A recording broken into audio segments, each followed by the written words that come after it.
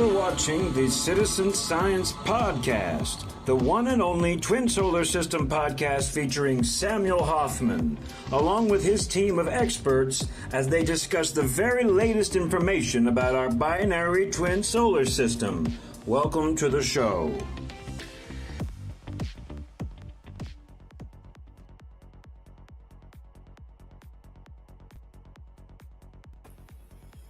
Okay, everybody, welcome to the Citizen Science Podcast, and we are live, and I'm happy you are here. And let's go ahead and get all of our friends pulled up. We have a really fun show planned for everybody today, but let's go ahead and get our featured host. It's Samuel Hofman. Hi, Sam. Hello, hello. Good to have you, as always. I'm happy you're here. And let's go ahead and get our friend Gillian in Scotland. Hi, Gillian. Hiya, how are you? Hi, Sam. I'm well, thank you.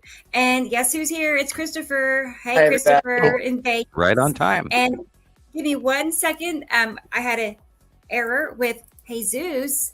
He's trying to get here. Let me send him the link real quick. I just sent it, Jesus.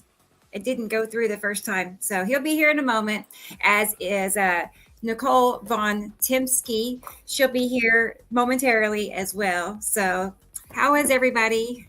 Doing good. How are you guys doing? I'm fine. It's a pretty day. It's kind of cool. The sun is out, no clouds, but it's a nice day. So no complaints. So are you feeling all these earthquakes, Christoper, in Nevada? No, I think I slept through most of them. Good way to do it. Yeah. There is a cluster going on near south of Reno. Okay. Yeah, I read in the newspaper yesterday there was like a 2.5 earthquake pretty close to Vegas, but I didn't feel it. Yeah, but there's a cluster going on over there, and it's like hundreds in the last 2 months. Wow. And there's just this one area that's near this some sort of a development, and underneath a town area of I can't remember the smaller town south of Reno, but they're watching it because it's really acting very, very strange.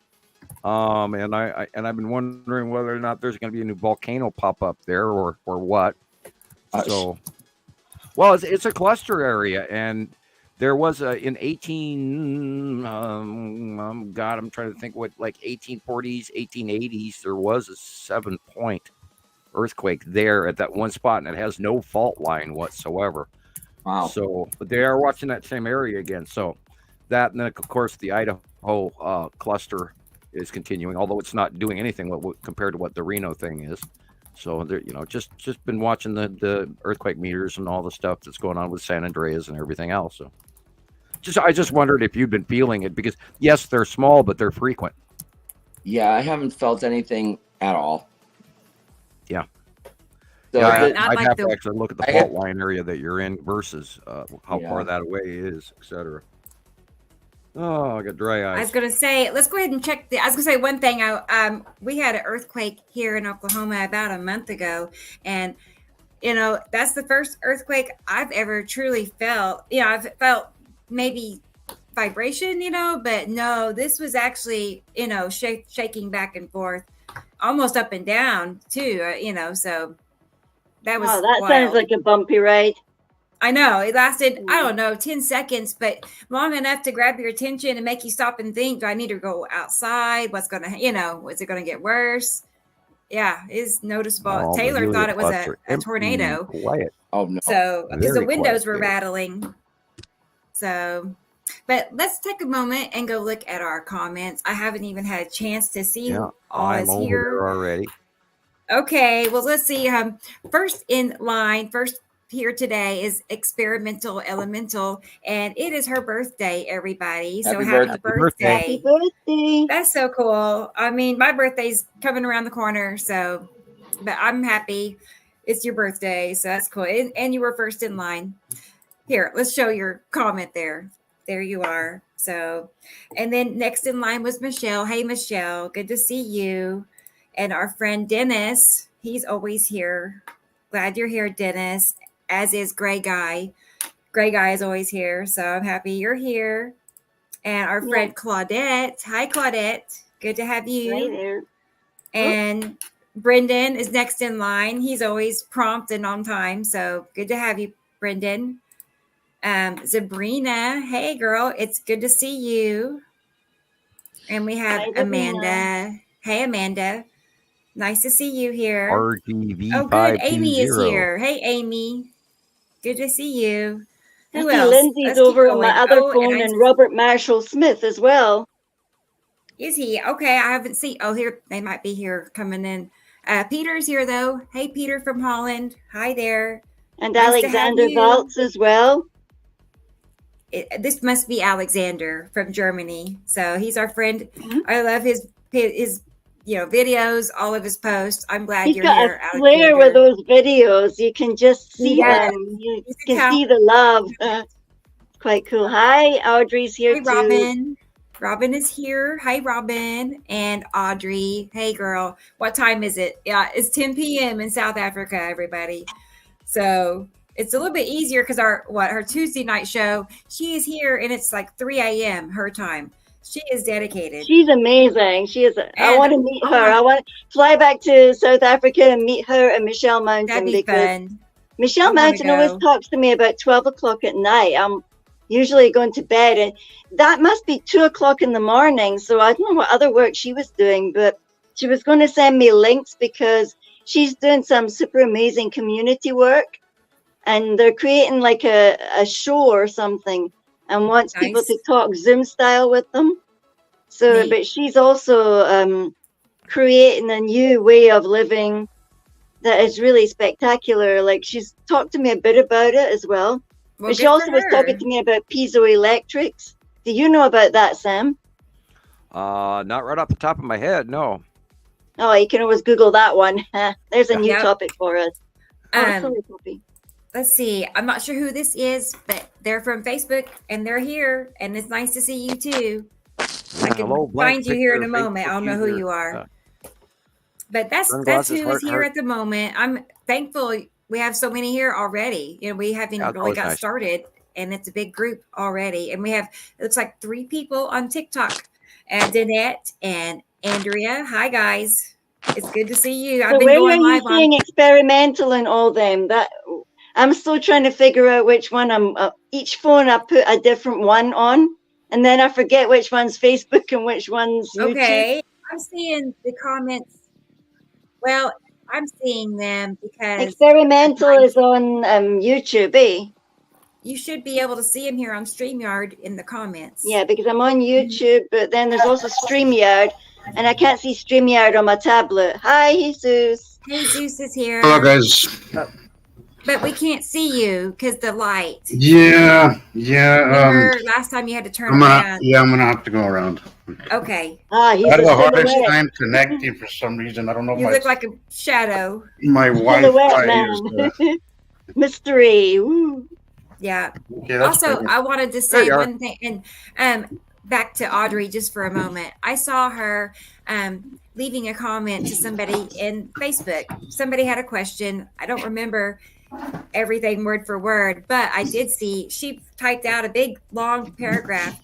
Everything that she said was on point. Right. I mean, she was educating this person so well, and so I meant to come back. I think she's loving being an admin as well now. So yeah. I mean, I was impressed, Audrey. So good job, really. Hello, Audrey. Nice to have you here as usual. Always faithful watchers. So. And everybody else, thanks for being here. Nice. Hello to everybody. Yeah, sorry I didn't get that link to you. I thought you were just running a little late or something. I wasn't, but sorry. I was thinking we usually have a link by now. I was like, I wonder if I have the wrong time or if the links that I got, they weren't even showing a thumbnail. They were just showing the typed IP. So it was different than normal. Hola, Michelle. Mucho gusto que estés aquí. Good deal. So what else has been going on, Sam, with the weather? Oh, well, the weather is freaky. The coast got that heavy rain that we were expecting, South Carolina all the way to Boston. Right. Just like I sort of thought it was. We got a major jet stream coming off the Pineapple Express, coming off Japan, diving deep south, going over, then turning and going over the top of Hawaii, and then straight across to the Baja and to Mexico and Texas, and then it's running up over the East Coast. There is going to be a very severe weather outbreak this next week from anywhere from Louisiana all the way to Georgia and northern Florida. So expect some freak weather. There's a new storm low dead spot, oddly, off the Canadian West Coast. And then, of course, the jet stream is coming in from the Aleutian Islands again. That separation off of Japan in the north, and then it's coming down into Washington State, Oregon, and California, and then going way north up over the tip of Idaho and Montana, and then into Canada, and then diving again down through Minnesota, and then under the Great Lakes, and then hooking back up to the north again, and being very weird. Oh my goodness! Well, yeah, I need a visual with all that. Well, it's this wave pattern, almost like a radio wave, rather than it used to be straight. Okay. And then there's a freaky pattern going literally off the Caribbean and northern tip of South America, all the way straight across to Middle Africa, and then over the Egypt area and Jordan and all of that, and then going up into northern India and straight around the bottom of the Himalayas and all of that, and then it's wrapping over South Korea and southern Japan. It's very strange, very strange. Yeah, I saw this post from someone, and they were talking about the electric grid, and these sensors were picking up energy, coming from the North Pole. I don't know if you saw this or not, or if it meant anything. Well, we've had a lot of that X-class flares. Excuse me, from last week. All right, cat hair sneeze here. Cough drop. Yeah, cough drop time. Yeah, probably. We've had some unusual magnetosphere occurrences. Of course, there's a larger supply of effect radius that's bothering the magnetosphere of Earth, and people don't generically understand that, but I directly relate that to the sun and the passing planets, and so we're having a lot of unusual activity going on. And we saw another pretty credible sighting of a larger illuminated solar object underneath the sun, much smaller than the sun that we are looking at. So that's literally like sighting number 5 of what we think might be occurring with the sun separation. Can't fully go there yet, but it's another. I've been seeing some pretty weird, crazy things with the sun. Yeah, me too. I recently, definitely. Yeah, I recently saw it. I don't know, a golden color. I don't know if there was maybe fires or. Well, hey, I was gonna say in the last week I've been going. Oh, sorry. No, go ahead, because I've been seeing you post some of the sun things, and I was like, this looks very familiar, actually. The last few days now, the sun has right about the horizon. It's had this tremendous yellow glow. Maybe Gillian, remember, yellow. She's been on my lives with me. Yes, it's that's like exactly what I'm talking about, because it's typically white, and we've been seeing it a really yellow color. So really, really yellow. Like you look at it and you go, oh, it's yellow, like a rim run. Right. Yes. Right. Yellow, exactly. Like yellow. Yeah. So I've noticed it too. I don't know. So it's trying to pay attention. Maybe we are seeing separation here, in the next, year or so. But it is time to put attention to that. Wow. Now this topic, do you have any idea, Rebecca, what this was taken? No, I could not tell you, because I mean, it's one I found on the Facebook. Different ideas. No, Okay. I don't see glass double because both of them, which is, but the side there should be between. We can't take that off either or accurate. I'm not catching any of that, Sam. I know. You're glitching quite a bit, Sam. Well, Sorry. it's okay. I just know from what I experience on, whether it's Facebook or TikTok, when people see captures like the top picture, whether it's a photo or a video, they automatically think it's two suns. So I'm just letting people know that that's not what two suns looks like. I can't verify what it is exactly because I don't know for sure, but I was just letting people know that the bottom picture is, what to look at. Right. I didn't realize I got read. Yeah, you're it on the top. I was just looking at the picture. I think you're getting robbed of your Wi-Fi. I'm patching out, right? Could be. Yeah. Yes. I think somebody's hogging your Wi-Fi. Yeah, I am Wi-Fi. Yeah, too much money for nothing. Yeah, nothing. Your little share bears in the lounge are using the Wi-Fi. So yeah, they're probably. I was going to say I've been going live every day on TikTok, and I'm on day. Let's see, I think today is 14. I think. Did you go live already? Did you go live already? Not today. So I'll have to do it tonight. I'll do it tonight. So how can you do it tonight after being on the podcast? What time will that be? It's 3 in the morning. Coffee, I guess. No, but it's going well. I mean, you've been you've been part of it. So it's I've picked up, let's see. I don't know. Let's see, probably about 2,000 or 3,000 new followers. Wow. At least, probably 2, maybe 1,000. Anyway, it's going well, and there's a lot of interest with people there. I mean, they're loving it. So I still got that going on. I told them to turn their machines off and let me work here. Yeah, I think this is the red asteroid. This one, I just couldn't resist when I seen it. Hey, Aaliyah. Hey there. It's shaped like the red asteroid, and it's the right size. Right. I got a really cool video I forgot I took maybe a month old from the red asteroid. I'm pretty sure it's the red asteroid.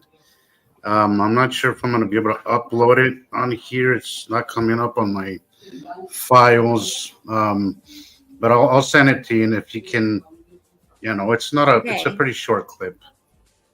Well, sure. But I'll send it to you, if you could put it on later or as just whenever. Yeah, I could do it now or anytime. Yeah, whenever you. A video I got from our friend in Africa. There's a portal above me. Dennis noticed it. It's a complete circle. I don't know. It's got one sun there. I blew an O. Another sun. You blew an O. I'll tell you what you blew. But yeah, isn't that? What the hell? Isn't that something? Yeah. Wow. I would love to see that in person, guys. I would love it.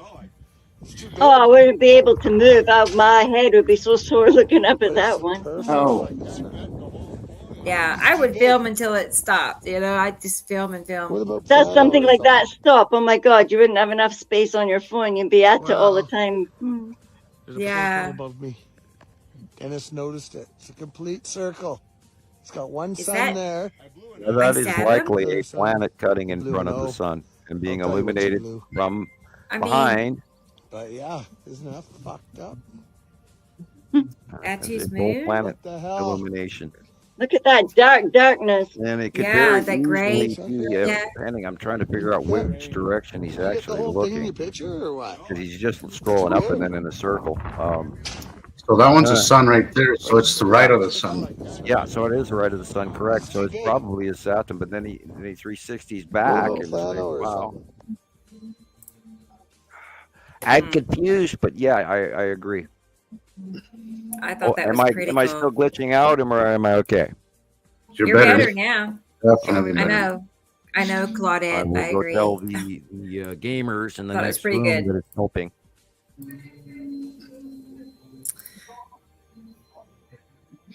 Christopher, how's your weather, man? Did you ever get any storms coming in that other day? There's not much going on today. Just the sunny skies, and it's pretty warm too. So we'll see what happens a little later. I got clear skies, but I went to work early. I just got back from work to go in between my day. But I'm having sea trails on every side of me, so I'm expecting something either later today or early tomorrow. But I think it's time to put attention because they are out there. There are announcers, of something going down. So, and I do see some shadowing towards the west, towards east, actually. So pretty good shadowing. So I do expect something happening soon. So pay attention, guys. Maybe we'll get a show today or tomorrow.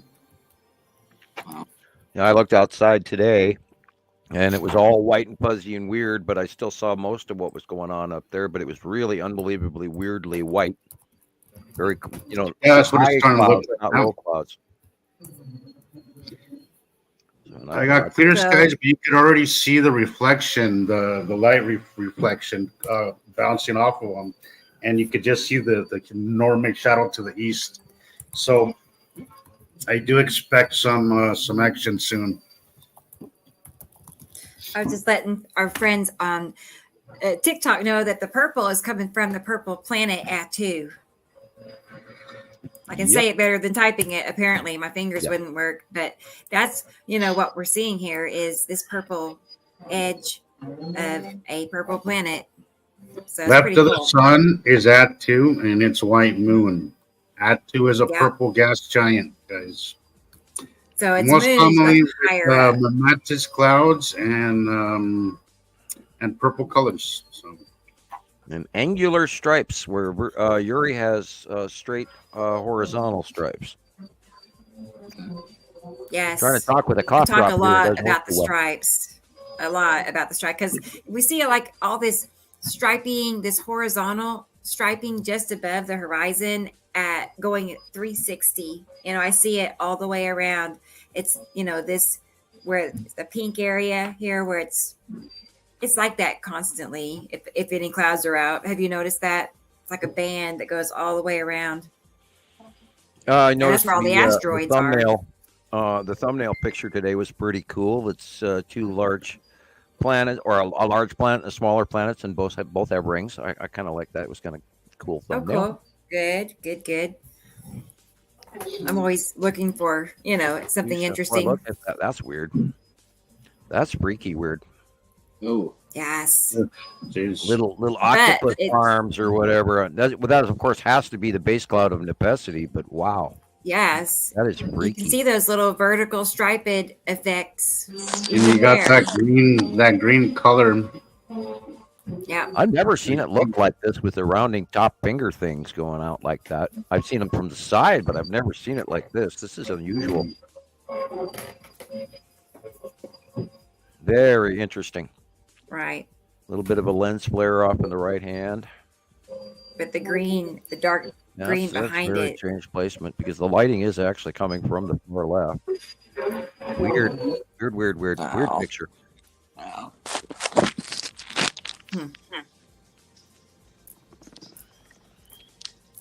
Yeah, I saw something similar where Did somebody you see was that? showing some pictures. Okay. And I was seriously thinking that it was a refraction through glass.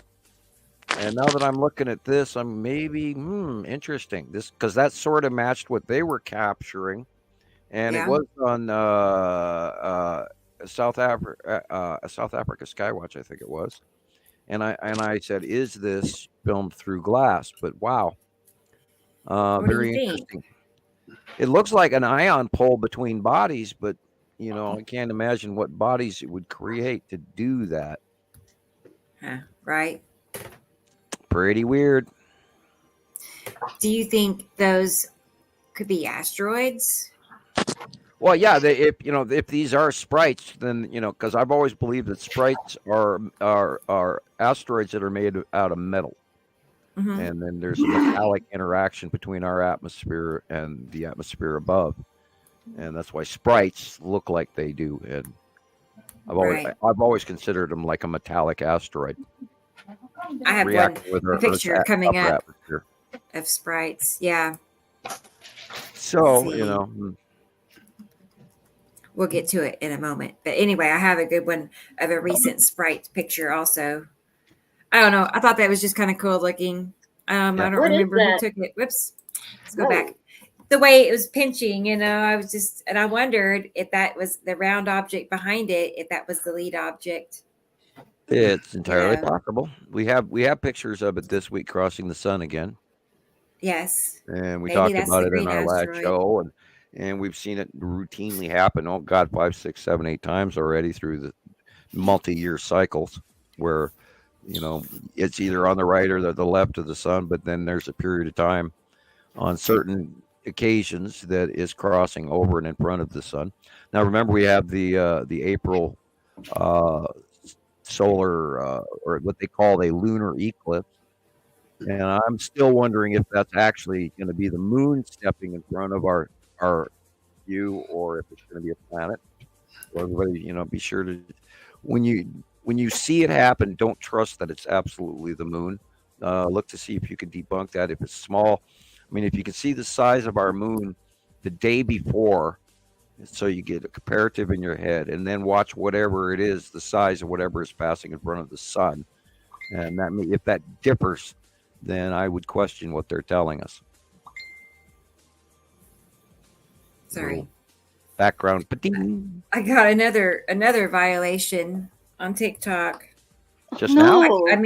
Here lately, I pretty much every video I get a something, but this time they removed the video. What was it?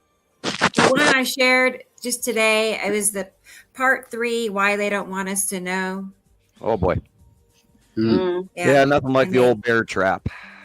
Right. And it was removed for misinformation. So yeah. They do not allow inaccurate, misleading, or false content. Yeah. Well, TikTok is in a little bit of trouble worldwide right now because it is, believe it or not, a Chinese company. Yeah, and and you told us they're all bust. Mm-hmm. Well, they're gonna talk about banning it in the U.S. So because of information and everything, so it'll do banning TikTok. Oh my gosh, it'll be pandemonium. Well, it is Chinese. How many people live on TikTok? Oh my God. Hey, Robbie. Well, we are handing the Chinese algorithms and information about our stuff that we may not, want them to actually have. Anybody that's on the internet, really, if all the information is really there, really. I don't see what difference TikTok is over Facebook or over any other platform in America. I just don't see a difference. If it's in America, then it's an American company with our American values. But I think what they're pointing out here is that we know pretty much for a fact that there are, factions within the Chinese government or agents therein that seek our demise. And so they're, trying to minimize the amount of information that we're handing them that they can use against us. And on one hand, I don't blame them. On the other hand, well, free market. But I frankly, unfortunately, cannot trust certain governments out there right now because we know that they're putting major campaigns to send disinformation, especially political disinformation, down the pike. And so, it's a big world, but yet we still have to also be a little bit protective. We know that even in our personal lives, we try to include everybody, but not everybody can be included. I was just going to say, I'm not sure this is a user on Facebook from Norway, and I'm thinking maybe they're asking what channel it is on YouTube to watch this on, which is Nibiru Followers Anonymous. It's the same name as the Facebook group. So you can watch it in both places, YouTube and Facebook. And now we have to mention that last week's show did not get posted because it was blocked for copyright, and that was just a brief clip of a video that Rebecca had showed. It was like 10 seconds of the song, and we can't go back to the show and say, well, because I commented and going, yeah, that's really good music, and then that was what got us not posted on YouTube. Yeah, I know. We're learning. I was going to say that it got banned within 10 minutes of the show ending, I know, because I fell asleep listening to you guys, and when I woke up, it said banned, and I've just come from there. How can I be banned? What did we do? I know. It was sad. Hey, it's still on Facebook, though, right? You said, Rebecca? Yes. Yeah, it's somewhere. One place it wasn't, and one place it was. On the copy that you had posted, Jesus, and that was on Facebook, and it also said it was banned. I know. I mean, I could copy it from Facebook and put it back on YouTube. I take that little piece out. I could do that. It just wouldn't be in the live tab. It'd be on the regular, video tab. But and it was up to like 450 views last time, right before it got. I'm not sure exactly how, but it was very short. Maybe an hour, couple hours after we wrapped it up, that it got taken down. But an hour. When I saw it, it was already up to like 450 views, which is not a bad start. Good. No, it's not. Oh yeah, if this was during the week, I also got Northern Lights, and it looked like it would have gone into pillars a couple of days ago. It looks like we had another burst from the sun. So, and it is running live on Facebook right now. So that is good. So this is the sprites you were talking about, right, Sam? Like metallic asteroids. Correct. Okay. I had to come back. So everybody knows. StreamYard, because I was on Facebook. Although I was watching it, but it was a couple of seconds behind. Oh, Michelle sent me a video and said that Sam told her that this particular video was the red asteroid. So she just wanted to know, if you guys wanted to share it. I wouldn't call this the red asteroid. No. She sent me a video. Oh, okay. To give you. If I said it was the red asteroid, it was probably most likely the red asteroid. Yeah, it looks pretty cool. I wondered if you wanted to talk about it. Yeah, yesterday and the day before, I must have typed it 20 times to people on different videos around the world, submissions. Yeah, red asteroid. Yeah, red asteroid. Yeah, red asteroid. Yeah. I'm sharing the links everywhere real quick. You get multiple sightings from around the world that all match.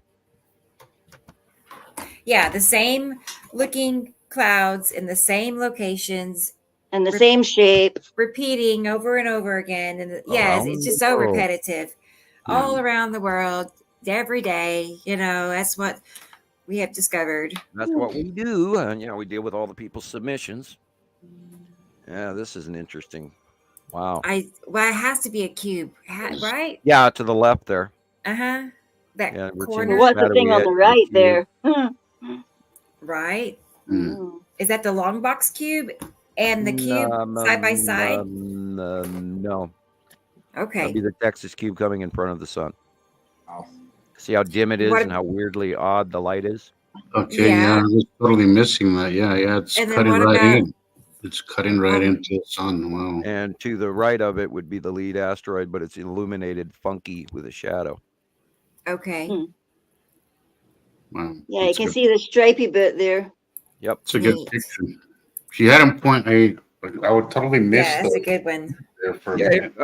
People don't realize that, something's cutting in front of the sun. Here's an excruciating example of something's cutting in front of the sun.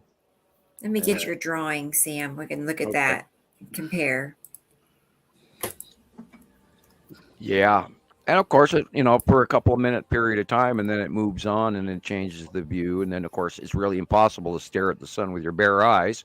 Right. And a lot of captures, don't automatically get recognized immediately. And, some people wait for to look at their video, an hour later or whatever, and then they're disconnected from what they just saw. Yeah, it changes constantly. What is there then, you turn around and come back to it and it's probably gone, Now that's how you know that they're rotating and moving and that we're moving. Like, it doesn't. There it is. Peter is asking if you got his picture from Holland. Me? Oh, let me look.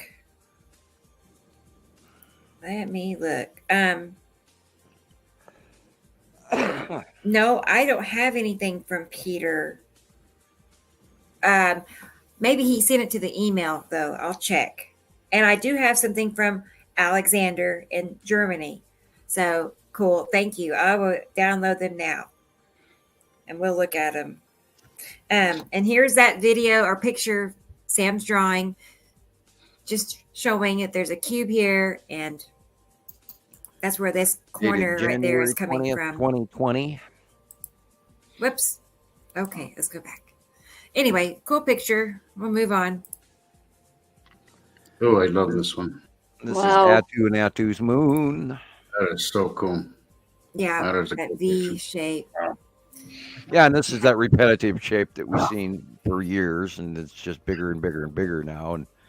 And we know what this is automatically. The illumination, the light blue area in the dark blue area is the illumination of the moon. And then, of course, behind it is the purpley Atu. And this is the cloud base wrapping around the bottom of the pole of the planet.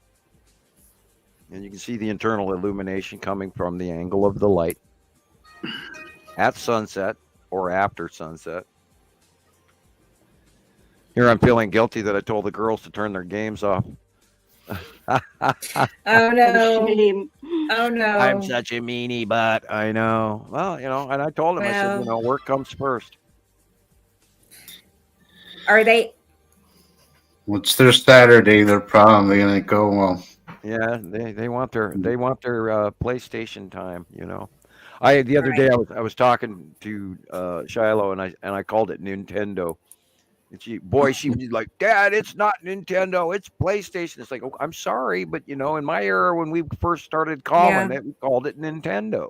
So that's where my brain automatically went. You're playing your Nintendo. Well, they can always do chores. Atari. They can do chores. Yeah, I have them go clean my kitchen. There you go. I got a brand new bottle of spray for them and everything, and a big old roll of paper towels they could have. There's always the laundry. Yeah, that's a swear word, though. Yeah. Mind you, I had a good day in the laundry today. I was finished early too, so. I have a load of whites I could definitely do easily. Oh yeah, did you get the video that I sent you, Rebecca? Oh, let me look. I'm downloading Alexander's right now. I know. Yeah, it was just and then I'll get yours. That's an interesting name. It's pretty cool. It's like, are back. Yes, they are. Okay. I thought that was pretty. Is that Atu's moon in Atu again? Yeah, that's stunning. Look at it. Just only a partial of it. Very much the same. And look again, it's on the left of our sun. Let's go back and compare. And the purpley. Wow. Yeah, both on the left-hand side. Yeah, they're both stunning, those pictures. There's no other reason why, it was because we didn't see this effect in our sky a long time ago. And thank you, Bruce, for the use of your picture. So for scientific comparisons. There it is again. That's just beautiful. Look at it. Yeah, I think they're about to experience what it feels like to not have their game system when they want to. Maybe I don't know. Maybe they'll go in the living room and actually watch television. Appreciate it more. Well, maybe chop into the feed. Yeah, they can do something artistic or something. I don't know. Yeah, I just got some new pens and some cardstock to draw on. Her cartoons are very good and they're very anime-like, and she's doing a good job. Oh, you hear that? I do. I do. What'd she say though? They're not cartoons. They're drawings of anime characters. They're anime. Well, that's the wrong word. Excuse me. It's not a cartoon. We're learning. Right. Oh my gosh, I do the same thing. Hello. This is Right up there. Hi. who is this? Say hi, everybody. Shiloh. Shiloh. Oh, girl, how are you? Hello, Shiloh. Hi. Hello. Good to hear your voice. Yeah.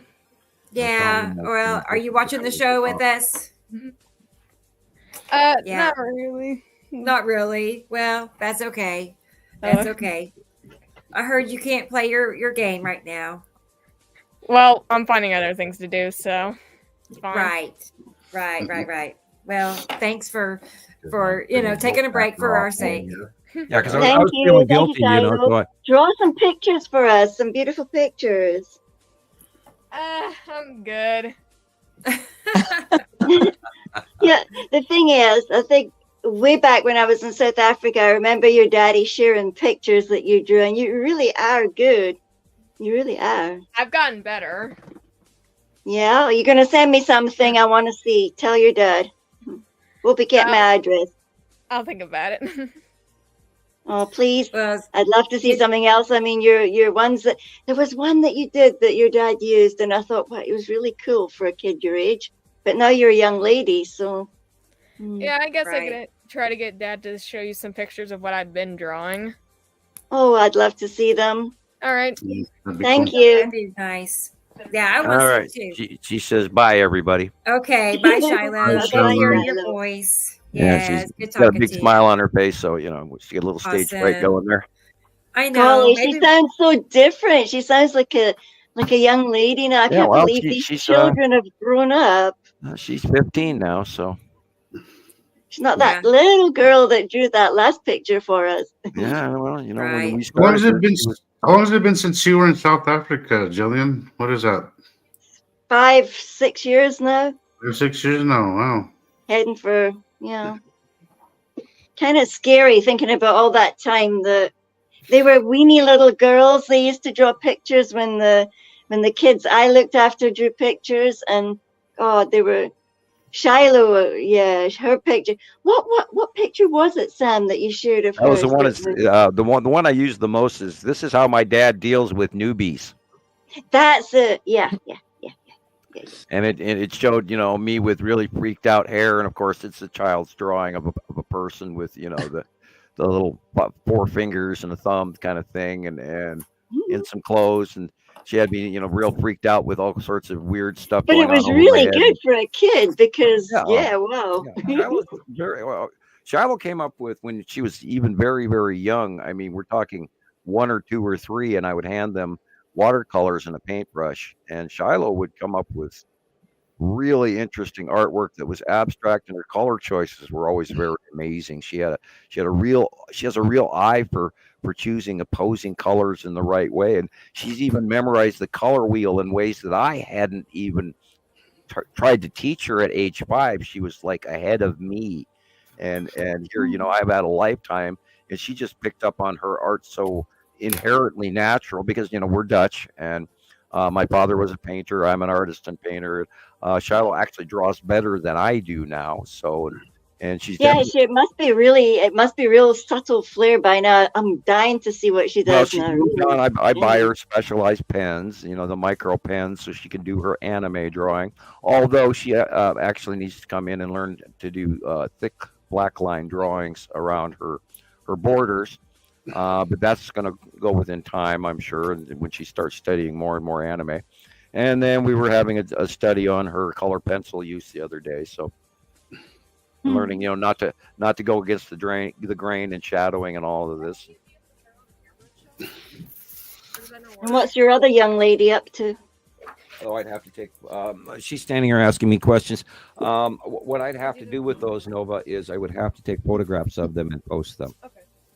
And I can do that. I will take photographs of them and post them for everyone by the next show or before. Yeah, they're from My Hero Academia. Yeah, she's drawing My Hero Academia. Do you want to talk? Want to say hi to everybody? Okay, trying to make food. Okay.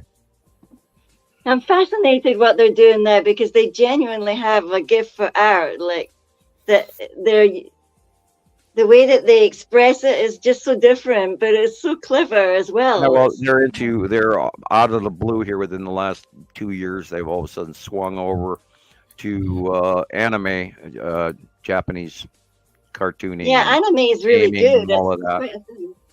So they're really big into the anime thing now. So, which is a step up from plushies. And although Shiloh saw a plushie the other day, which was My Hero Academia, and she wants it, and it's like, okay, I thought you guys had outgrown plushie toys, but being that it's a merch item, Dad, it's a merch item, and I was like, oh, okay. So we're gonna have to wait for that for her, for her birthday's coming up soon. Anyhow. Yeah. Well done, girls. Well done. And if anyone wants to send birthday wishes by the end of May, and P.O. Box 625, Lolo, Montana, 59847. And whose birthday is it? Whose birthdays are going to be sent? Coming up at the end of May. Oh, really? I was going to pull your information up. Their dates out, but for their privacy. And I don't post a lot of pictures of them anymore. And they asked me not to, and I asked them if they would sit down even for a Christmas picture this year, and they went, no. And I went, okay. Too public. When they were little, you're gonna have to keep one for your private family album someday. Yeah, well, yeah. They used to do Merry Christmas Montana Skywatcher videos for many years, and they just wanting to do that. Here's the information. Yep, there's the information for Lolo, Montana 59847.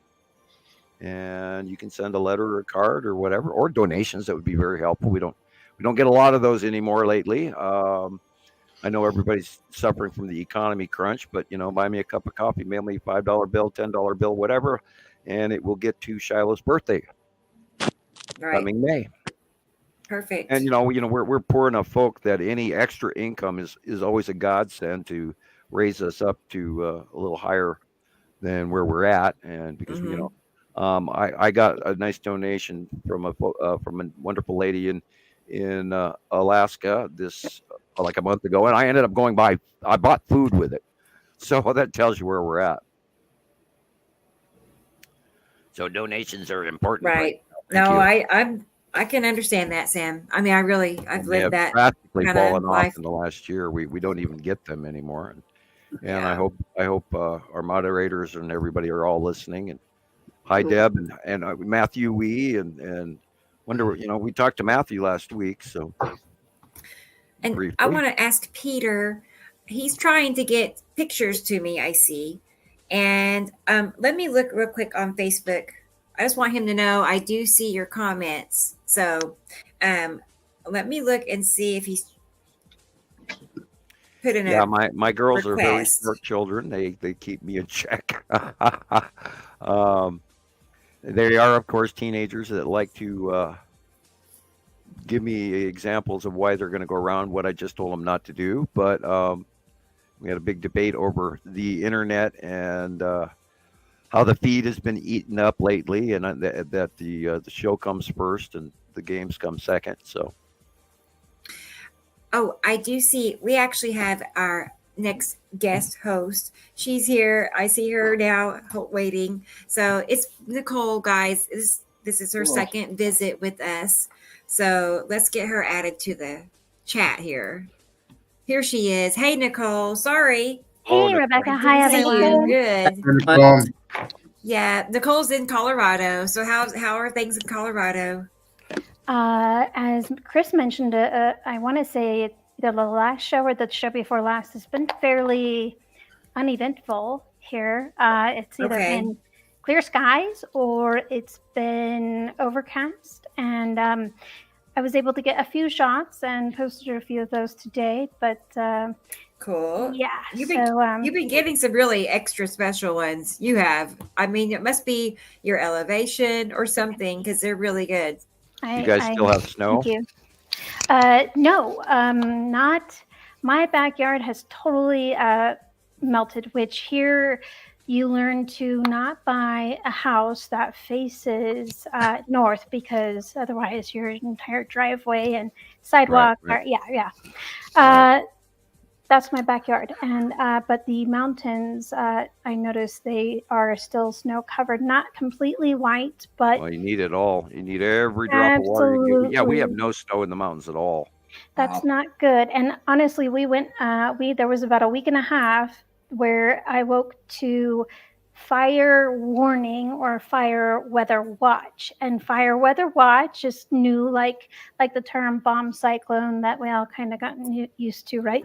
But yeah, it's different. It's new. It's cooler this week, and it's been a blessing because after a week of fire warning watch, or weather, it's stressful.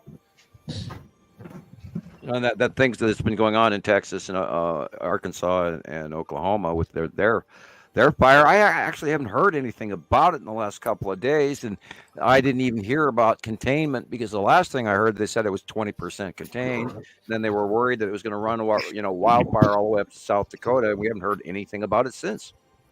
Yeah, I was when I'm using the Earth School website that you had shared with us, and thank you again for that site. The Mill School, yeah, I have turned it on to where I have the fires showing, and it's really kind of alarming. So I like kind of being in the ignorance there, but I don't, right? Because it's not real. It's not reality. But when I was looking at it earlier today and yesterday to get some screenshots, most of those have been squelched out. So with luck and with they did have a period of snow briefly in between, and I think that probably helped a lot of the rampant stuff that could have run wild and probably cooled it down. So it probably, let's hope that it completely piddled out to nothing. We're going to see that again in your area as well. You're probably going to see some real bad wild. If you're having warnings now, that means that you're pretty dry, humidity-wise in the forest. And what we do up here in Montana is when we can actually smell the pine in the air, and that's when I start to worry about forest fires. Is when you start to smell the forest up above you being dry. And that's when the pine residue starts to melt into the air and you can smell it. So and that happened last year, right before our wildfire that we had, and that ran past my house and 30 foot across from the road that I was, that I live on. So I worry for everyone anywhere in the forest regions. If you do own property, be sure to go out there right as soon as you can right now. And when as soon as you can walk on the ground without sinking into it. I would go out and remove any trees within 100 yards of your house, or any shrubs or burnable ground material, in case we have one. And people think, well, nothing's going to come here. But yeah, with these high winds and firestorm scenarios, like, look back at the 2018, 19, 2020 firestorms in Northern California. I hope that doesn't happen again, but it is a very high chance this year. Absolutely. And really quickly, I see that Katie Jo is here now. So hi there, Katie. Yeah. Hey, Katie Jo in New Jersey. Hi there. And I see a Facebook user wanting to say hello. So hello, good to see you. And here I am looking right now for you, looking to see where you sent. If you sent me a friend request, it might be easier for you to send things to me on Messenger. If you can. Must be frustrating. Yeah. So she pulled a Chris. Did you hear that, Chris? Calling her a pre-nap right before the show. Is that what that means? A napping before the show? Okay. Hey, I pulled a Chris too. I had a nap, and that's why I'm sitting here yawning and quiet now. I had a nap right before the show too, and I was right before the show, and you and Gillian and I were talking ahead of time. I'm sitting here yawning. It's like, oh, yeah, this is. Yeah, you kept saying yawning. Yeah, it's Saturday. You're allowed to sleep in on Saturday. There you go. Lead asteroids in the bottom back, red asteroids in between the lead asteroid and the spiral asteroid, which is stacked 1, 2, 3. And at that time, the tan asteroid is in the far middle left with the sisters, which big sisters behind that below. Yep. That's a great pretty shot. much this. But there in that picture prior to it, they were stacked 1, 2, 3 in front of each other. And yeah, that picture goes way back into 2018, and that's why we called it the object cluster group, because we were always getting these pictures of all these clustered objects that were all rounded, and we knew they were most likely asteroids, but we had to make sure, and we waited to tag them. And you know, I still argue in my head, like, is this a moon with many moons, or is this a moon with, you know, asteroids around it, or is this a moon at all? On the side, I mean, can we count this as a moon of Uri? Can we count this as a moon of Atu, et cetera, et cetera? And so, but we've stuck with it. This group is asteroids. Really old picture. It's a good one, though. It's lovely. Oh, look at that. Wow. Man. That is, of course, the central illumination. Dead center is dry throat. I'm going to say lead asteroid in front of the yellow moon. Mm-hmm. Where all those lines are about level with the house on the right. Those horizontal lines. That's like a sign that something is there. Absolutely. Something. You know what I mean? I mean, look at all the and colors. Of course, the overall, you know, edge of the planet there, you can definitely see the line of the entire. It's perfectly curved. That's obvious. Yeah, that is probably most likely Nibiru, although it could be a Saturn, because the Saturn is getting bigger depending on when this picture was taken. Right. And I'm seeing the dark area over on the right by the roof edge on the right there. And yeah, I was just going to say, what's that? That could easily be the long box cube. And see that second illumination of white, where the roof point is pointing directly straight across toward the middle. There's very white illumination, which would be the side orb. Mm-hmm. Oh, yes, cool. We have side orb, we have long box cube. Then you have a triangle object. And the back secondary white illumination in the dead center is the bottom sun-facing edge of the lead asteroid. And, of course, the Saturn yellow moon is light purple in the upper right corner, yet to the middle. I just wanted to tell Third Eye that I'm looking forward to having him on the show with us. Yes, that would so I see I'd send out a invite, or I messaged him one day inviting him to be on the show with us. Yeah, and we'd like to hear new people's opinions. Yeah, so it's good to hear back from you on that, and I'm looking forward to it. So keep me posted, because it's pretty open, just Saturdays or Tuesday nights. So I'm glad you're here. Real quick, sorry to interrupt, Rebecca. I just huge on formalities, and I feel like I've just really I gotta go back and say individually, Rebecca, great to be here again with you, Samuel as well. Of course. Hello, Gillian and Jesus and Christopher. It's been nice to join you all. You survived the dentist. And yes, I did survive the dentist.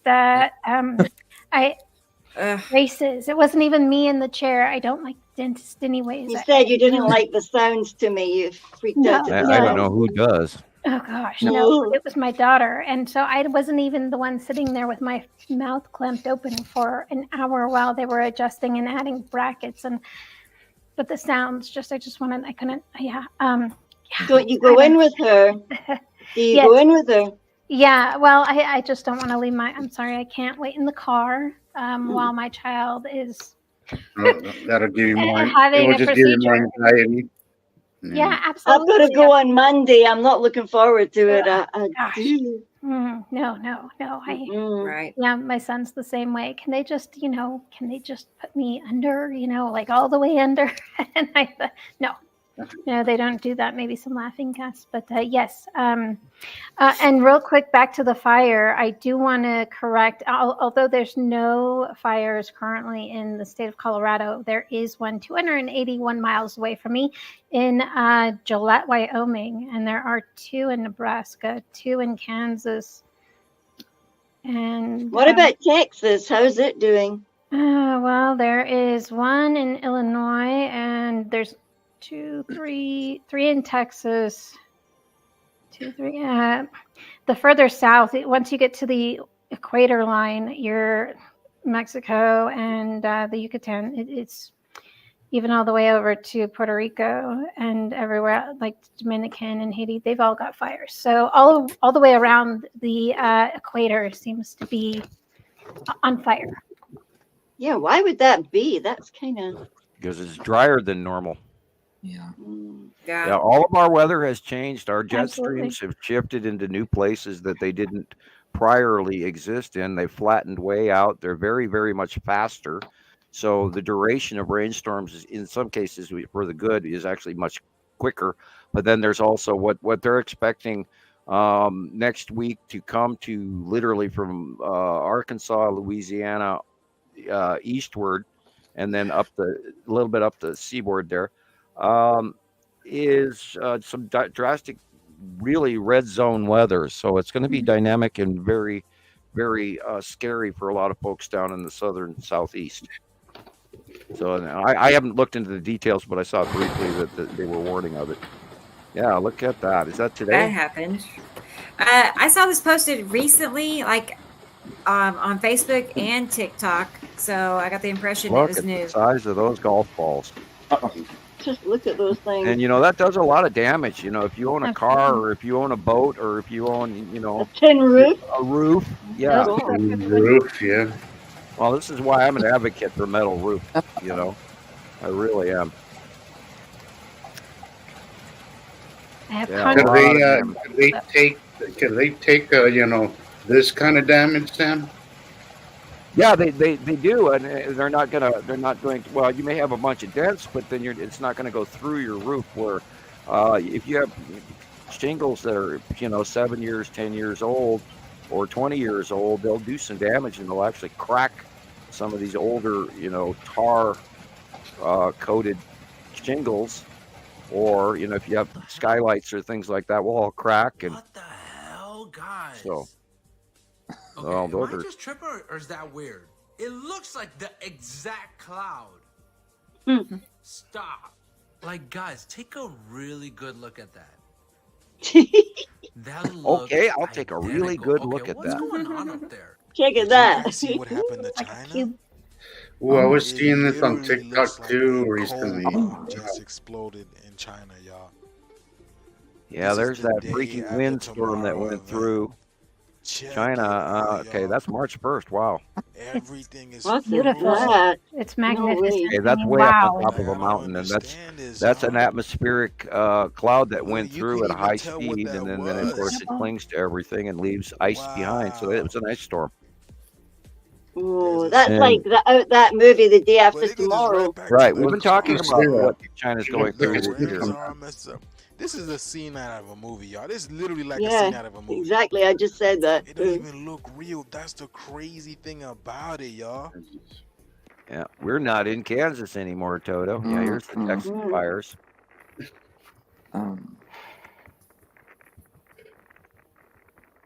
Yeah, we should. Yeah, a friend of mine in Texas said it's really going to affect the meat market, the produce, trying to save the animals. What is that? There's a lot of flooding. Indonesia is flooding. There's a lot of flooding going on in the southeast right now. And that's all that changed. South America, it's Indonesia. That'll mess up your motorcycle. That's tragic. Whoa. No. People laying on there, kicking their little feet there. Yeah, I think you better go up on the curb. I don't think you should be down near the water. Do not underestimate those, just 2 feet, just a few inches of water, guys. Will, this is that area I was talking about. Is enough. Look at all of the trees. Just a few inches of water is enough to cause a lot of damage. Do not underestimate. Do not try to drive over something like this. It's you can't even walk in anything past your ankles. Anything past your ankles, and it's gonna take out your feet out from underneath you. And you can drown in just a few inches of water. And of course, up here in Montana, we learn how to deal with rapids and walking through rivers at a very early age. You just get brain so that you're semi-conscious. You can simply drown. Flash floods are really easy to underestimate. Absolutely. And they haven't had this kind of jet stream interaction going over the desert, over Egypt and Oman and where all the Houthis and all the, in Iran and Iraq and the old Sumerian region. Well, they won't be fighting if they're swimming. Yeah, Saudi Arabia, etc., and they're all getting a whole bunch of weather that they've never expected. And of course, in the Quran and stuff, it talks about the end days when there's flood, when the rivers are reborn in the desert, blah blah blah, and that is occurring and has been for well over a year and a half, 2 years now. Of course, there's a big transition of 2020 where all the major rivers around the planet dried up, which we're going to see ramifications. Oh, look at that! See that nice little blob? This is from Alexander in Germany, guys. Such a great view. Yeah, that is the Saturn's yellow moon doing the flame-like punchy stuff going over the top of the sun. What's all the texture in that? Just like this month's drawing. Like little craters. So is that surface kind of looking, or is that debris that we're looking at? All That's those a bubbly little... effect. It's a bubbly effect that Saturn's yellow moon has. It's the only one that has those really weird, like micro flame-like clouds. And we've been watching that for 8 years or so. And then, of course, it was a different scenario when it was on the other side of the sun, 2015, 16, 17, 18. And it was much smaller back then, but now. Okay, and here you have a Saturn, and then a Saturn's yellow moon. And the green asteroid is middle lower right. And then the edge of Nibiru is that big white band going above and past the sun now. And Nepesity is behind the edge in the outer. Oh, wow, look at that. And there's the long box right there in the lower left-hand corner. Right there. See the side orb illumination? Mm-hmm. Yeah, that right there. You just zoomed it. There you zoom it in. That's the long box and the side orb. See, people, those are aliens. And there's shitloads of them here. And there's the side orb and everything. You can't freaking argue with it. It's quite real. Now, what's in the center right there? Is that That's the asteroid. Lead asteroid. So why is it, may I ask, why is it that that's the spiral things asteroid. Are usually round-ish? Why do they come off looking square? The red asteroid has a flattened face. Right. And the lead asteroid? Well, it has a weird shape to it as well, but what you're seeing is the front side face. There has a stripe going through it, 2 stripes, and we regularly watch that. There could be quite easily other objects along with now because there's a whole bunch of stuff that's gotten bigger as well. So the depth is really hard right there. to pay attention That's the side to. orb in the long box.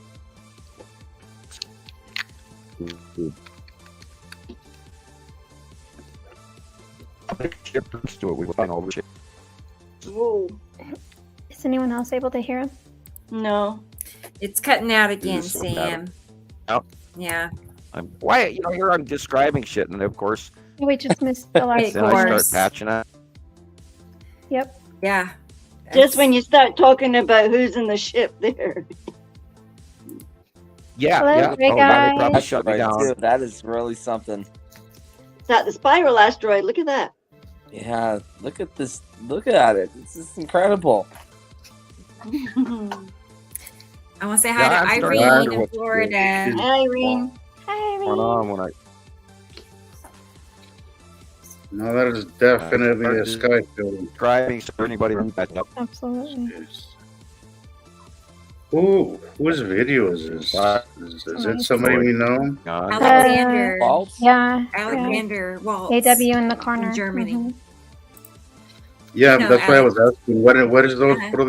What are those the initials for? Did you say?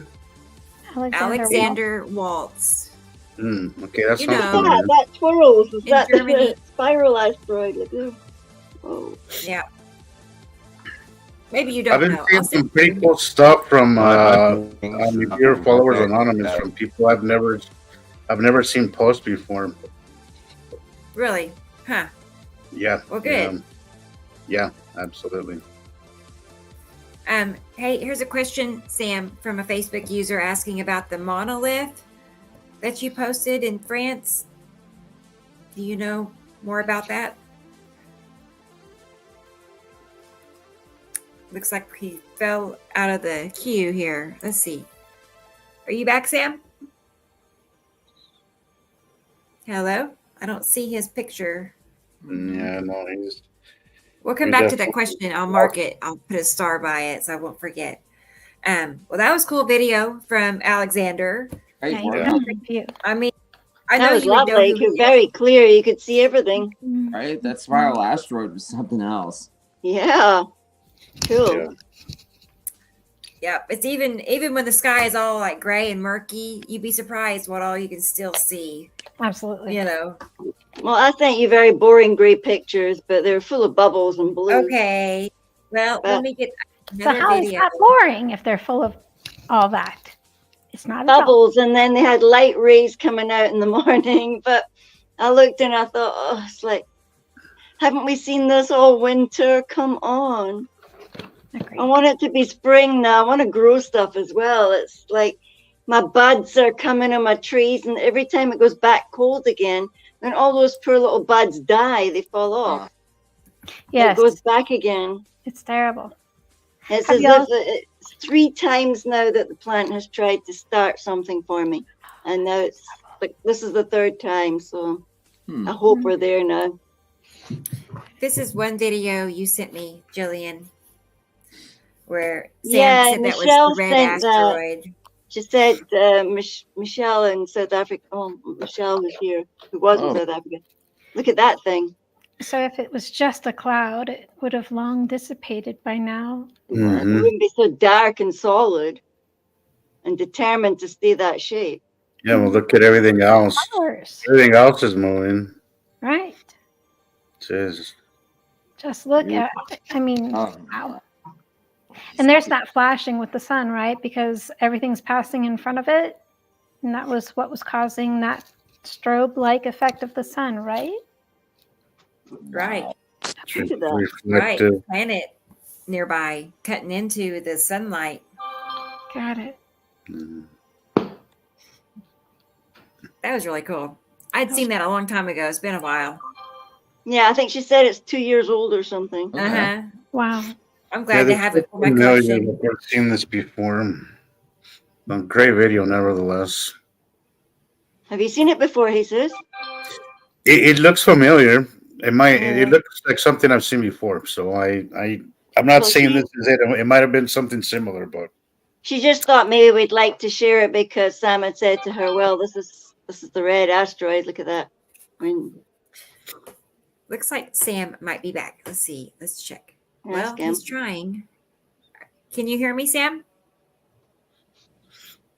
It shows he's entering the room, but I don't see his, picture that he normally displays. It's a white blank box. So I'm not sure why it's not bringing him all the way in. Who's this? Not enough bandwidth, maybe. And this person is asking, I'm not sure who it is, but they're asking about why their name, I think, isn't showing up.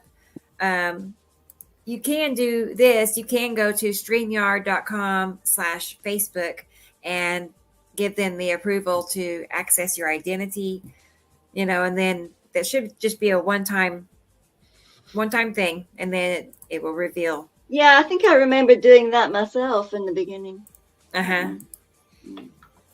And I'm downloading it. Oh, he says he's backstage, but hang on. Weird.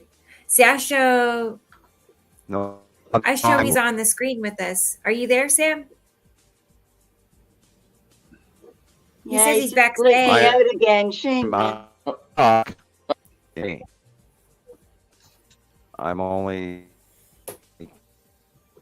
trying to apparently. Yeah. You're maybe. Do you think rebooting would help? I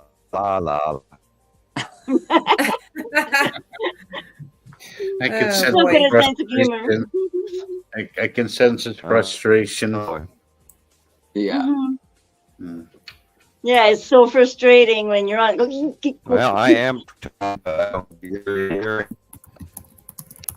don't think.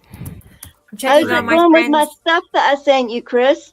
Have you been busy? Electronics.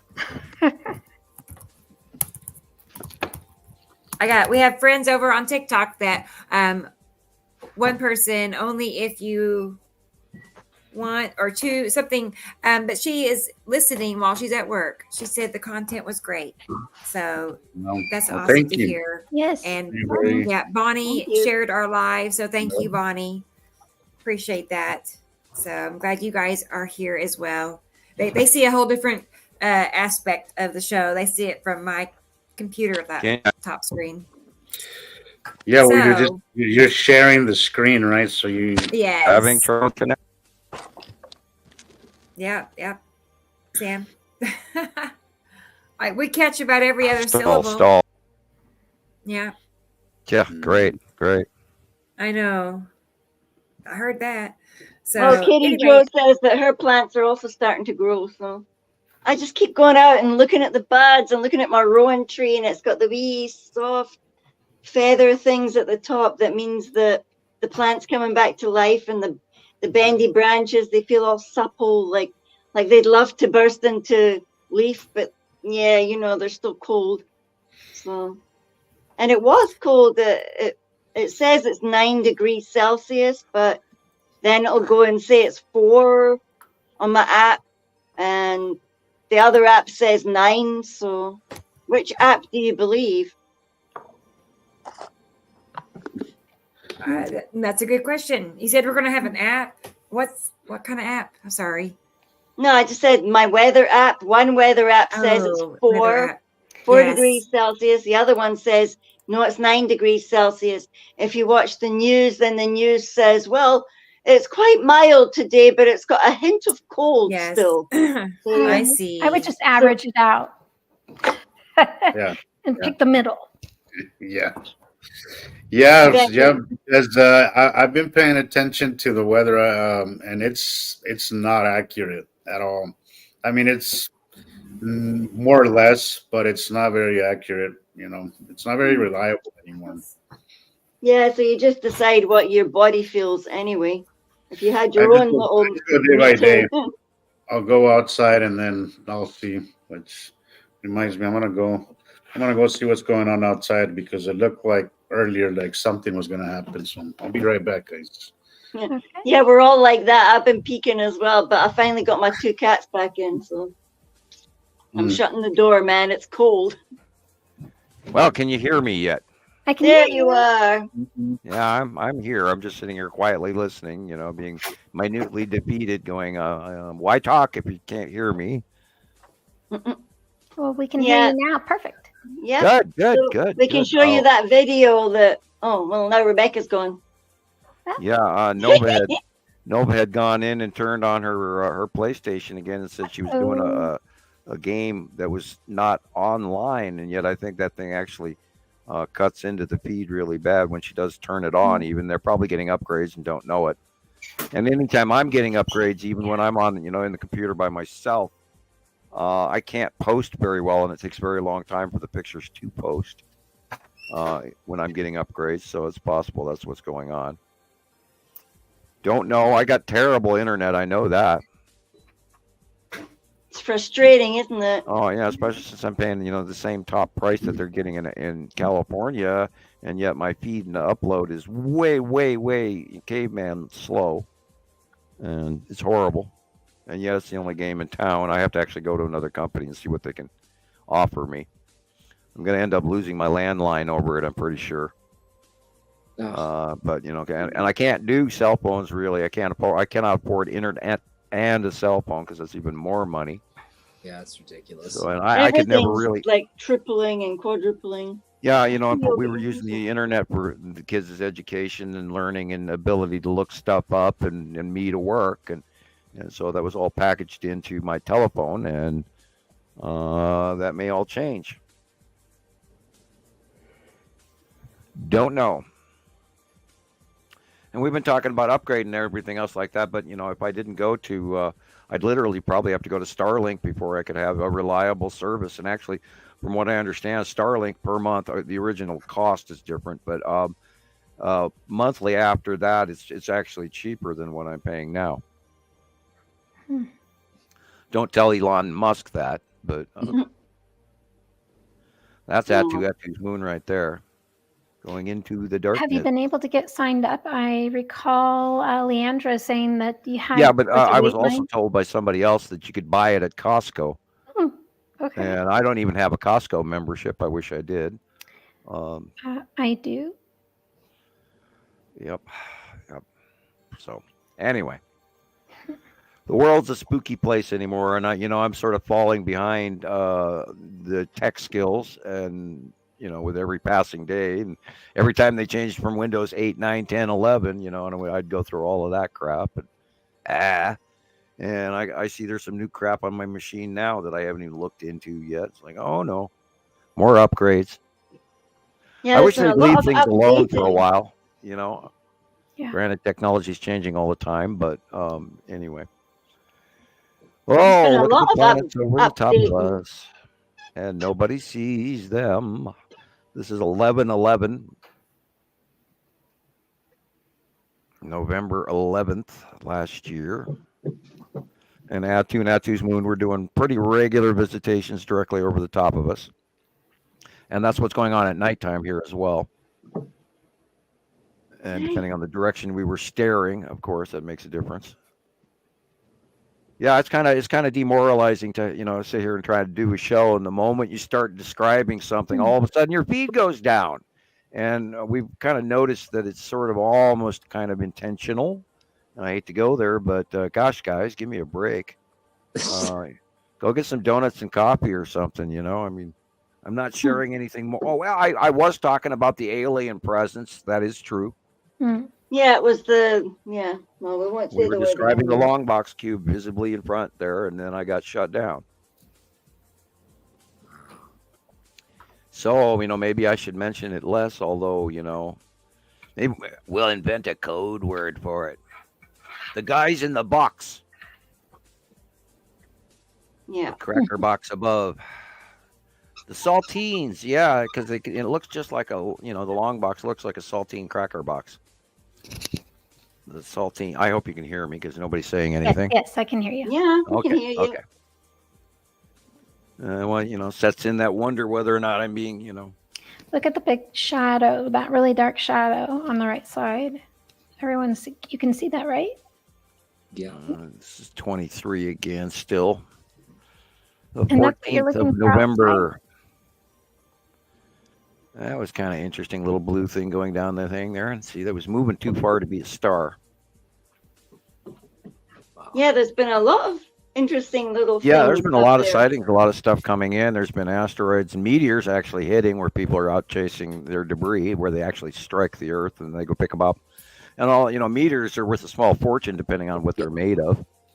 Star metal. I mean, oh my God, I can't, take a couple of 1,000 degrees to melt that damn thing. But geez, I would love to get some star metal and make a small short sword or whatever, depending on the amount of star metal that you would get. And even Tutankhamun's dagger was made from star metal. So It leaves such a cool pattern too. Sometimes, like the meteorites can have such a neat pattern to them.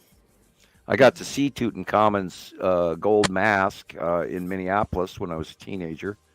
In the 1970s, when they brought all of his treasure hoard to Minneapolis for a big show, and I stood 2 feet away from Tutankhamun's gold mask, and it's one of the most beautiful things I've ever seen.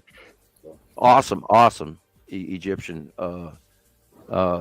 museum quality stuff they had. It was staggering. And we all, teenager wandering through looking at that from a school bus visit. It was great. Really good show, and I still remember it to this day. A lot going on with them trying to, come up with new stuff as to the mystery chamber that they've discovered and all this. And of course, Egypt doesn't want to open anything or be open about it because there's a lot of stuff they're hiding, and including a few things under the Sphinx and all of this in the chambers and, and multiple doorways into the Sphinx they don't talk about. I've seen some gold thing as well, and they were saying Trump's going to get it on some other site. Well, if he gets something, we're valuable. He won't keep it long. He's about to have a fire sale. But anyway, I want to go into politics. Yeah, there's some more stuff. This is from Tony again, right? Yeah, it looks like his video made it onto somebody else's video. Like somebody used it for one of their videos. So that's a compliment. Well, yeah, his stuff is getting. We did see a new wormhole over Norway this week also, and what do we got? I'm gonna pause this just for a moment. Excuse me, but a Rocket Man is here. He just logged in. I see him backstage. So let's go ahead and include Rocket Man to the group. Hey, Rocket Man. Hi, everybody. Hi, how are you? How are you Hello, doing? Rocket Man. Good. How you doing? We're well. Good to see you again. Oh, finally, I got the chance to sit down. Seems like you've been busy, buddy. Yeah. I bet. I mean, I really can relate. I really can. It's like every second you look is well occupied. Kept, cleaned and combed, so Yeah. I had to freshen up because I came back in and my hair was all twisted out because of the wind and everything, and it's all cold outside. Yeah. And I was running around the house. I had a maintenance guy here, so yeah, it's all good. Well, glad to have you. Good deal. Good to see you. Well, while you're here, let's go ahead. I didn't tell anybody about, the things you have been working on yet. I haven't really gone into it because I thought maybe you'd, be here because you could do it a lot better than me. Yeah. But I do know we're getting our own app soon. Yeah, we already got it. So I already purchased the Android app, and as soon as Pamela has a chance to, fix up the little website for the app, we'll be able to push it out to Play Store. So that's where it'll be for everybody how to cool download. will that be? So it's going to be just like it's going to be just like downloading a Facebook app, and eventually we'll be. So we have a couple projects ahead of us. One is to create a Facebook style type of post page where you can upload photos and little minis or clips, and everybody can chat and comment on stuff up there too. So it'd be a place for you to be able to do your social media stuff, as well as we have thousands of photos that we pulled from all the several different platforms that we're on, including Sam's Montana Skywatchers. So we're going to have, we've got a movie developing this stuff for us, but it'll be a little ways out because we need to save up for it. But we'll be able to have a page like where you'll have all the pictures where you can open them up just like you do in Facebook. So we're going to try to bring as much functionality from all the different platforms that you guys are used to and cram it all into one. And so that's going to be awesome. Yeah, and Pamela is working because we had to. What's that? Oh, I was talking to my daughters. Oh, okay. So so Pamela is working on the redesign of the website. We've got new artwork out there, thanks to Rebecca, and so we've got to add more content to pretty up the website. But we are working on Streamlabs, where we'll be able to, instead of using StreamYard, we'll be using Streamlabs, and it'll be all nice and decked out, and we'll have our own little chat box and all that stuff, and we'll be able to do like super stickers and types of things like that, and donations, and the whole ball of wax. So that's coming. That's Pamela and I. She's going to be working on the redesign of that so it can match the website. So we've got the color scheme and the artwork scheme all matching. Okay. Yeah, and one step at a time. We'll be working on the podcast, and we'll be podcasting out to iHeartRadio, even XM Radio is a possibility, Spotify, so you can, for your listening pleasure, so you won't have to look at anything. You can just turn it on in the car or wherever you're at and listen to the podcast or whatever it is. So, and if anybody has any suggestions things like that they want to see on the website, just let us know. And we've got a development team out there that will do all the work for us. And just be patient. We also have set up where Rebecca can start accepting where Citizen Science Project can start accepting membership. So the membership fees will be $2.99 a month, and that'll help go towards the cost of paying for all of the subscriptions and the website and all that stuff and all the effort that we're all putting into this, including Rebecca and Sam and Jesus and Chris and Gillian, because we're all contributing to this. And we need all of our viewers and all of our subscribers to also, provide those suggestions and comments and things like that you'd like to see out there. And we'll work our magic to make it happen. Awesome. Thank you, Sammy. Thank you, Sammy. And thank you, Rocket Man, too. I mean, that sounds so exciting. Because not only is he doing all of this, and he's hiring people to help him do it. There's actually a big team, honestly, of people. When you include the movie people, So it's quite a team that's like custom building this for us. Yeah, we're gonna go all out. Yeah, it's very exciting. I think you told me that if we were to, just go pay somebody to do this for us, didn't you say it'd be about $50,000? Maybe $50,000 to $80,000. Yeah, we're talking professional, top notch. So, wow, thank you so much. Peter is telling us that the pictures are in your Facebook Messenger. Oh, okay. Let me check it, Peter. Good. We are making progress. Not that I wanted to change the subject or anything. No, it's all good. No, good. Because we've been trying for quite a while to get throughout this the day. information to us, and so I imagine He's been trying. Dog. Yes. So hi, Sam. Hi, Sam. Hello. How you doing? How's your toe, Sam? How's your toe doing, Rocket Man? I'm doing, huh? How's your toe? Well, it's doing better. I bought some orthopedic shoes to wear in the house. So they really help out a lot. And I've just been resting. I've just been trying to baby it. But, my bones heal fast. I've had so many broken bones. It's nothing. You sounded so sore and grumpy when I tried to contact you about my bio. I was just more pissed off at myself for even doing it. Which toe was it? I'm curious. It was my right foot. The toe next to the pinky toe. Oh. Yeah. That's a painful one to break. Yeah, it hurts like hell. It does. It did, but it's doing a lot better now. It's so painful. I've done that. I've like stumped my pinky toe and broke it. It went out sideways. Yeah. And gosh darn it. I might have done stuff to mine, but I'm glad I didn't know it was broken. No, and you can't stop doing the things that you're doing around the house. And my chores start from 6 a.m. and they end at 12 a.m. in the morning. Literally, I'm not done moving around until midnight. Yeah. I hope you get some sleep as well. Oh, I do get sleep. Oh yeah, I know. Sure do. What's that? Sleep? I've heard of it. from like 3 something a.m. to about 8 or 9. Yeah, that's my schedule. Otherwise, I'm sleeping for about 5 hours, and then we're up and at it again. 6 hours. 6 hours is all I need.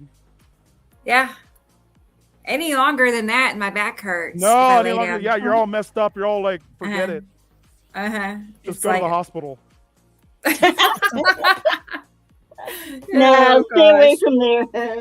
So, Peter, I cannot find. Okay, I do not have a friend request. Let me double check the friend request. This is just strange. It's like we're in 2 different dimensions or something. Hang on. Trying to make a connection here with Peter. Shame. You've really tried to get this poor guy's pictures. Shame. I know it. I'm excited. Okay. I know how I feel myself. You sit there like, oh, my pictures. Now, I do have, is it Peter, Stoer? I bet that's him. It has a different last name. It's not Polska. But I think that looks like him. I'm going to go for it. It's probably him. How many Peters are going to friend request me? Yeah, at the same time. Yep. I know, right? Okay, we're gonna go for it, and then I do. Yeah, see Rocket Man, you missed me describing the long box cube on a picture, and then they wiped out my feed again. God, yeah, man, bye, Sam. I really want to see one with my own eyes. I haven't seen one yet. Oh boy. See what? I'm sorry. What was a long box or? Oh yeah, you will. The Texas Cube. You will. When you watch it, it's it's an awesome show, especially if you got a good view of it. Yeah, I remember the first time I actually seen one. I couldn't actually believe it was one. I couldn't believe most times I've seen it. It's usually been very not clouded around, and then I actually see the actual outside exterior of it, and quite a few Star Destroyers and that sort of thing parked around it, and it's an awesome show.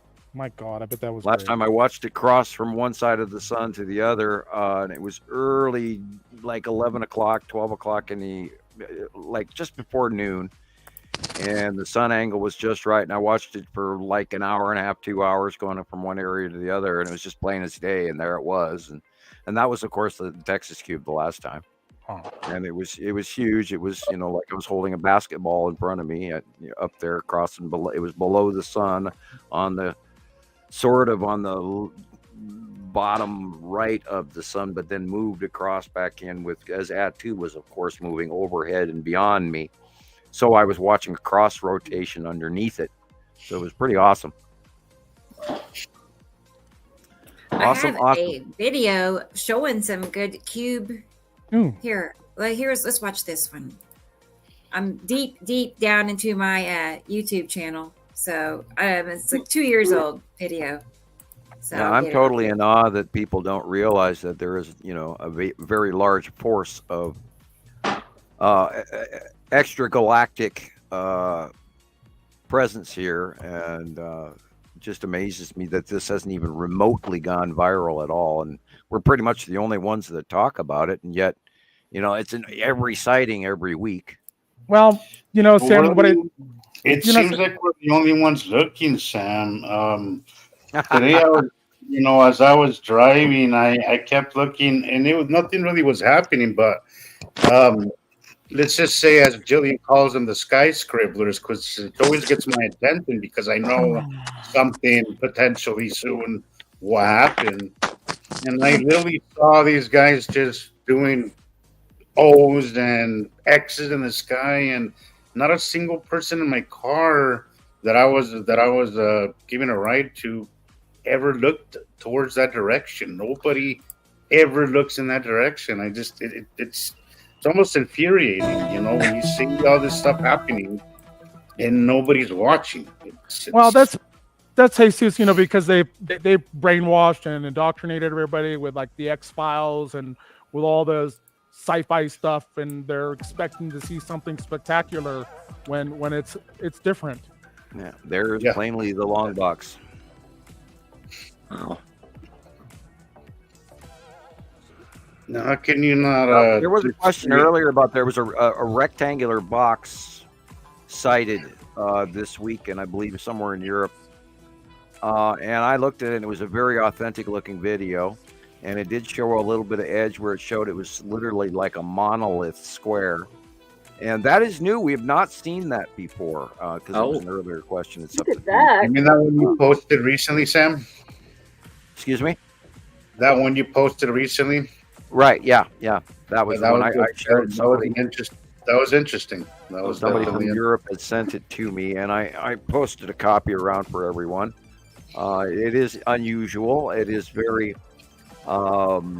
it did not look in any way, shape, or form like it was photoshopped at all. The vibrancy of the object and the vibrancy of the buildings and the sky around it was all and it all matched. I think I think that's the first thing I looked to, was that sometimes the foreground will not match with the background. So I think everything matched. So I think it was a legitimate video. I liked it. There we have a Star Destroyer. Now remember, they're longer. See how it's longer as it turns? There's a Star Destroyer, just like in Star Wars. No way! Look at that. Look at it. Yep, I've seen one. I've seen two of those up close. You can really see the curve of a planet right there too. I just now noticed that. This, of course, is the Texas cube. Look at that thing. I got a destroyer, huh? Oh, This hello, is look at another. that. This is another triangle, and it's facing away from us. And this could be one facing downward in front of the long box. This is the Texas cube again. Wow! Look at that. There's another Star Destroyer, triangular. That's a big one. There are bigger ones and smaller ones. Whoa, There's look another at that. triangle. I can't fully attribute this because this is in the cumulus nimbus, so it would be too close. Look at that thing. This could easily be Texas cube. I'm not going to attribute this because it's in the normal clouds again. Could be too close. There's a triangle right underneath it or in front of. Yeah. God, look at that.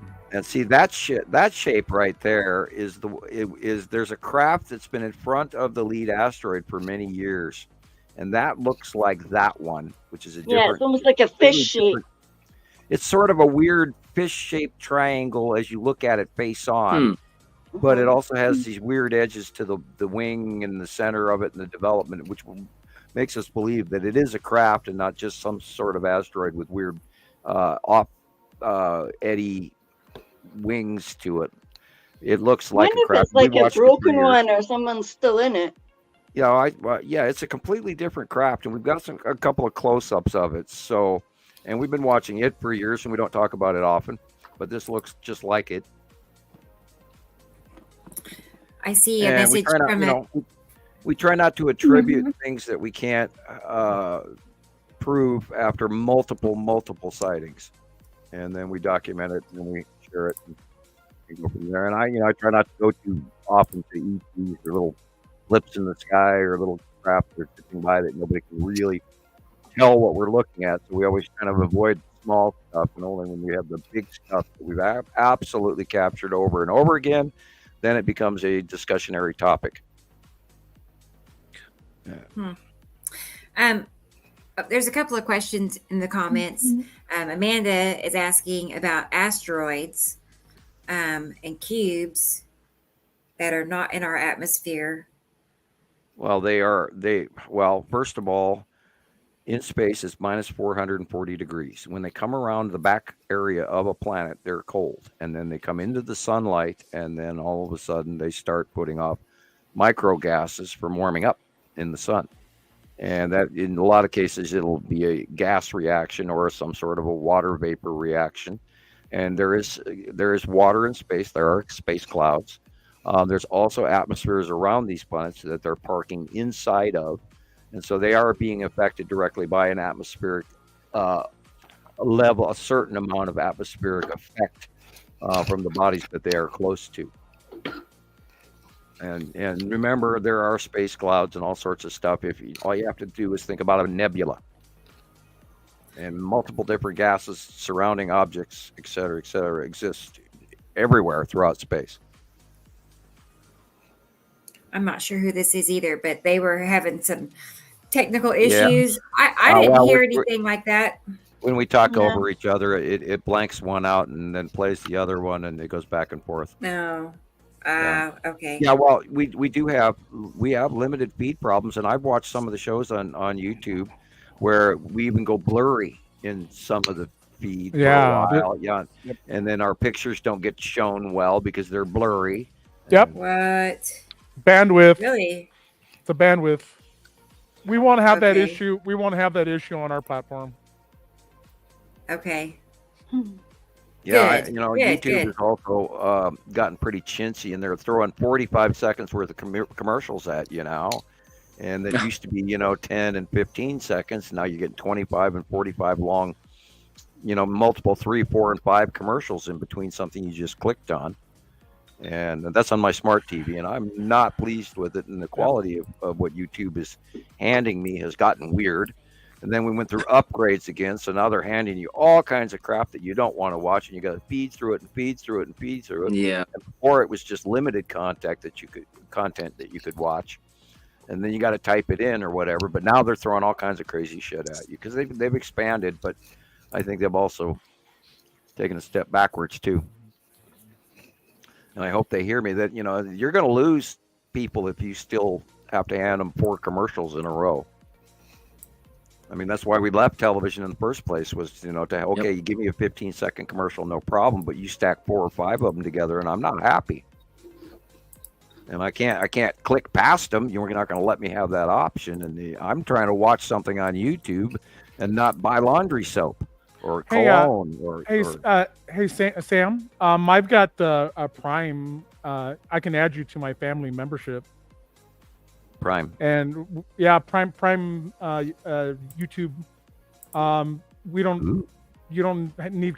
There's no commercials. It's uninterrupted. It's the best thing. How do I do that? Yes. I'll just send you. I can't open my emails. I just need to send it to your email. We need to make you a new email, Sam. That's all. I have to figure out how to get my computer to do that without losing my Facebook.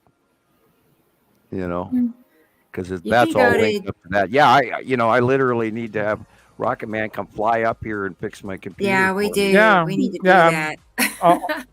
I'll just send you a new one. We can give you a crash course on using your smartphone too, Sam. Yeah. I'll just send you a laptop, Sam. We need to drag you into this century, Sam. No, I don't like change. Oh my gosh. Yeah. Well, whatever that way we you gotta can be do, a we'll part work of at it. You watch something without an advert and you'll do it. Yeah. Yeah. I prefer HP, by the way. I know it's a little pricier, but that's all I have. That's all I have all the way around, or all. If you're going to spend money, buy quality rather than replace it a year later. Yeah. I have HPs all the way around. And I hope the representatives of HP are listening out there. You could send us any kind of computer gear, and we would try it for you and tell everybody how wonderful your products are. Yeah, HP is the best. That's all I use. That's after you said that. I coincidentally the one I got myself at Costco was an HP as well. Yeah, HP is the best. Yeah, they actually last, and instead of because I was buying other stuff and I was replacing computers. Well, I'm on my 15th computer in 14 years. I was listening to one of your older shows earlier, Sam, and you were talking about being on your 10th computer, and I was I think that's like a 5-year-old show I was seeing. Yeah, I went through a lot. I got hacked and I got blocked and I got a couple of different times I walked in and pushed the button and nothing happened and you walk into the computer room and you think you think you're going to turn it on, you push the button and the darn thing doesn't do anything, and that happened like 4 or 5 times now. It's the CCP. Central processing. Yeah. Here's a video, CCP, guys, from Peter. The CCP. Yeah, China. China. Yeah. We finally got Peter's. Yeah, pictures. Well, and then and I was talking to a guy that's pretty techie. I saw that today. That was the one significant thing I did see. You know what that is? That blob over to the left? No. That is the front area of the Tan asteroid and the Salamander asteroid group in illumination at the edge of Uri. God. And that's coming our direction.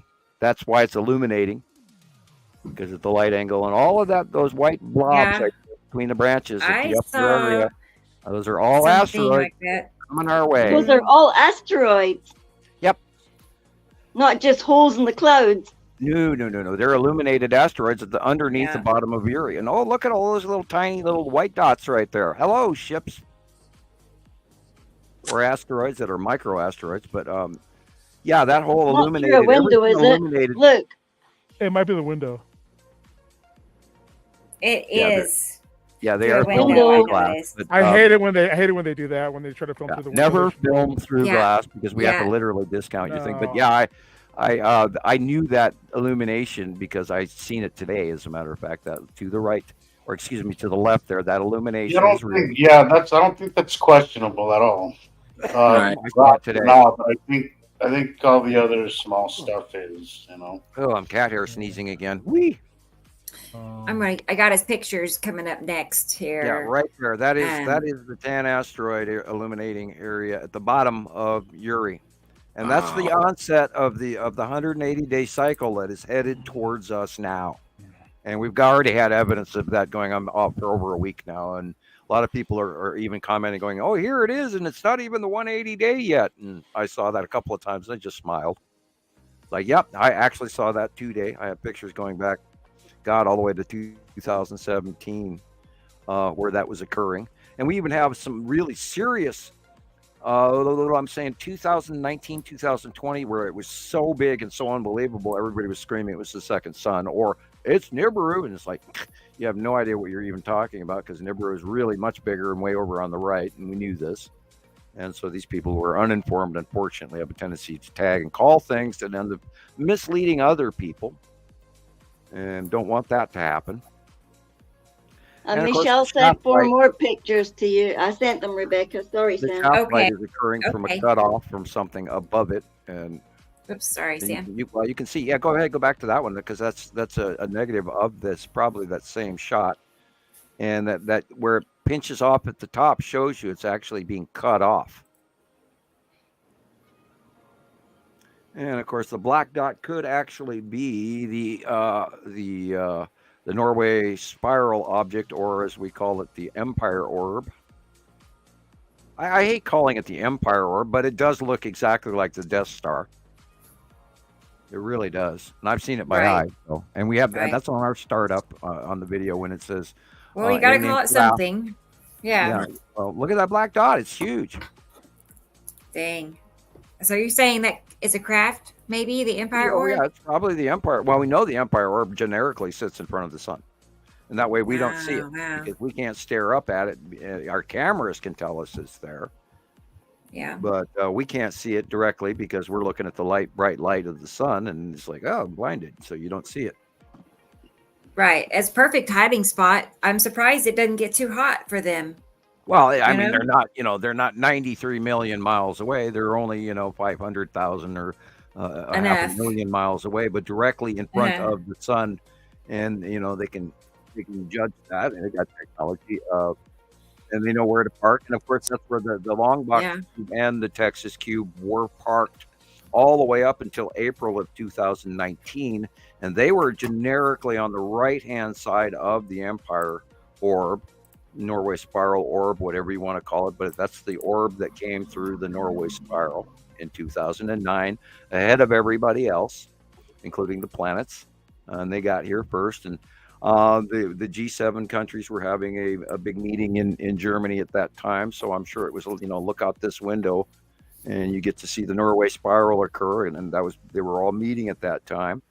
And that's why I truly believe that, Obama and everybody else I was trying to think of the German and the Dutch chancellors.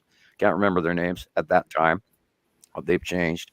But yeah, that thing right there, and you'll see the blue light turn on. I've seen it by eye.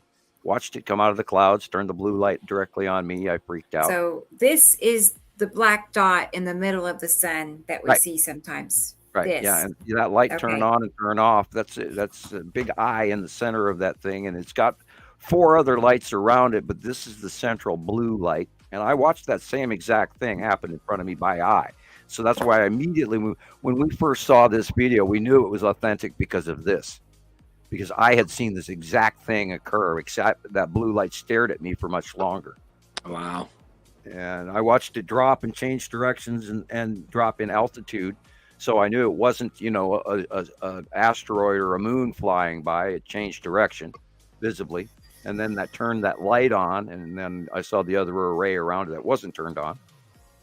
And I've got photographs of that going back years and years. And they all match. And so we know it's real.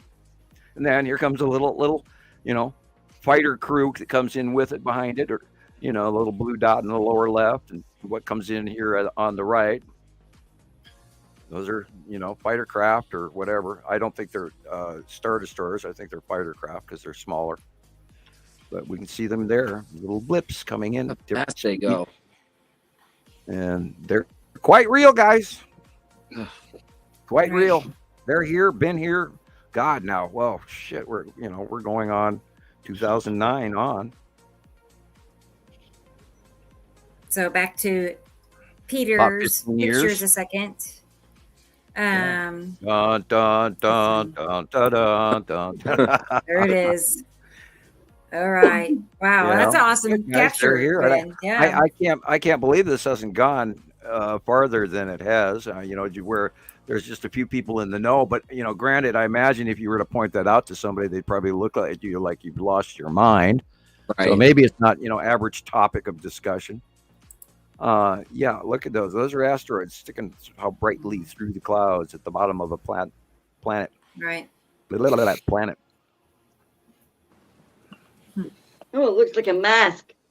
Sorry. Yeah, I was going to say that too. I was like, no, I'm not going to say it. I didn't even see that. Sorry. I can't help it. But it's like I went my whole entire life without ever noticing a face anywhere, ever. And then all of a sudden, one day in April 2017, just one particular day, it opened up in my eyes, in my head, and I started seeing faces in my cloud pictures. Like heavily. Last few days since our last show, we have had a whole bunch of sightings of the Skull asteroid, by the way. And I'd say about 5 or 6 that were actually credible. And there was a handful that weren't, but because everybody got on the bandwagon, well, I think I got this too, and some of them weren't. But there were about 5 or 6 real good skull sightings, and of course, we figured that it would be more visible, and lo and behold, it is. I was going to say one other thing, though. Sam, whenever I would study my pictures, because I'd filter. I used to spend more time doing that. I don't now, but I used to sit there and filter them and zoom in. I mean, I just like detail looking, and what I would see, what I would see is that the faces were coming from the asteroids. I'm not making that up. They were comprised of asteroids at that particular time and moment. It looks like a face, and then it's going to change in a second, basically. Yeah, well, the big on a still photo, you have 2 eyes and the nose, but there's other asteroids, and of course, if they hit a pareidolia pattern, then your brain grabs it. But I know, but I just know that it's weird how it wasn't like that until a couple of years ago, or there is like that area 5 years ago. We occasionally touch upon in the shadowing of underneath Uri. Yeah. In the deep area behind and just slightly behind the Tan asteroid and that group. We've seen a lot of stuff back there that is just unbelievably haunting. Yes. I was going to say, I had a sighting in New Mexico where I saw some asteroids really, really low. And I swear, I just got the feeling that there was life, like some kind of, like it was organic, like there was some kind of, it didn't seem, I don't, maybe I was still kind of, I'm not going to say brand new to this, but I was still kind of in that learning thing, but I sensed that I just had this feeling that it was more than just some rocks, flying by. It just really felt to me more organic, if that makes any sense. I saw a couple of different sightings throughout the last decade, where I saw inside that area, and it looked literally like, and I've been avoiding doing the discussion of it. It looked like hundreds and hundreds of thousands of spirits and ghosts and skeletons, and you name it. They were all at different layers, literally in a cloud city underneath all of this. And it was just, and I saw it more than once, and where it literally just grabbed me, and then my eye would grab me, and I go, nah, not real, no. God, am I really looking at that? And it happened 4 or 5 times. And so I've seen it enough, and we've hinted about it enough. And I can't tell you what's going on back there in that shadowing, but I can tell you it sure looks like there's spirits or creatures or skeletons or, almost like the gates of hell that you're staring down. And I hate to bring that up as a topic. I have always avoided that conversation, Sam. I've had that right around that same time of this other sighting. I've had some pictures that I took of some really crazy shit that I kind of dismissed it at the moment as maybe just a camera thing, but I've ran into them as of recently, and I couldn't get that same feeling. Like, what kind of? I saved a handful of pictures. It kind of gave me the creeps, kind of thing, you know. Yeah, it does. It gives you, when you see it, you just go, "Holy, oh my God, look at that!" And I saved a few pictures. I'm gonna have to really look hard to find them. They're in some small file somewhere at the probably in the Y file, way back when, you know, because I started at Z on this computer and went backwards, and I'm at AA right now in the almost coming up on 10,000. But yeah, I got them in a file somewhere. I'm gonna have to go search for them because I do have a couple of intentionally placed captures that I put them there to go back on someday, and I've avoided talking about it because I don't want to scare the pants off of some people. But we've seen some stuff. Yeah, and then also a kind of, you know, people kind of take it to another level when they hear shit like this, you know. So yeah, I don't want it to escalate. Stick to things that I know. But there is a lot of shit out there that I've seen that I have no explanation for, that has creeped me out, has scared me, and I don't scare easy when it comes to sky stuff. I really don't. But I have seen some stuff that have made me, you know what, just close the book on this and be like, okay, yeah, it leaves you unsettled. We'll deal with this. If it ever comes down to it, we'll deal with it when it comes to it. But right now, I don't want to deal with it kind of thing, you know. Yeah, it's creepy enough, and it really does affect you when you actually see it for yourself, and it makes you take a step backwards, and Absolutely. You go, oh crap, I'm not even going to talk about this. And we've avoided it. We've talked about it. We've mentioned it, but we've never really completely tried to describe it because, I mean, it literally looks like you're looking into the gates of hell. Yeah. And it's spooky, and I don't know any other way to describe it. And it's just, I mean, there are thousands and thousands of what appear to be spirits and skeletons and you name it. And I've seen it so many times, and I just, you know, damn, there's no way for me to prove this other than to gather information about it. And we put it on the shelf and on for hold, and you know, those religious folks out there are probably just eating this up like candy right now. And we talked about our Geo Watch friend that started out really strong and new, and it was a great semi-elderly gentleman, and we were all falling into his material, and we started liking him, and then he went off into religion on us, and it's like, oh, I noticed that he ignored all your comments. Yeah, I didn't kind of get any messages back. Yeah, I did try no to like, no reactions, no nothing. I just saw that he completely ignored it. I've been going back to see if maybe he'll answer or respond, and nothing. I have seen nothing. So, well, there's a lot of people out there that I sort of drop little hints and pictures on, even though they're not directly connected. I'll see people on newsfeed, and you know, when I see something absolute, and then I'll just, oh, by the way, that's a passing planet, and then I'll just leave it at that, and then drop a Montana Skywatcher hint after that or whatever, or hand a couple of examples of that match. And then just sort of wander off. And I don't know how many people out there that have discovered me that way, where I have, just out of the side, just commented on their page, even though they don't know me at all. And if you're one of them, thank you. And if you're mad at me, I'm sorry. Oh, it looks like Irene is talking about the spirit thing. She said she's glad that you're talking about it because she has seen deities too. Well, I've seen a lot of really spooky. Oh God, I apparently had not been scrolling down since I've been back. It was locked up. Wow, a lot of conversation had been going on that I didn't see.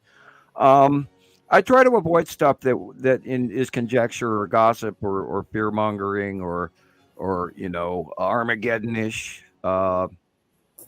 We are at an excruciatingly huge transition in our history right now. I think that's being absolutely underserved.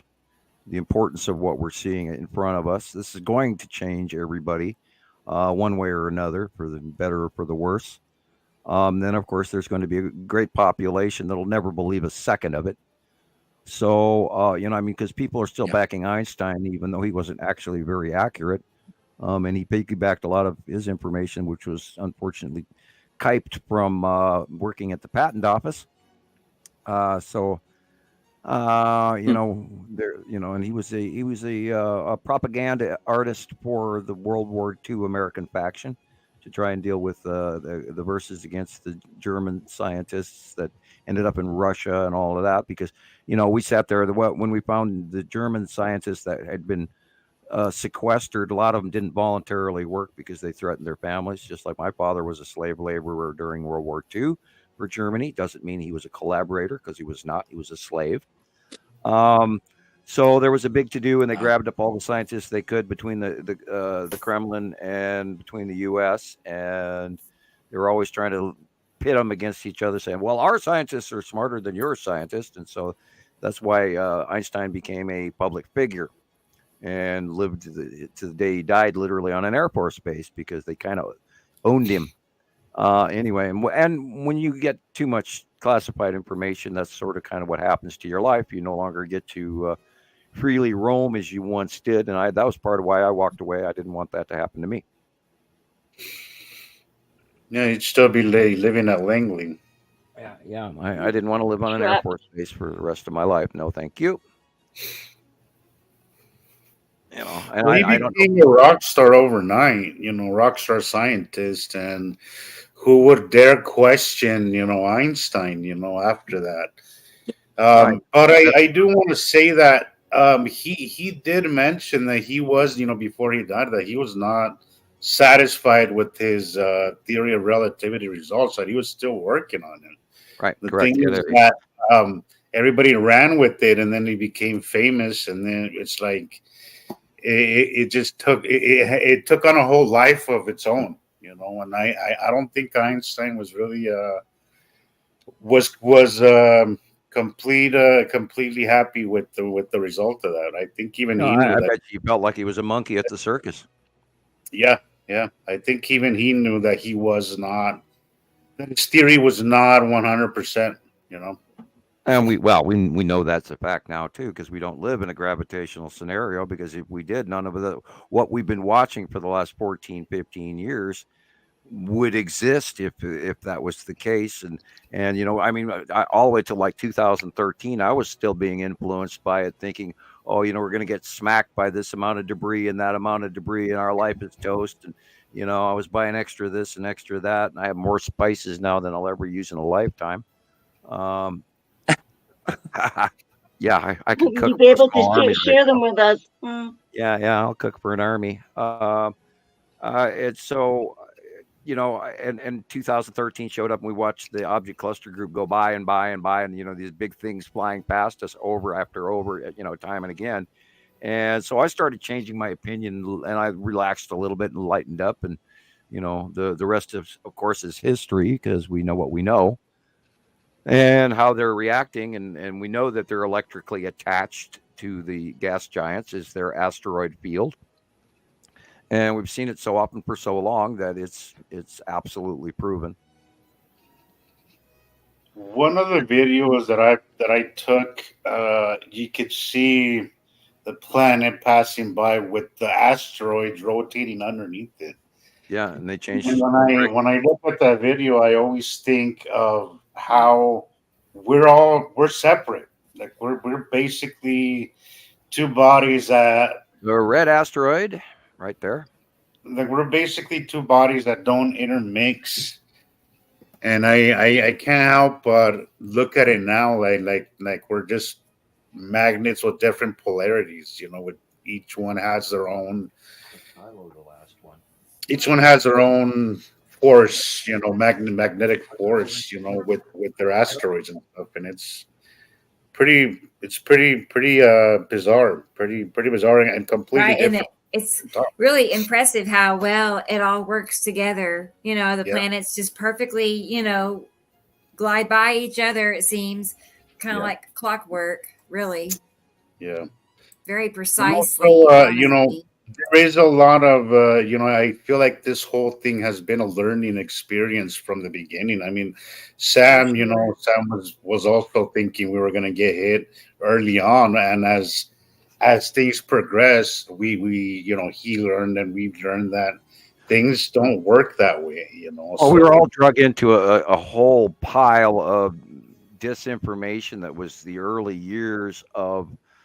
At first, there was nothing about Nibiru, and then all of a sudden, everybody jumped on the money bandwagon, and then there was just this plethora of misinformation that went on, including.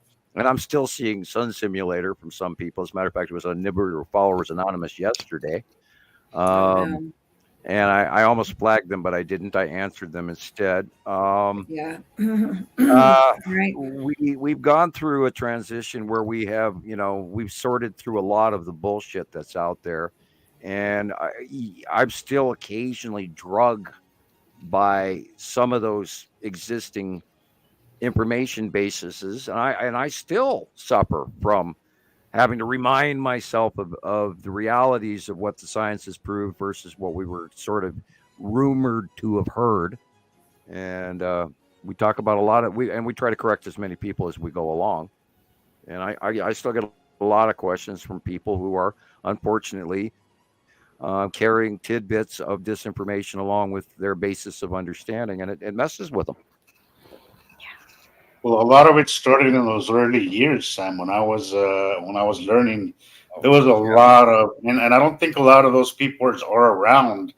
A lot of people, those people kind of didn't really stand the time, the test of time. They're all gone, the Money Boys, the Jeff P. I think all the guys, but you still see little tidbits here and there of how much damage they caused with all the disinformation. I was just seeing a video. I don't know if it was on Facebook or TikTok, but how somebody was seeing how the sun, how sometimes we see how the sun changes size. When there's a planet cutting into it or something. Yeah. He was talking about how the Sun Simulator exploded.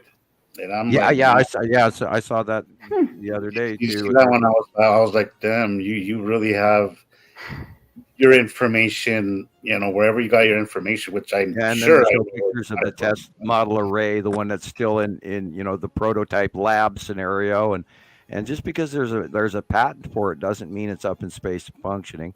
And then this is where we also got the firmament, and where we got the flat earthers, and then the sun simulators, and then the Harpers, and all this other stuff. And we went through years and years of. We've had so many sightings over the last 14 years that if we would have ever seen any of this information that even remotely connected any of that, we would have seen evidence of it by now. And the millions of pictures we've gone through, and we've never ever to this day ever connected anything that attributed any of that. No, and we wouldn't need one. If anything, we're in abundance of suns right now. Yeah. Too. Well, now remember, for the people who are going to think about the sighting separation that is about to happen or is happening, we think it's happening. The smaller star is below it because the larger star is exiting to the upper right of it because it came in from the lower left, and we've expected to do its continual trajectory. No changes. And so if you think you have two suns and they're the same size object as each other, I doubt it. If you see the much larger one above and the smaller one below, we want to know about it. And our star is actually considerably smaller, especially if that larger star, the standard red, is headed towards us, which we don't know. But it is figuratively most likely possible that it's going to go beyond our right shoulder. It may pass closer than we expect, which would be horrific for Earth, which would actually attribute also the possibility of extreme climate change very, very quickly, which is part of the consideration of what we fear yet may to come. We don't know. We don't have all that information. Only through learning and watching and observing have we gathered our information. So it's always a learning curve. We're always working on it. Is that a possibility, Sam? To have a really if that's larger standard red star, a proximity, with the second sun, to us, is that you think there's any? There's a lot of room in 93 million miles. Event that on that scale, because that would be. Well, it's one of the considerations that I have been trying to keep in mind, that the possibility that it comes past us closer towards us even than it is right now, because we know the second larger star was always behind it, behind our star, and we've had tons of examples of that over the years. Yeah. And then when they're separating, the larger star is outshining our smaller star, which in the northern hemisphere, I don't think we're seeing it up here, but we are seeing sightings of it in the southern hemisphere and at the equatorial regions. So as it rises up, we may see more evidence of this. Our sun is much smaller than this larger star, but if it even comes even remotely closer to us, there will be a temperature gradient. And Sam, closer, go ahead. And Sam, what about also remember the mud flood, everything that covered all this, it's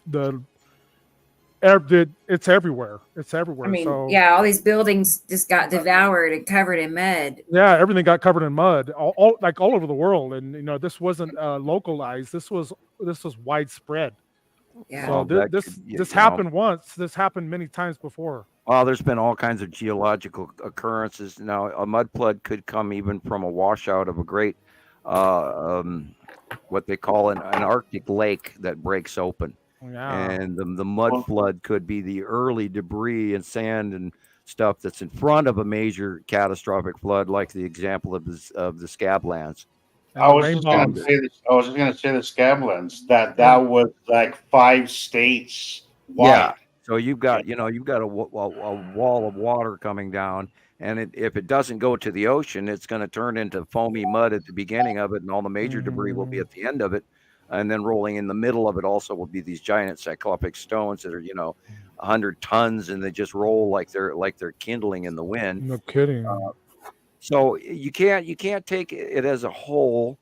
And we talk about like the Noah flood and everything. Well, that would be a planetary rollover unless there's a great deal of water that dropped from space, which is partially possible, but not in these great volumes where they're talking about the Earth, the entire Earth being covered. The end of the last ice age, there was, of course, a very major 220 foot rise in sea level already.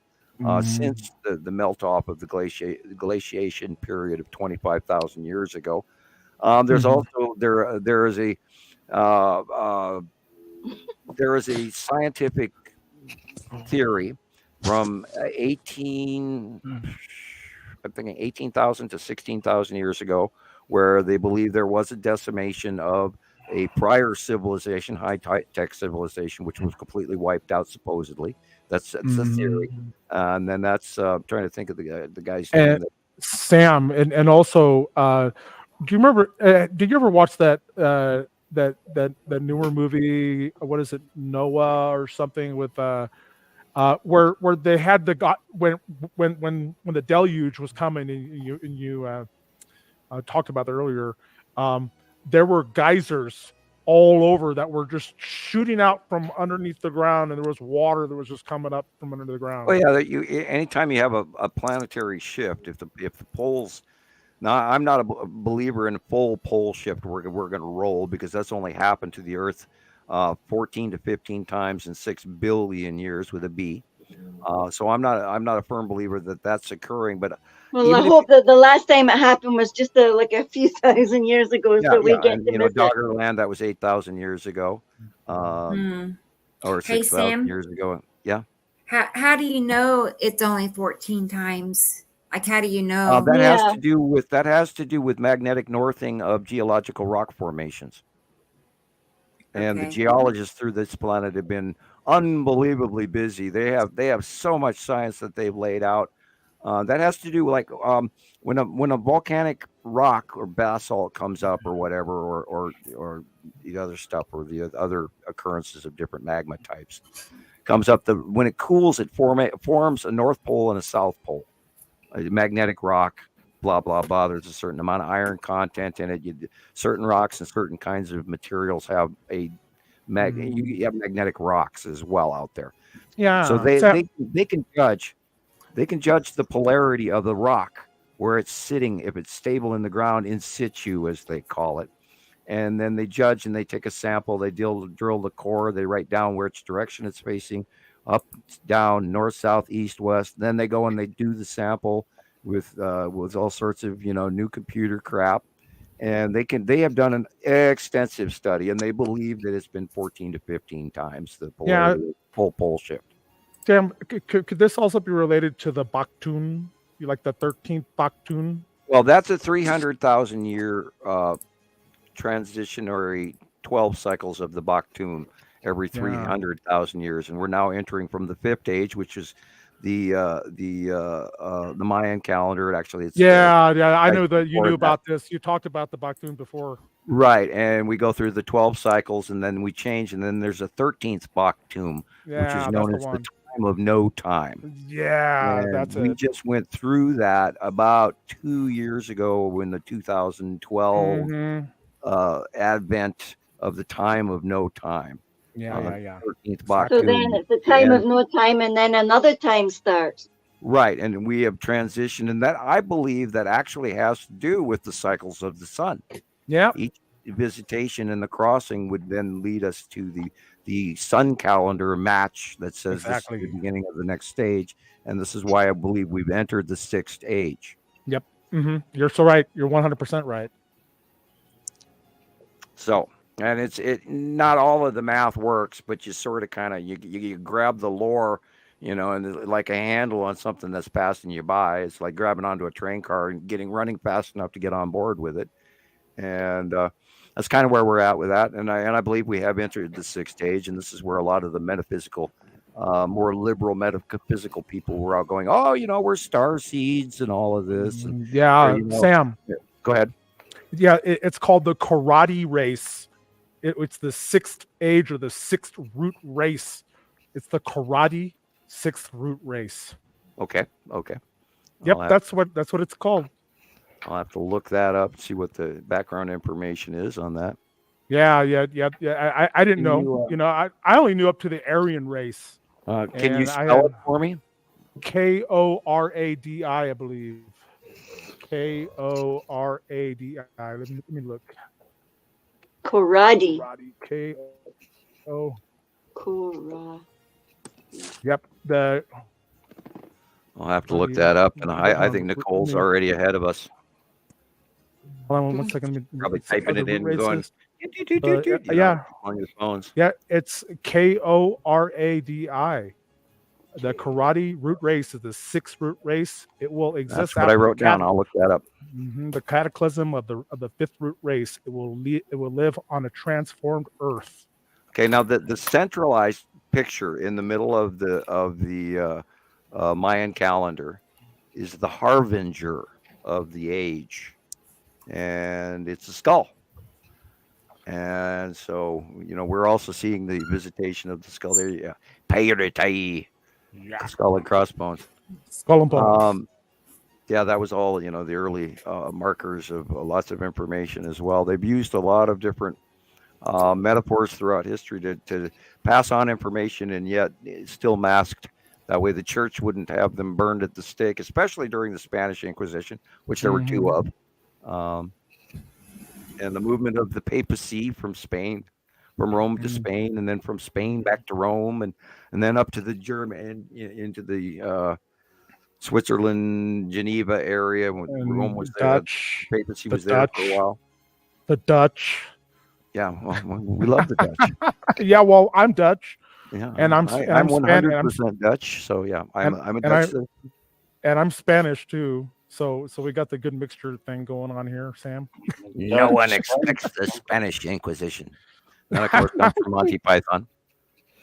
That's interesting. Karate, the 7 races.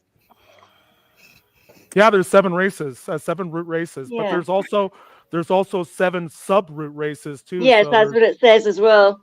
Yeah, there's Sub-root. 7 we got to go through 7 subroots before we get to the next root race. So it's a long damn I always time. talk about the puzzle pieces that you have for the bloodline, for the RH bloodline, which people are going to go, be typing about that one.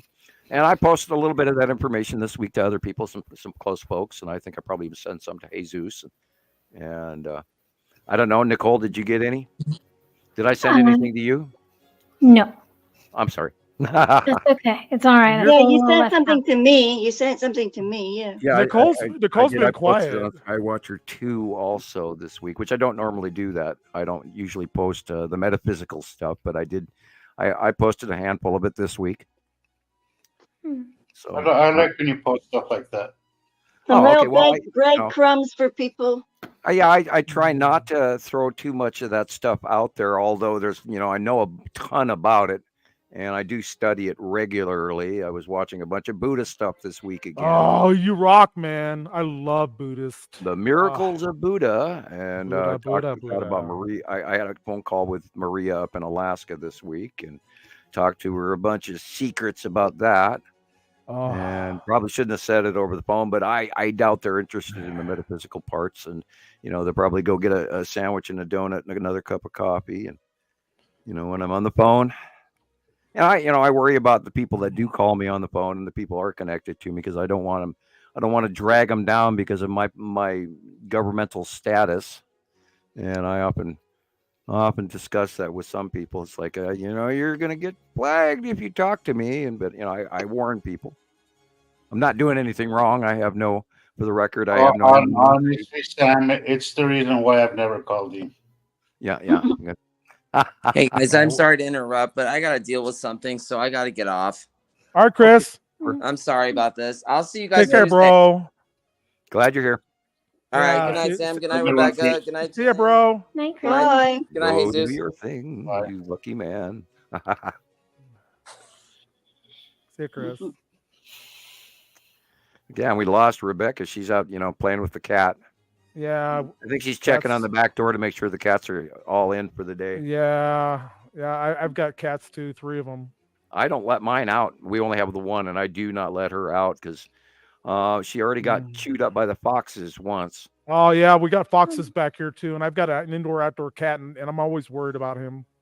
My neighbor just told me we've got a sparrowhawk. No, we have that kind of stuff always here. Ours are, of course, Sparrowhawk. Yeah, they go for your animals. They're small animals. Oh wow, a sparrowhawk. Yeah, they'll go for your small dogs, small cats. They'll take them out. Oh, dude. Yeah, my cats are pining to get outside. I hadn't let them out since I moved here because of what happened the last time. One of them got really mutilated by a giant Maine Coon. It looked more like a giant owl. Oh. What a scary creature that was. Oh, no kidding. No, yeah, no. No, he ate this little kitty here, this one. Oh, he's a sweetheart. Yeah, it munched this one, and she had such a terrible infection, and I had to give them up to save this one's life. I didn't have it. Was so much money. Yeah, this one's really grateful. It shows how much it loves you. Yeah, that's Stella. And Rebecca is back.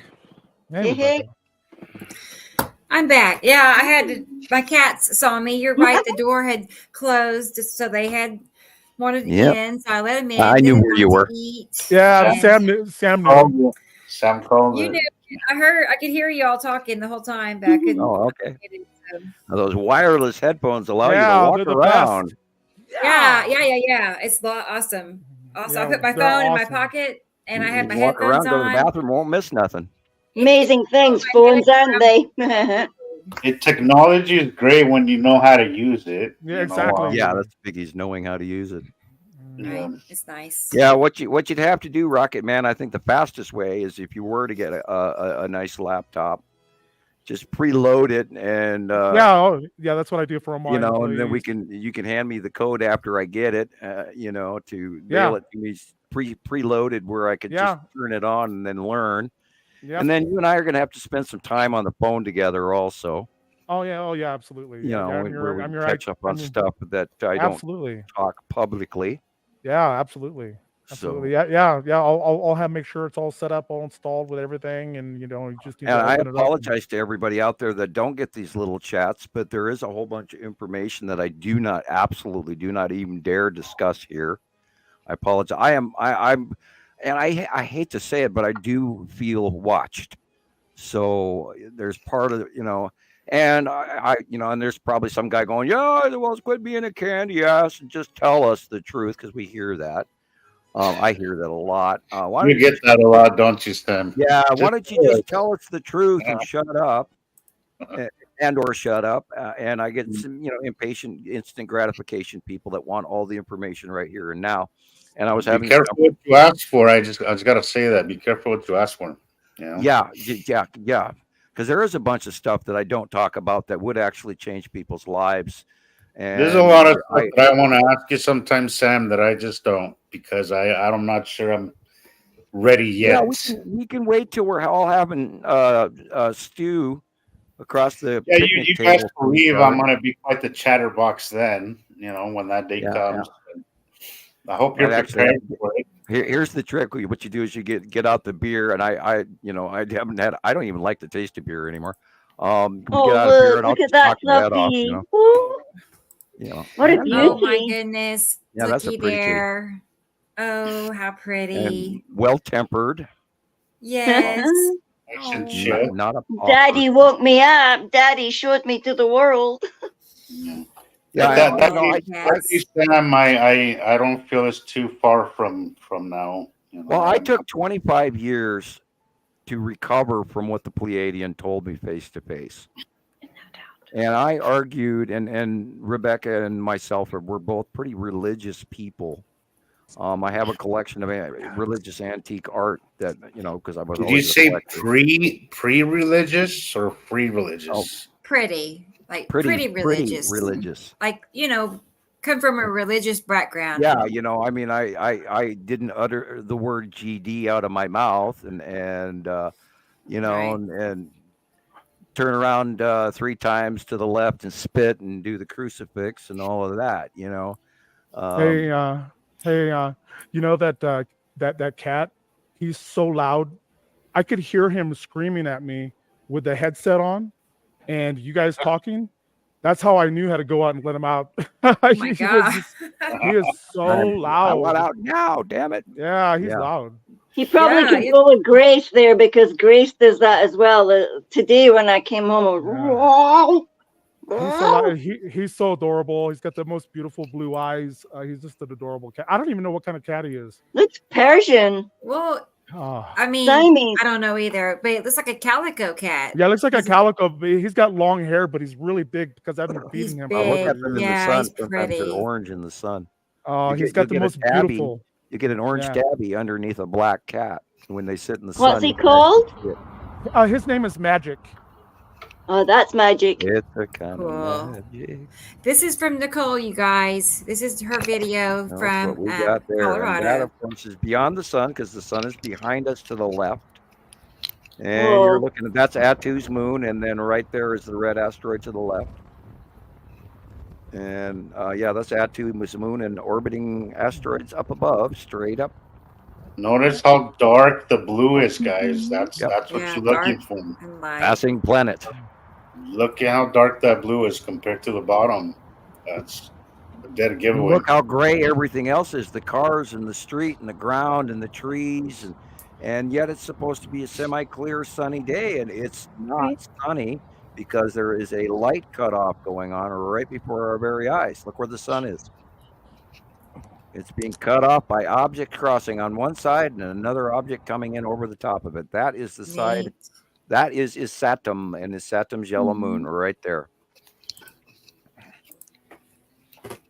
Trying to get back to the zone. Green asteroid. Play it one more time. There it goes. Yeah, that early edging in area is probably Saturn, and I think Saturn's yellow moon is over farther to the right. And look at the shades of blue, how light it is. Yeah, it's the dark blue versus the light blue. You're looking at dark blue. Also, look at how it looks. If you look at the top blue compared to the bottom blue, it even looks closer. Well, it is closer because we're seeing way out there underneath it. That's and we see much farther than we realize, and not near far enough as well. And I always say that we get both extremes. We see way off in the distance, and yet we don't get to see well enough. And it's so dark right up there towards the upper left-hand corner. And the upper area above the sun is literally the side face of Nibiru. And then all of this is Saturn's yellow moon, which is the dark blue area, and the little flame-like clouds, and it's cutting in at an angle. And we got to also remember that the long box cube is in there someplace. Yeah. What's and not in there? And all sorts of stuff that's there. Look at the micro blipping in the middle left area there. Look at all those little blips. Cool beans. And that's from asteroids. Yep. Is that what? Yep. Oh, they're getting bigger, and I very much look forward to the end of this month to see what we're going to have, and the light show that we're about to receive. Maybe truly be thankful for what we're about to receive. I see a pic. Or Sabrina, I'm gonna check on your email. I will look right now. I'll write your name down so I don't forget. Let there be light. Okay. And let there be light is here. Hello there. And I'm not sure what you're asking, but they want to know what. So I don't know. Punctuation would have helped. Yeah. Yeah. Either question mark or a parenthesis or. But I'm glad you're here. Yeah. Let's pull up Nicole's pictures. Yes, there was a transitory occurrence back in 2010. If we're going back to the metaphysical, when the upgrade, culmination, sound harmonics and planetary effects and extra star and all of that started coming in, the people that are supposed to progress and move forward were tapped on the shoulder, and all of a sudden their gifts, the things that they're good at, started happening. And as of 2010, that's what we refer to as the new ascension. Now other people are going to call it, the religious community is going to call it other things, and I'm not even going to throw out those names. I don't want to further them the hype, but there is a transition, and this is why all of those people who are out there listening right now, you are all a product of this, because you're all informed enough to be able to find us. And that's why you're here today. And thank you for listening. I truly, truly believe that this is a actual legitimate occurrence, and not just a verbal movement that we're trying to further. This is part of the 70s movement that awoke an entire generation. I hate to use the term woke because it's bullshit, but awoke is a difference. Yeah, they totally ruined that term. Oh well, woke is them fearing any possible change toward the liberal reality that we all have to grow and be more acceptant. What the hell's wrong with that? And it's not woke at all. It's not woke at all. If you're smart, you're gonna. I mean, we all detest change, but ladies and gentlemen, we do not get to call how the world runs. I don't get to tell the world how to live. No one has that right, and we should all be acceptant. I'm not a huge fan of because I was raised believing one thing, and I am changing my opinion because I know the truth. I know that there's a great acceptance that has to go on, and if we can't accept the people on this planet for all of their different points of view, from the undereducated redneck all the way to the overly educated liberal, one end of the spectrum to the other, and all those in between, conservatives, liberals, whatever, you name it. If we can't accept the people around us, how the hell are you guys going to get ready for what's coming when we have to accept that there are other races out there, and they may not be comfortable to look at. They may not be comfortable to breathe around, because the other races, some of them, I'm not going to go into detail, some of them don't smell very well, and I'm sure we don't smell well to them either. So we're at a transitionary door. We have to step forward into the future, and we are here. This is what's going on. And those of you who are listening to my voice, you are part of that. And I hope you accept. Yes, it might be difficult or uncomfortable, but we all have to learn a new level of acceptance. And I'm not going to point it out in a fearful, fear porn aspect, going, well, if we don't, we're going to be in trouble. But if we expect to move forward in the future, we're going to have to open up our acceptance ratio of those that are different around us including off-worlders. And hey, Gillian. Hey, Gillian. So I did a hold on a second. So I did a lens and for Audrey Cartmo too. I did a lens on my cat on Magic, and he's a snowshoe cat. A snowshoe cat. Wow. There's a lot of snow out here. You know, he's a he's a mountain cat. He's a mountain cat. He's a snowshoe cat. Yeah, it does look like wow. Well, wasn't Angry Cat a snowshoe cat? Wow. Do you remember Angry Cat? Angry Cat has passed away. That's a snowshoe cat. My cat is a snowshoe cat. He's a big, heavy-duty snowshoe cat. I love it. Yeah, I got a snowshoe cat. Careful You got now, a famous cat. Seems right. Yeah, don't publish your address. Somebody will come kidnap your cat. Oh, he's a wonderful cat. Oh my God, he's precious. How old is he? I don't know. He adopted me about almost 2 years ago. He adopted you. Yes. How it That's works. how it We have not given Nicolle much chance to talk, and I'm sitting here watching her in thought there, and she's blinking away, going, "I need to say something." So you have something on your mind. Yeah, I'm getting her videos right now, some other things, but these are her pictures. I see. Yeah, let's go back to her pictures here. These are recent pictures. They're in Colorado. Would that be the asteroid, Sam? Say hi. What was that, Jesus? Would that be the lead asteroid there to the right of the sun? Or yeah. Yeah, it is and way above it, behind it is the Texas Cube.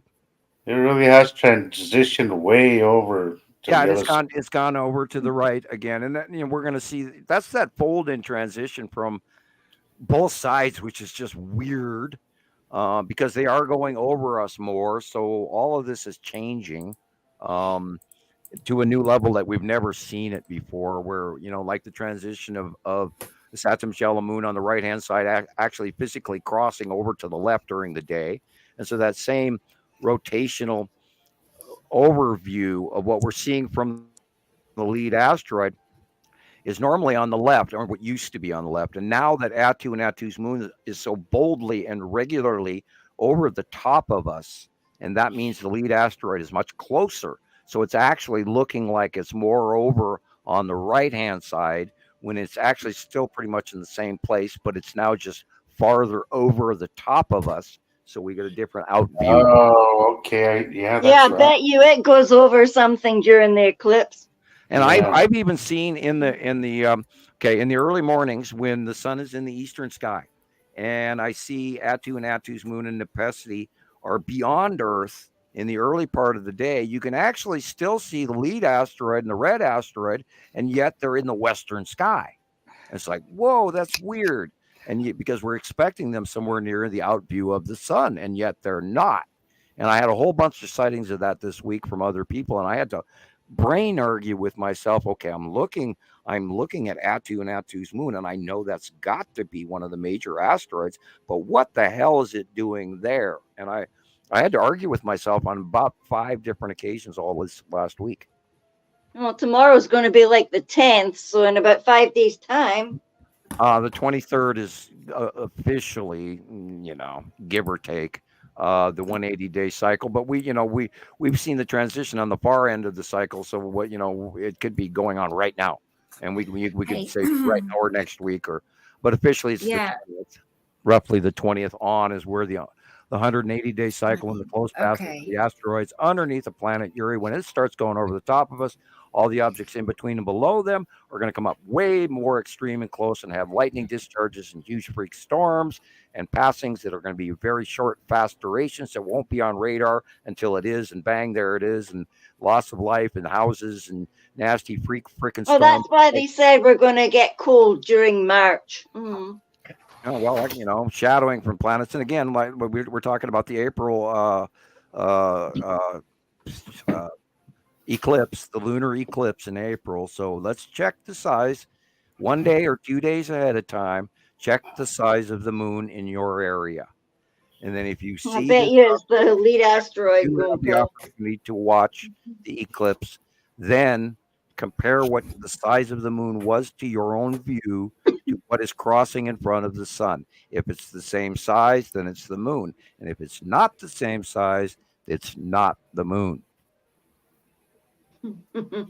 That's going to be so interesting. I can't wait. I think they're feeding us preset information, so we automatically assume that it's a lunar eclipse. And remember all the years ago, they said, we won't see another one until 2030 something. And then all of a sudden, boom, we're having all these weird eclipses over and over and over again that they said that we weren't going to have, but yet we're having them. Yeah, so, this last one, they said 74 years till we'll see one again. And we're going to have one, here in April or something? Oh, there's like 3 or 4 transits of Mercury, and Mercury's a tiny little dot, and yet what the hell is this, big, huge ass shadow thing going across the sun? It's like, huh? Are you sure that's Mercury? So. Well, how did Mercury move up there suddenly? Well, not only that, but I mean, we assumed it would be smaller shadowing for the transit of Mercury, but I mean, they were really huge. And then we got a few screen captures of it, and I'm still to this day looking at it going, that's way too big. So, you mean that last time when something went like that, passed on the left and then went past on the right? We know they're lying to us, but it's just hard to absolutely prove it, to say, okay, you're really lying and we caught you. And then there was the ISS live cam where a bee comes flying into the capture and then lands on the solar array, which tells you that there's no possible way that a bee can exist in space. So therefore, we're looking at a stage studio where they're, doing a mock-up, and then they're showing us old footage on a big screen. And I imagine that's going on when their planets are completely visible in the ISS. And notice they're facing the Earth now, and they don't show you outside the Earth hardly anymore. So, where the cameras are pointing makes a huge difference. So we know we're being lied to. We know it. And unfortunately, I wish all of this was just, openly talked about, even all the way back to 1980. And I'm going to the little scientist room. It just decided to tell me. Okay. All right, Sam. Okay. So, hey, I was just saying, this was the 6th, how many days? 3 days ago, Nicolle? Because I was out that day also, and the sky was pretty remarkable. I was on live on TikTok that evening, and I think that was the night that I went out north, up on a mountain. I made this journey to get to where I went, That the day you left the tripod there. I know. I lost my tripod. I went back and got it. Okay. But, I can't believe your tripod was still there the next day. It got dark. I could not see anything. It got I've dark. I've lived in Africa. It would never be there. I know. I could hear like coyotes and stuff. I was out in the woods a little bit. It was. At least you had Taylor to come and get the tripod for you. Yes. Yeah, we had to do that. But I was just going to say, I saw what you're seeing in these pictures that day here in Oklahoma, and man, I loved it. I was just happy I got to be out. How far away are Rebecca and Nicolle on a map? A couple of states away. Like a state, several hundred miles. Yeah. Nicole's closer to me than she is close. Okay, so one's in Oklahoma and one's in Colorado. Let me see. I've got my map. Right. Yeah. These are good eye pictures. A lot of people would have missed these, because it's so blue, but it tells me how good how good you've gotten at this, Nicolle, because these are really easy to miss. Here's another video. Remember that what we're seeing generically is the dark side of the passing planets. We see the back sides of them. And to Eagle 14, I want to say I'm very vaguely familiar with Gil Bouchard. I think I've seen maybe a little bit of his work, but I don't know him enough to give my opinion about him. So, at least me, I don't know everybody else. Do you know who that is, Sam? Who are we talking? Oh, Gil Bouchard. Yeah, I watch a lot of his material. He is he's very scholarly educated. He looks at a lot of information, some of which I had never even heard of. Gaia. I have studied a lot of his material. Unfortunately, he does not add the binary solar system in his catastrophic event model that he bases his information on, and I think he's highly correct about quite a bit of information. He's gone back cycles that I haven't studied. So is it worth watching some of his stuff? Yeah, just remember, and this is of course the same thing with the Cabal and all of this, the Kabbalah and the green tablets and all of this background information. Once you add the extra binary solar system, and it's 7/8 planets, and we have to clarify that Imru is counted in a planet count, even though it's massive and it actually holds the 2 stars. It is a planet. It's a gas giant. It's so unbelievably big you wouldn't believe it. And someday it'll be a Betelgeuse-sized star. Not within our lifetime or millions of years, but anyway. And Gil and quite a few other people have the information that they've studied using human history and human knowledge, and not necessarily what you would call empirical science, but they have gathered a stream of information together that has led them to some personal summations. And when you read and you study some of these people, including David Talbot and the Symbols of the Alien Sky series and the Thunderbolts projects and all of that, if you add the binary solar system and the second star into this scenario, all of this information will make far more sense. Except I wish they would, because they're living in their world of human information, and my information comes from off-world. And well, that's what I see a lot. Is that a lot of people have some very sound theories and sound work, like this guy we've been following, Sam. This geological. I don't remember his name, but you know what we're talking about. The guy that went religious on us.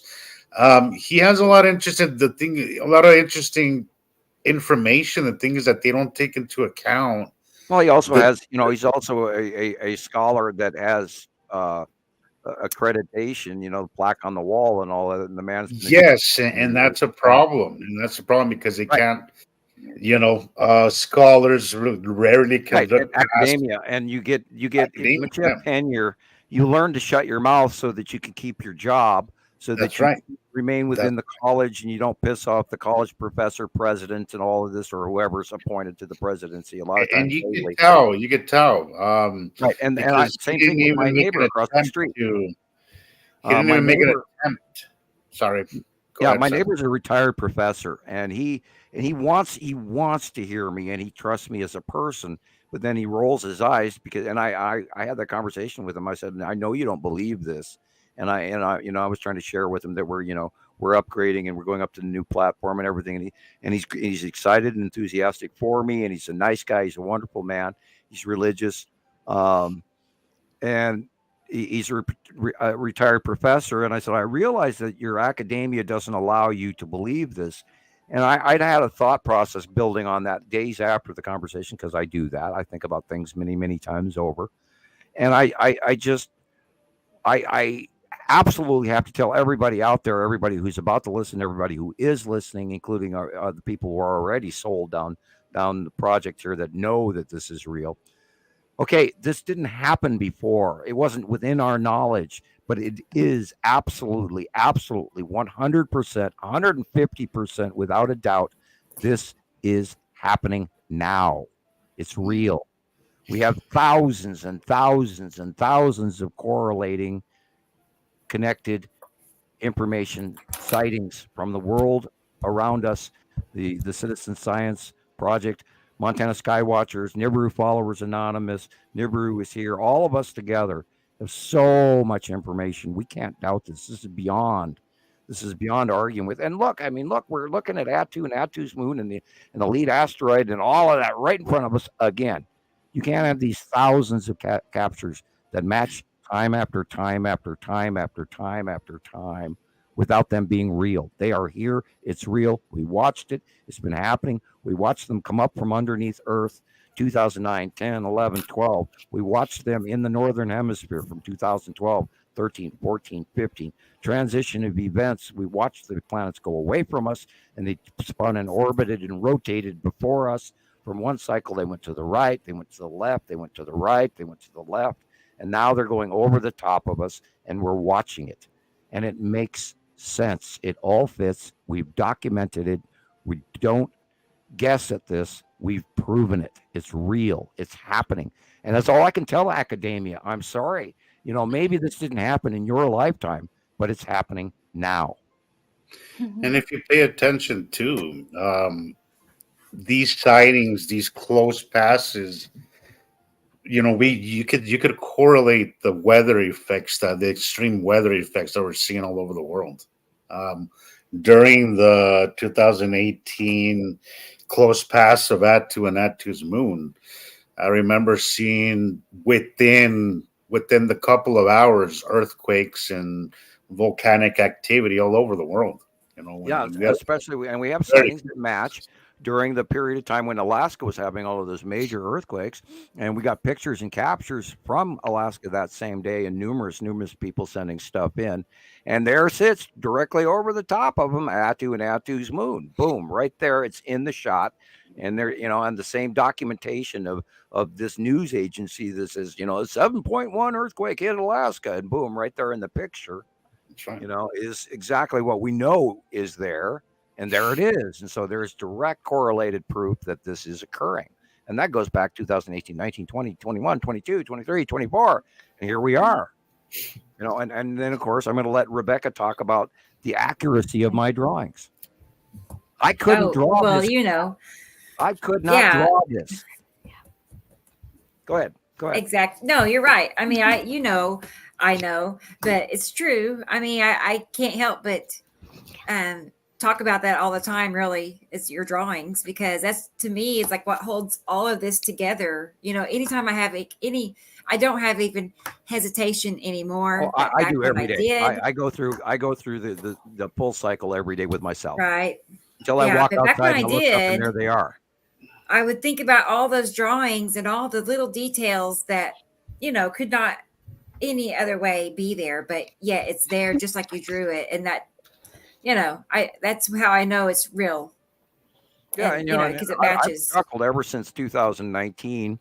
And I refer to this all the time for any of you people who have heard our earlier shows as the Dr. Phil era, when we started watching Nibiru start back towards us. And then, look, right in front of it, there sits the Saturn. And hey, guess what? That matches exactly the crop circle marker that I attributed the names and the planet and the planet model to back in 2017 and 18 when I first came up with that.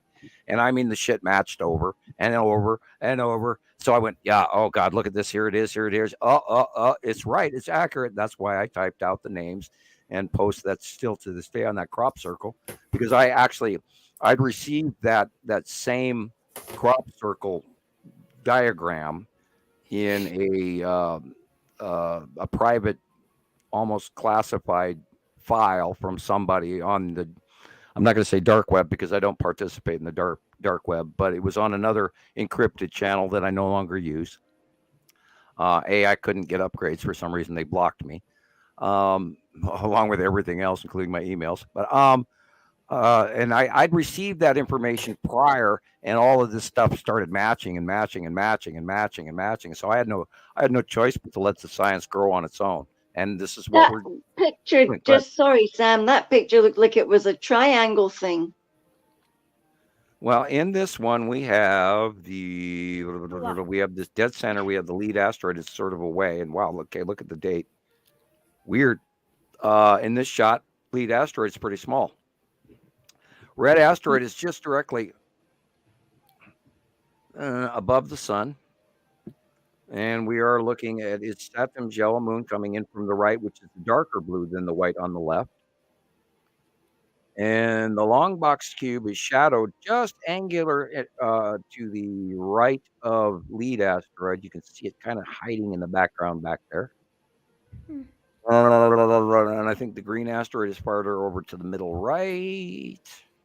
And his Saturn is basically what we're looking at. And Nibiru would be everything just above the townhouse roof on the far right horizon line, but it's kind of warbled, so you can't really see it, so it's not worth mentioning. But yeah, we're looking at lead asteroid, red asteroid, Isatum's yellow moon, and Isatum. Oh. And long box cube. But anyway, I don't want to get muffled out again for talking about the aliens. The cube. And I'm sitting here watching Nicolle smile again. She wants to talk, but she's holding her tongue today. I don't know why.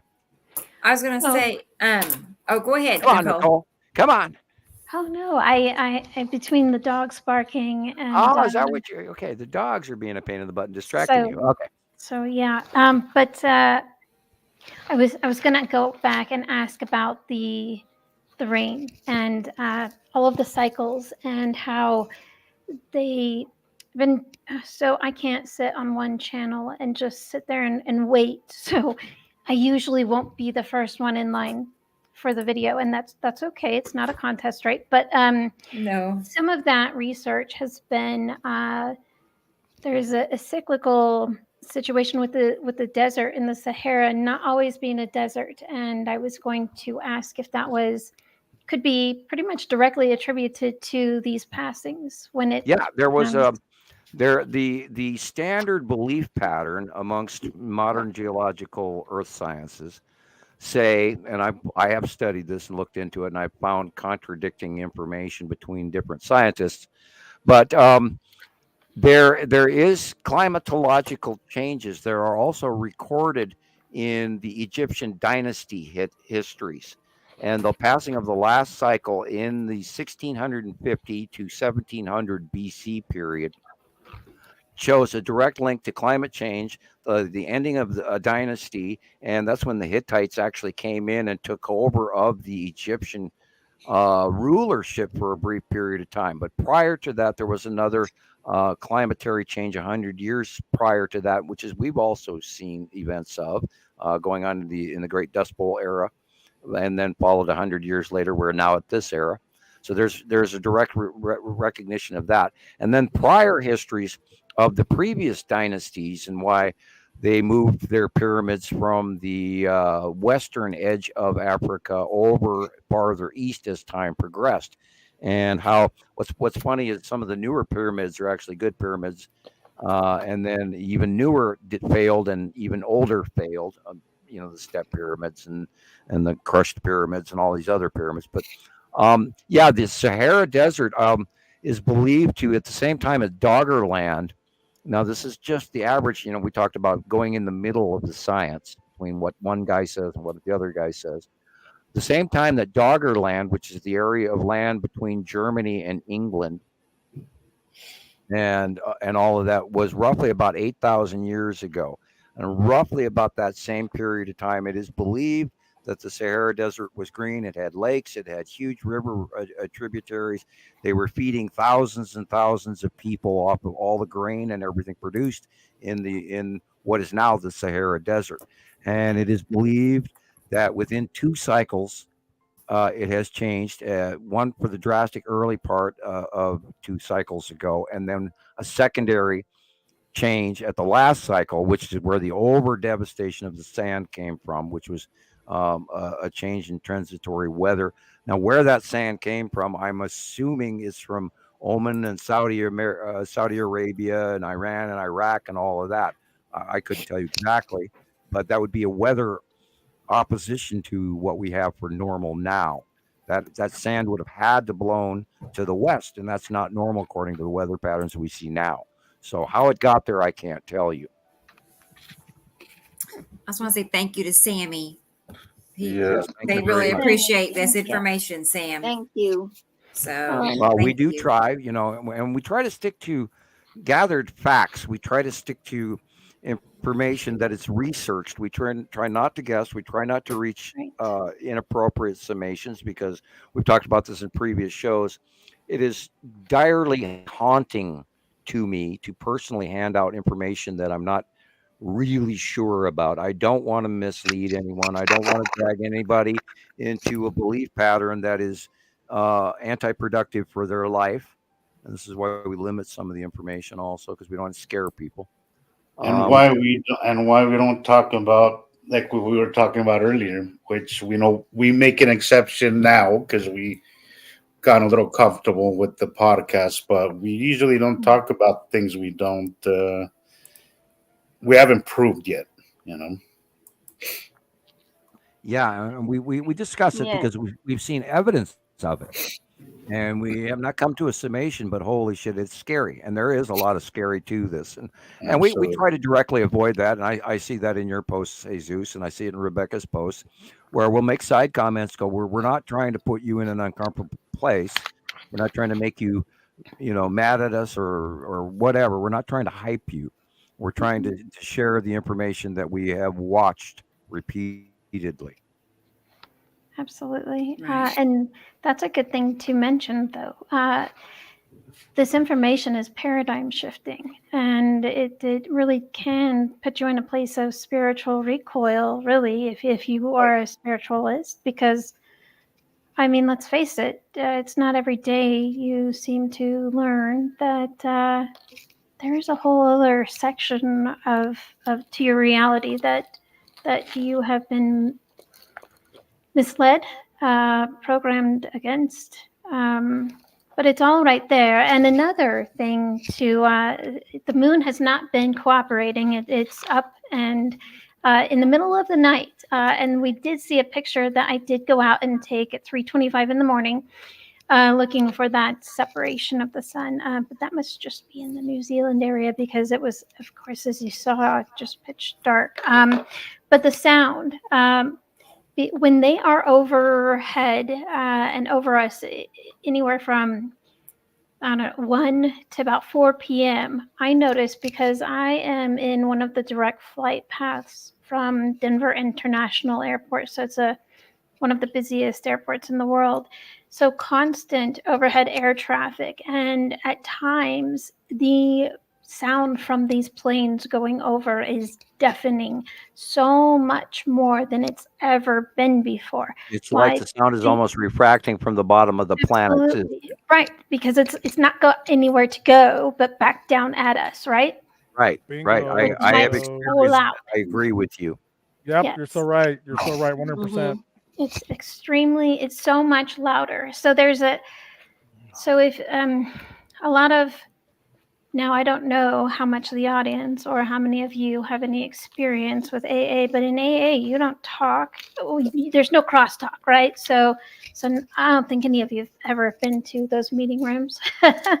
But the thing though is, and you also remind me of trying to get a group of alcoholics to agree on something. It's everybody's all talking at once, but they tell you to listen for what you recognize, and yes, take the cotton out of your ears and put it in your mouth. So instead of jumping onto these sites and starting to post, what a beautiful sunset, which yes, they are beautiful, but it's not just it's not just a pretty picture website. It's not a pretty sun site.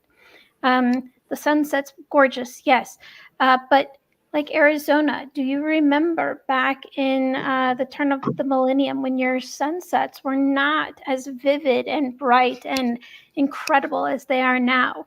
For Colorado, DIA opened in 95. It's been there. And so we've all been here. If you've been here, you've noticed the increase in the volume of the plane traffic. The lightning can also be so much louder than ever. I know my vet and I were talking about just how much medication they were having to prescribe, especially during 2018, because of so many of the animals are so, it makes them nervous. It scares them. The lightning, the thunder, many more were diagnosed with that kind of anxiety than there has been before. And I've got one of my pups is just, she's nearly inconsolable. So there's Celio is one of the medicines that you can give the pups, but there's and thunder shirts. But I mean, everything, if you look for what is different and what's similar, there is so much that is different. Go back 20 years, go back 10 years.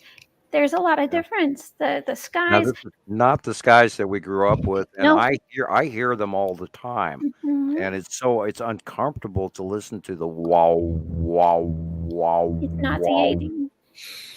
I Yeah, heard that for the the first time, animals. like throbbing when I came here. Yeah, the animals, I'm sure, are suffering, and we've got Absolutely. mass sightings going on around the world of cryptids and giants Mhm. and Bigfoot, and I am sure that if there are other subcultures or other people, creatures living here, I'm sure they're hearing it in ways because we're all living in the city and we're all driving around with cars and trucks and airplanes going around us, and we're sort of deaf. And I have excellent hearing, and I hear stuff long ways away that other people don't hear. And I can absolutely attest to that there is a different thing going on. Right, right, It's right. okay. It's okay. We don't mind. Yeah, we have pets. It's okay. Pets are regular guest hosts here. Just Yeah, ask everybody's Gillian got a Scott. pet. Don't worry. That's No right. worries. She's a reoccurring guest. We're gonna have Nicolle monthly. There you go. So you're gonna be a monthly guest. So Nicolle, right. do you do tarot cards and stuff like that? Yes. Tarot, oracle. I love What astrology. deck do you use? Well, I mean, everyone says to use the standard Rider-Waite, right? But Right. I really like the Wild Unknown and Modern Witches. Okay, well, I prefer the Rider deck because the scenes in the background of the picture show you everything that's in the description.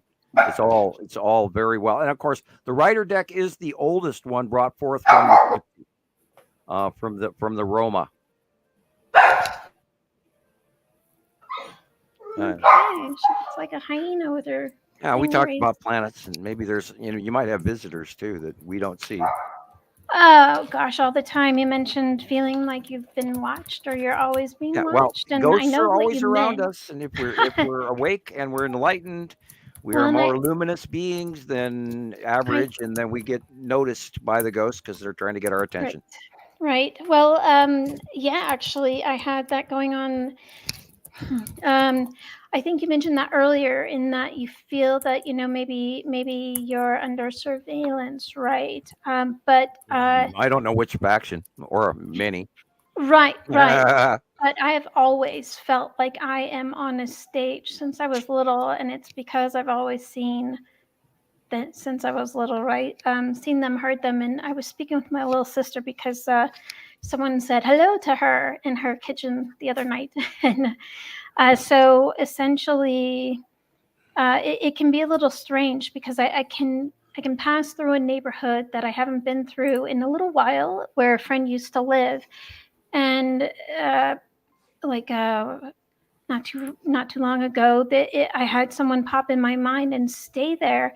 So I reached out to a prior acquaintance and found out that the person who popped into my mind, it was his neighborhood I was driving through.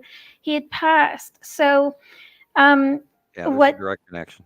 Yeah, and it's I kind of feel like they have a little bit of a monopoly in there putting I don't want to be the person that reaches out because so many don't believe in this stuff. And I mean, I do find that it's comforting in a way for us to know that death is not the end. It is it's a transition. Yeah, we continue on, and all you have to do is think about that person, and then if you're connected to them, then you automatically, literally bring them to you. Right, or vice versa. Yeah, vice versa, right.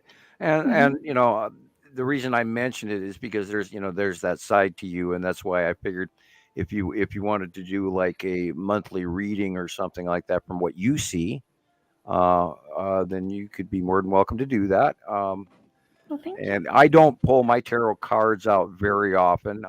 They're usually very prophetic. They're very accurate. I should do that, but I've been unfortunately caught up in teenagers and cleaning the house and laundry and trying to do podcasts and Montana Scripture 1, 2, and the other sites I post on. So I mean, the workload does continue. Absolutely. Of course, we'll see what happens, and eventually might even start sharing Sam's recipes as well as maybe a tarot card reading once a month or something. I would love that. Who's tried that? By the way, do that. Let's Hey, do that. Nicolle. The grilled cheese. Did you try the grilled cheese sandwich? No, I have not yet. No, I have not yet because I didn't have the right kind of cheese. I want sliced cheese. I had cheddar. Well, you can use the American sliced cheese for sandwiches for kids. That works just as well. The trick is the mustard and the paprika, and then cooking it in butter slowly. What kind of bread? Like, what do you prefer? A good. I buy the stuff with the whale on it. I buy the very whole grain. Fancier bread. I don't buy cheap bread. I like that usually too. whole wheat is the best. Or sourdough, but well, sourdough. Well, that'd be an interesting ad. Yes. But I go with a more multi-grain whole wheat, and then you put yellow mustard on both sides inside, and then you put whatever cheese you want. I prefer a sharp cheddar cheese, like a Tillamook, which is quite sharp and flavorful. Yummy. And then over the cheese, I sprinkle a good heavy dose all the way across the bread, dose of paprika. And the fresher the paprika is, the better it tastes. And then you cook it in butter and slowly, because if you heat it up too much, you're going to burn your butter and you'll ruin it. So you cook it slowly until it's browned, and then you slice it and angle slice, and it's the greatest cheese sandwich you've ever had. Or a grilled cheese sandwich, I should say. And see, I've got all those ingredients now. I can go and do that. Yellow mustard, French's mustard, standard. Yeah, I have bread. I need to go buy bread tomorrow. I ate up all the bread, but I had cheap bread. Well, I didn't say that. Cheap really bread. simple. A sprinkle of salt even to add the flavor of the paprika. That sounds good. What bread is the best? A whole wheat. Okay. Yeah, not me. I'll be bread. Yeah, we don't buy white bread in this house unless it's for hot dog buns. Other than that, we do whole wheat. See, I think if you were to try a sweet version versus the savory, it'd be nice on brioche with some brie and maybe some honey butter. Yeah, well, I'm not. I have my share of brie. I'm not a brie fan. I like a good Dutch cheese, and a good really stout cheddar and mozzarella and provolone and this and that. And I just love all kinds of cheese. It has a whole lot of dairy up here. To heat my brie so I can fork it onto a cracker. I've been to a few parties where people handed me a cracker full of caviar, and I went, no, thank you. I'm not going to eat that. I've had caviar before, and that's not something I'm going to have again. It's very hard to get out of your mouth. You can't get rid of that taste. Yeah, clean napkins and wipe the tongue. The kind of money people pay for that stuff. Well, and I've eaten escargot and frog legs in my past, and I've eaten rattlesnakes, and I've eaten chocolate-covered crickets once. Never again. I've eaten some weird shit, and I've had many. I can't say anything. I ate mopani worms at a Nigerian Rasta wedding. And I've had octopus and squid and you name it. But how about anyone with the tequila worm? Yeah. I'm sure everyone's had one of those, right? Unfortunately, I've had a few of those in my time. All right, I know you. Yeah. Well, when I was managing the bar, we had a whole bunch of those that we collected in the bottom of one bottle with about an inch worth of vodka or tequila in. We were always pouring these bottles, and the worm was left over. And they don't go through the pour spout, so you get them, and then you got that. So we poured a whole bunch of those into a bottle one time. And one night we had a bunch of people after closing, or just about closing. It was just right before we were going to do last call. And I handed everybody 3 worms in the bottom of their shot glasses and stacked and it was all extra stuff that was already paid for. So I poured it out to like 7 or 8 individuals, and they all munched it down. And I'm watching this, and I actually had fun, and that was not a good night the next morning for me. Thank you. Oh gosh. I had the worst hangover after doing that, and I'll never do it again. Oh, why does it make you really drunk to have the worms in it too? You get crazy. You get euphoric. You get overly excited. It's like doing tequila and Red Bull at the same time. Oh gosh, yeah. Tequila always made me a little physical, like start swinging. Yeah. I'm not a fighter, so. Oh, no, I become a dancer when I drink tequila. I was gonna say that tequila will get me out on the dance floor. Tiny dancers out there, huh? I get it. I see get it. all Not the campfire dancing. but tequila has that effect on me. And, Oh golly. I've had my apparently share of most expensive of my tequilas. people. I've been to Mexico a few times, and I've dipped my toe in the mezcal plant, and you name it. Nice. I one time years ago even went when we were early youth, just young adults, and went out and picked peyote. And anyway, that's another story. Back in in the early 80s. Well, I'm just man, do you throw up if you don't clean them good enough? Anyway. Yeah, I don't know about the rush, microdose man. because yeah, I've never had a good experience on any of that stuff. So. Well, a lot of that stuff is, poison for a reason. You have to be prepared for it, and you have to be ready, and you have to be healthy and mentally, physically set in the right circumstances only, because other than that, you're going to be in trouble. Sure. I mean, we've all heard about Pink Floyd and. Yeah, well, right. And if you're a parent or anything like that, then put all of that on the shelf. You don't get to do that stuff anymore. We don't talk about that. Like that never happened. Straight arrow, well, straight as an arrow. I'm not shaving my eyebrows off anyway. I think it was only one, right? That or partial shave. For a second there, I was thinking we were seeing Rocket Man. What party is this? I was looking at the back of your chair, and it looked like you had a burglar mask with sunglasses on for a second. Yeah, I'm smoking my cigar. Yeah, oh, no problem. I just thought you'd gone crazy and burglar on us all. No. I can't I'm listening for it. Yeah, I mean, Rocket Man had left the suit. Mask and sunglasses. Turn your chair around for just a second. Yeah. Mask and sunglasses. I see it. I see eyes.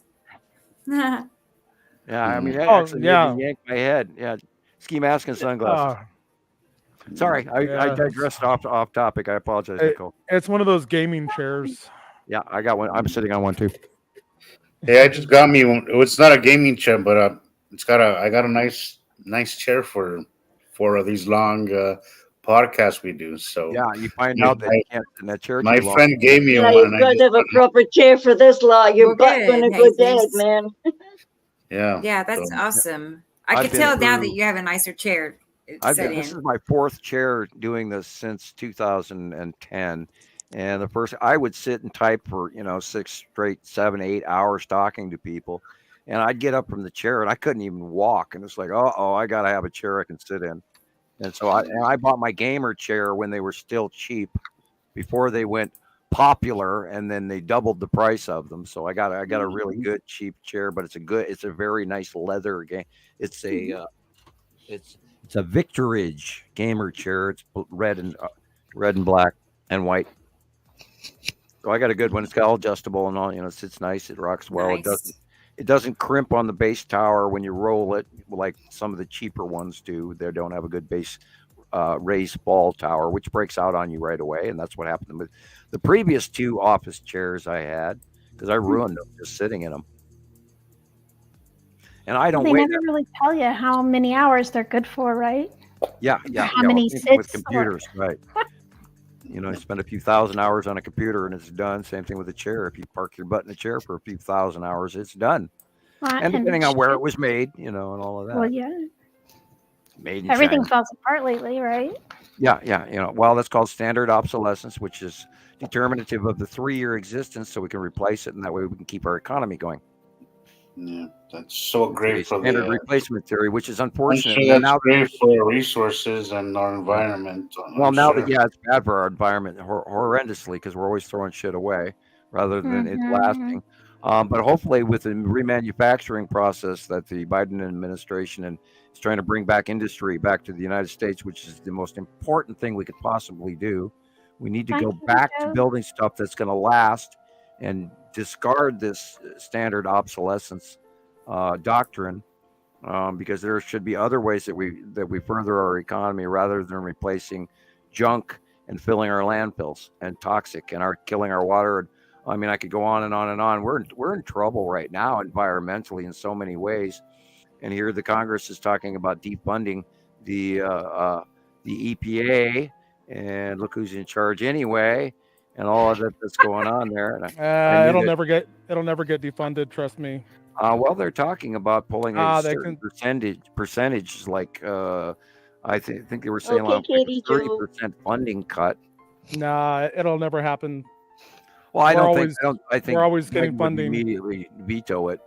No, yeah, we're always getting funding. You know, our contracts are always renewing. Well, look who they got in charge of it, and they should have got rid of him day one that the new administration came in. But we don't have to talk about that. Mm-hmm. You're I putting agree the with you. in charge of the hen house there, and I'm sorry. I agree with you, but I think he's more like of a puppet figure than anything else. Right, well, anybody else. Yeah, well, that's a nice statement. I mean, where do we draw the line at toleration? Yeah, he's just a face for the EPA. We need some damn high standards in everything we're doing and paying for right now, and I think the whole damn world needs to reassess that. And we do need to, granted, I'm not going to be a conservative screamer, but I am not going to be a liberal screamer, but I'm going to be a moderate and say, excuse me, but we need some common sense to start paying for the things we need and stop paying for the shit that we're wasting. Exactly. But then who's to say what we are and are not wasting? But I've seen some unbelievable waste that they destroy brand new equipment just so they can make sure that they can keep their budget for next year, and then they replace all the crap again. And if they don't use it, they destroy it. And Sam, hey, Sam, do you know what I think? I think that eventually what's going to happen is that each of the states are going to wind up governing themselves, and they're going to be like their own little countries, right? There's going to be this side, there's going to be this side. Texas is going to be the one eventually. Well, they've been on their own already. It's always been like that. It's just been an illusion. Well, what's going on there? The government will go away. People that are corrupt, that are robbing and stealing the system blindly, are now finally being caught. That's the federal government, and the federal government will eventually go away. But that some of the agencies will still need them. Throughout our history, we moderate between more government and less government and middle government. That's going to happen. Multi-party system. And let's just hope that the good old boy conservative situation, which is obstinately stupid and blind and uneducated, goes away. So they stop telling us modern people how to live, even though they're still living back in 1943. Yeah, just like Audrey said, become a republic. Yeah, well, I think, frankly, we ought to start looking at the world through Star Trek eyes, where we're furthering ourselves for intellect rather than money. Because if you look at it now, remember back in the 50s and 60s and 70s, people actually respected people with minds. The intelligent people actually had a place. And now it's only the rich. Well, it's going to change. And what's going to happen is what you said is going to happen. Those with the intelligent minds are going to rise to the top. We are the cream that rises to the top. Right. And the money will follow. Who don't want power end up in power, because those are the people you can trust, not the people who want power. Well, we're in power of our own kingdom. Well, we all have to. Well, we're going to have to reevaluate how we live. Our weather, our water, everything is about to change right drastically in front of us. It's already doing it. It's already been happening for quite a while. And we're going to have to reevaluate how we live and what we find important. And unfortunately, people haven't even begun to focus on that yet. We got to learn how to fend and take care of ourselves, just in case we have to go back to gardening. We have to go back to knowing where our food comes from and not importing it from another country that uses all kinds of God only knows preservatives, no matter what, so they can increase their productivity. And poisons, Monsanto. Oh my God! Yeah, just go watch Food Inc. on YouTube. INC. Yeah, we can take care of ourselves. We don't need the help of the government. I've never ever relied on the government for help at all. Well, look at society. They look down on you if you hang your laundry out on a clothesline. They think you're poor, when in actuality what you're doing is you're saving A, the electricity, B, you're getting an entirely different kind of dried clothing, C, you're saving money on many things, and that's frowned upon now. I was like, how dare you put your laundry out in your yard? Like, you gotta be kidding me. How dare you come over and tell me where to put my garbage can? It's all about control. It's not the truth. I'd never live in an HOA scenario. No way. I ought to deal with that. I gotta deal with that every freaking month, or if I'm lucky, every month. But it's always something with them. And our HOA is actually not that bad. But knock on wood. Knock on wood. Be thankful. yeah, yeah. Thankfully, it's not that bad because it could be worse. But we could go into the Karen situation. Unfortunately, our country is our last HOA president was horrible. This one's been much better with balancing the budget and everything. But I think she's been doing great. Horrific mental health issue amongst a very large percentage of our population that has been unaddressed. And I'm not saying hand out massive amounts of medication. What I'm saying is the culturally aware behavior that we are exhibiting currently has been prompted by certain public figures coming forward and showing that it's acceptable to behave like that. And I think we do need to take a societal step back a little bit, just a little bit back toward the reality of in the 60s and the 70s and the 50s, that people were polite to each other in public and in society and in movie theaters, etc.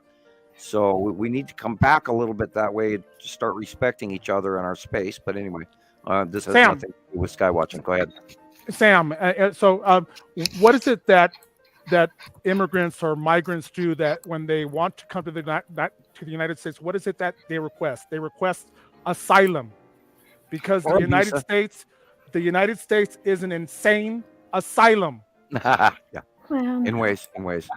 Yeah, unfortunately, we are slightly undereducated in this country, and they've allowed the system to be broken down. Our educational system, our children, there's an entire generation who are now young adults that basically don't know jack shit, and it's scary. And they look at you when you have a normal standard business request. They look at you like, you what? Hey. Like I ran into this the other day at a store, and a young manager obviously made this for a policy. But I walked up to a cash register. Lady pulled me out of line, and she says, "Can I help you next, please?" And I walk over there, and they wouldn't accept cash. "Oh, we can't take cash at this cash register, sir." I went, "What?" Don't get me started on that one. Yeah, and so our system is broken where logic is no longer part of the reality of what business used to be. And they also they found out they could get away with a skeleton staff and completely cut their services and gut their services. And in some businesses, they haven't reopened any of the lobbies, and now they're doing just takeout only and all of this. And they're running a skeleton staff, and they get away with it, and they accept that they're going to fail, period. And then they look at you like you're nuts instead of them. So, hey, one thing that I wanted to bring up, and Rebecca put Audrey's comment on the screen. I'll add that movie, Audrey. District 9 was a great movie. I remember when it first came out. It's all back in Cape Town, South Africa, back in. But that was a great movie, and I was always in Pretoria. I was always praying that they were going to make a continuation of that movie because that really was a great movie. I'll go ahead and put that up on the site tonight. I would love to see a second part to that because wasn't he supposed to come back and fix him? Yeah, Yes, he's got a copy. There it is. Oh, come on, He's man! Got a copy. Get it. Zoom in on that. That's a collector's item. No, it really is. It's a collector's item. Protect that thing with your life. Yeah, yes. Yep. I wonder. I mean, what if that would happen? Can you imagine, you guys? The prawns. Oh. I'm willing to say it has happened already. Gotta come back. Oh. What's that, Jesus? I'm willing to say a version of that has happened already. I would not be surprised if something like that has happened. Yeah. Well, I'm always reminded of the movie Elysium. There's the rich people are off-world, and the poor people are down on Earth, and they're living in. Right? There's more. There's more to that movie than excellent movie. That was a good movie. Yeah. Hey guys, I have to go. I'm done. Oh, okay. Hey, back to work, but we'll see you guys on Tuesday. It was great hanging out with you guys. Yeah, I'm glad you were here. Always nice to see I you couldn't guys. get into the site to see the movie. Be careful in your journey. Will do. But I'm gonna send you the link. I'll keep listening. Either way. Okay, right. Enjoy your weekend. All right, guys. Have a good one. Well, good seeing you again, Jesus. I'll talk to you Tuesday. Bye. We'll see you. Okay. Bye. I'll also get Asylum up there too, Sam. That was a good movie. Elysium. How do you say that? Elysium. Elysium. Yeah. Yeah, I'll get that one out there because that was a really good movie too. That was really good. The fight scenes in that were amazing. Boom. Oh, Rocket Man. I had not looked at the page in a few days, and I do see all the changes. Nice. A lot of them. Wow. I want to see the changes, and I can't get in. Okay. Yeah, put it up on the screen. I'm going to send. Yes, here is. Hang on. Put it up on the screen just to like a preview. I'll try to see if it will be something. Yeah, show us the joy. Spread the joy, man. Keep in mind it's still in the development, and I know, but there's been drastic changes since I've seen it last.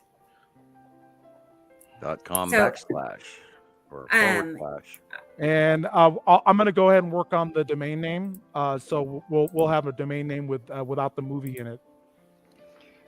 Right.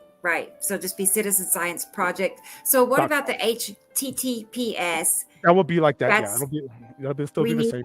Yeah, that's secure. Yeah, it tells everybody that it's a secure site.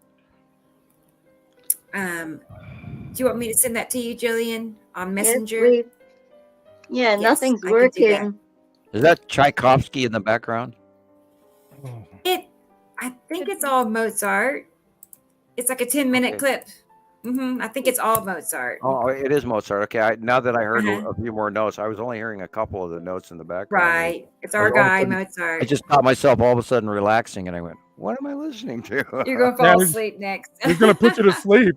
Yeah, I know. I know. I'm trying to find music that doesn't get me hit with copyright. Yeah, I'm in my 60s now. Don't put it past me to, I've done that. Actually, it's happened to me about 3 times where I just all of a sudden nod off.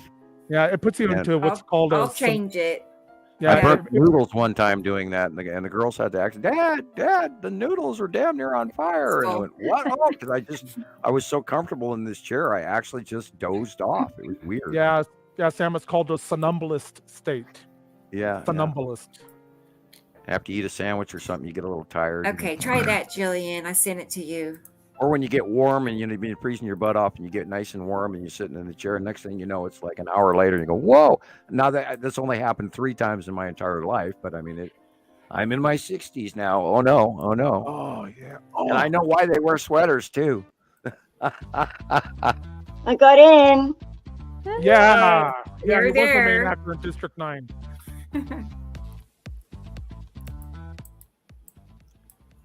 Audrey knows her movies. Audrey knows her movies. That's a little too hyper. Up Yep. Okay. Here yeah, I think we need our own. Our own it did. It actually did hit 54 degrees. Like we need today. our own. 54. Yep, it is 54. Earlier when we started talking, it was 42, and then as it was right around 55 noon. here. Now it is actually, which is the warmest it's been in a very long time. The Earth's mysterious core may be encased in an ancient ocean. 53 here. Look at that. Yeah, I remember this when and then we stopped looking at it. That looks like, well, that's Atu's moon right there. Can I hit Facebook user? 2nd of March, 2024. All the way down in Australia. Wow. Hey, Sam, there's that here's illumination we talked about earlier. That's again the 10 asteroid group underneath Uri and all of that. I've got Facebook user. Bye. Good night. Good night. It could be Alexander. I'm wondering. In Germany. It's very kind of them to say. Yeah. Bye. It is. We're checking it out. So we'll see you on the next show. I know you will be back. Oh, look at that rotation. course, that's sped up. Top. Wow, look at that.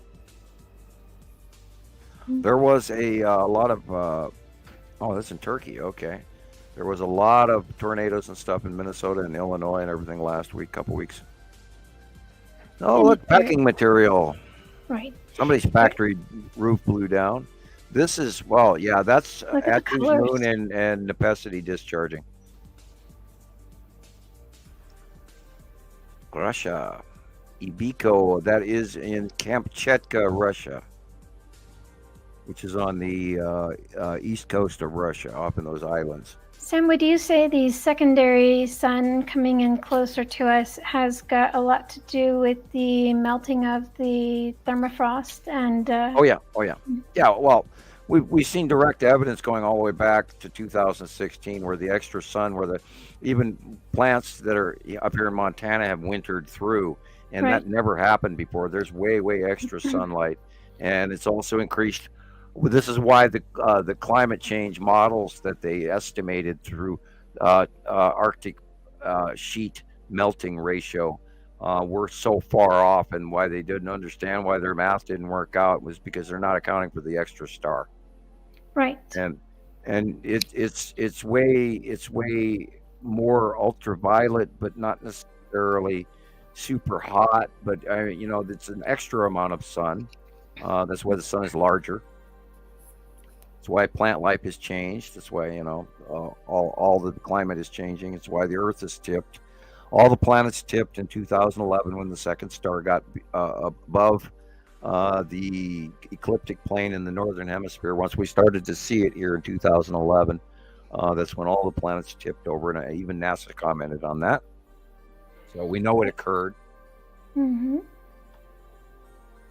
And we were not guessing. This was direct NASA relation. And just all you have to do is look at the comparative pictures of the axis tip of Jupiter currently versus in 1970 or 1980 or 1990, and you'll see that the view of the ring patterns around the gas giants is completely drastically changed. Absolutely. And it is right. I did go and I searched up the sounds of the planets, the differences between a rock versus a gaseous planet, and it's definitely like there's a big difference. Big difference in the output and the sound and the volume and the intensity. And the pressure. Right. I feel the pressure. The magnitude wave and the gradient between high pressure and low pressure, the stint of time between the variations in tone and the intensity of the tone.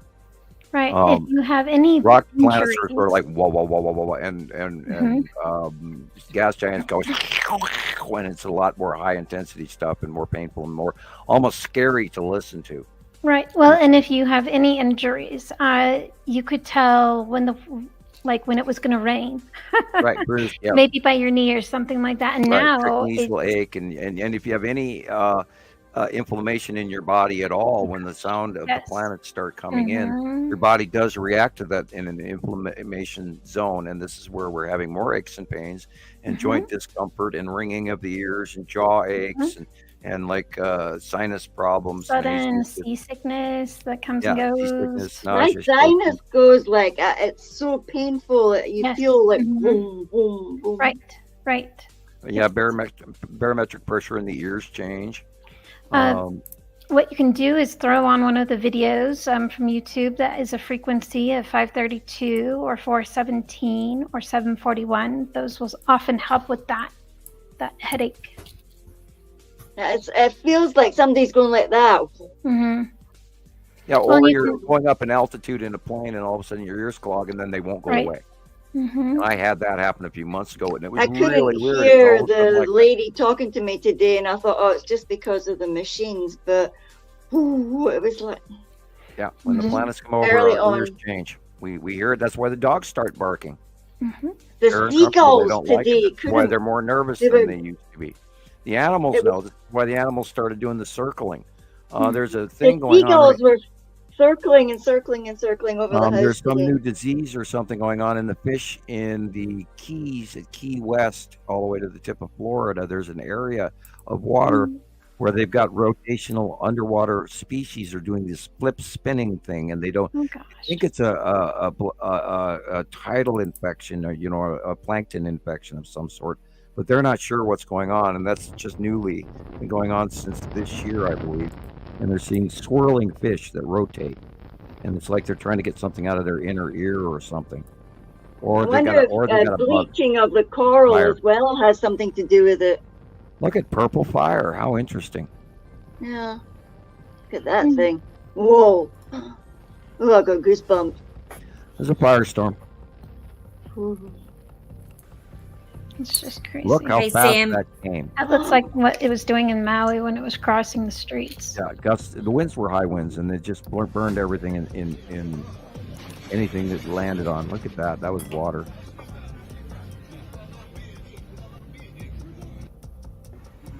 Where's that? That's a landslide. Landslide. Oh, wow. Run! Oh, yeah. There's a lot going on in South change America. In the weather.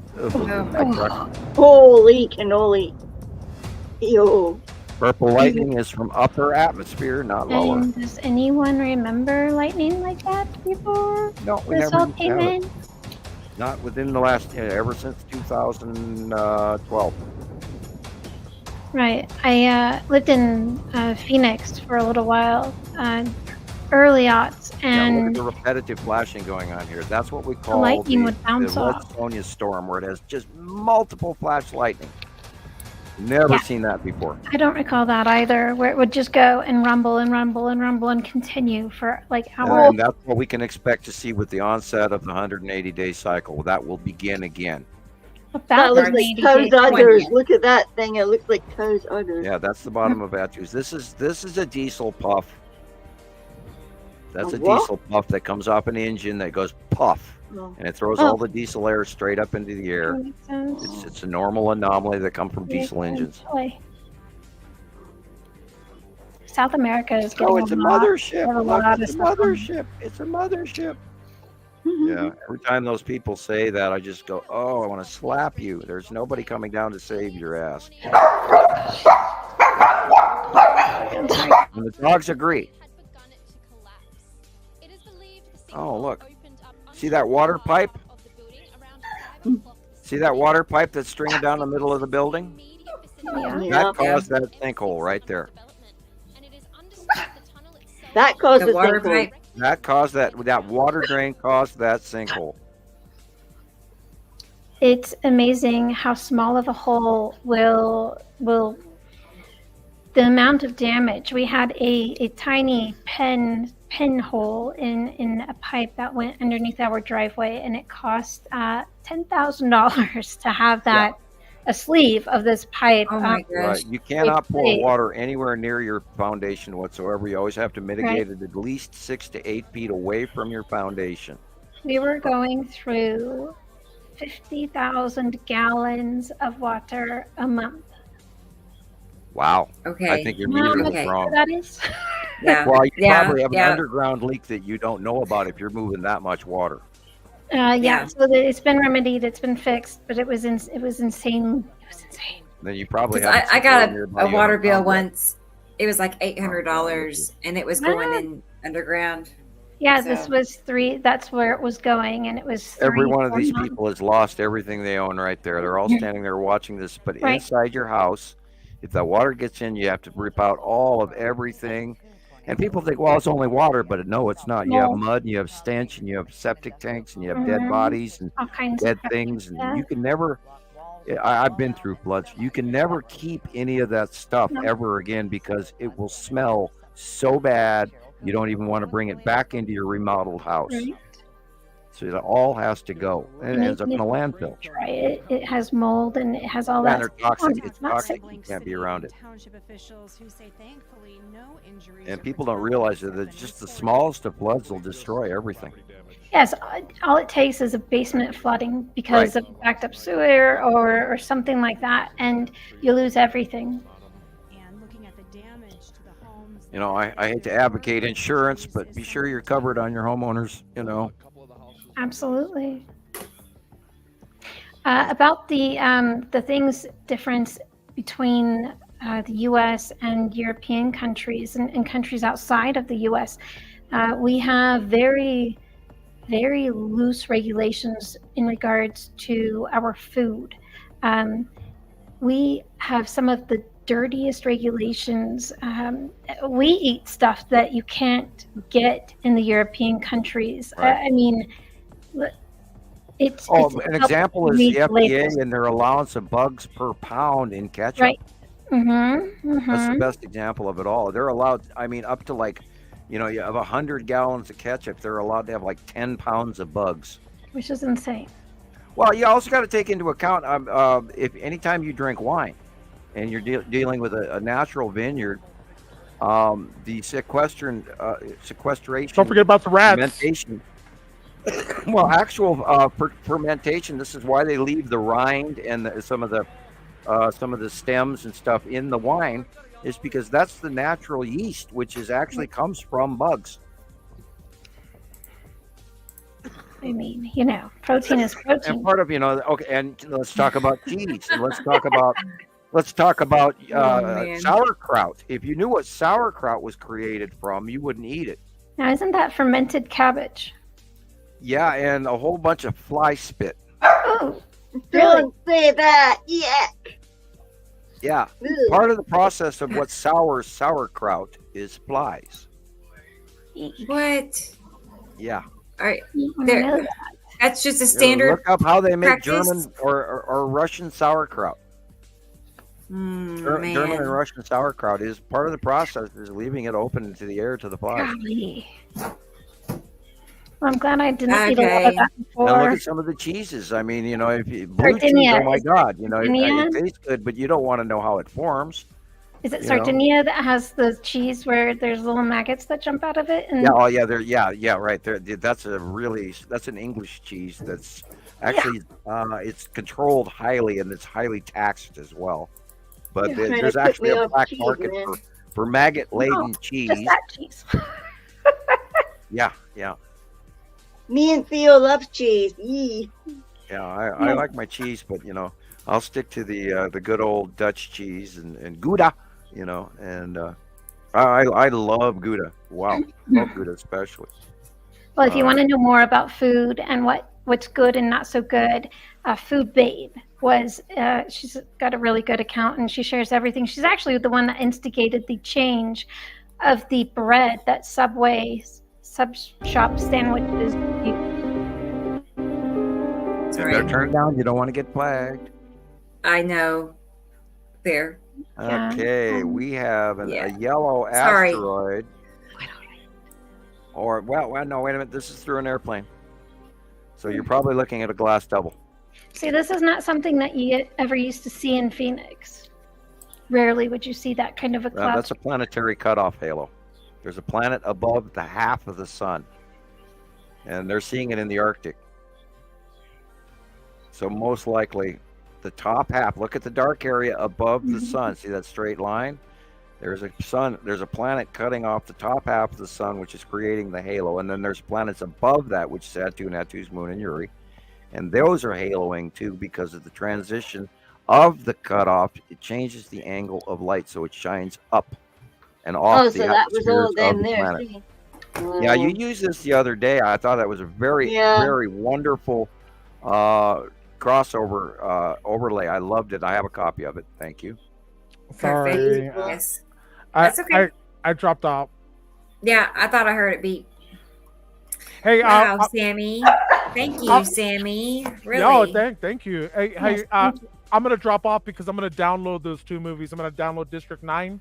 Okay. And also Elysium. I just purchased both of them, but my downloader takes up too much of my bandwidth, so I have to get off. I'm gonna download them. I'm gonna push them up to the up to our portal. So we're gonna get District 9 and Elysium tonight. I know how that feels. Speaking of which, I need to check on the girls. Okay. I want to see the Elysium one. So yeah, it'll be out there. I'll let you know when it's out there. Cool. All right. Well, thanks, Rocket Man. I'll see y'all later. Okay. See you next show. Okay. Bye-bye. Wow. And thanks again, Sammy. You've been like super generous with us this evening. Oh, so we really appreciate that. Seriously. And I can tell that they appreciate what they're getting from us. I can tell. So it's nice. It's a mutual Yes. Now let's exchange, get back to sky watching. Yes. I know Where were we? we're divesting off of topic regularly lately, but that's I okay. think people enjoy the off-topic portion Agreed. as well. Really, I I think hope so. there's a place for both. Yeah, you have to remember when staring out the windows of an airplane, you have 2 layers of glass. Mhm. And most likely, you're going to see a glass double, and this is why we were staring at probably those 2 objects. One was completely different color, but it most likely airplanes. We don't use a lot of them because you're going to get a doubling. And this is why we say never film through glass, even through your automobile windshield. Not a good idea. Pull your car over. Don't get in an accident. But pull your car over, or do like Rebecca does. She sticks her hand out of her sunroof. Yes, open your sunroof. We're gonna have I to never get you film through glass. Get you a camera holder that's attached up there. I need a then you'd lose your camera. Alan was going to That's make me horrible. like some kind of bracket, but he never got around to it. Oh, But they have tons of them something I out there could. on the market. See, there you go, South America again. They have a bracket for your cell phone. Yeah, they have all kinds of stuff. Brackets with it. You can put. Oh, they have lights now that you can put your cell phone in the middle bracket. Uh-huh. And they have those at Walmart, and they're only $25. The big full circle. Oh, I and it have has that. multiple- How far the away ones from with the the rainbow poles colors is and flashing and all of that. Mhm. I have one of those by me right here. Centerville Beach? Oh, Yeah, I it's got one the also, light. and then I found out I couldn't run camera and mic at the same time. By the way, that's why you're seeing a stable Oh, picture of no. me, because I can't. My feed won't let me do both. Oh, I'm so glad I don't live there. See all that sand? Sad. Well, look at that edge of that planet right there. Gosh. Okay, the sunlight is behind us. We're looking at Attu's moon. Yeah, right above.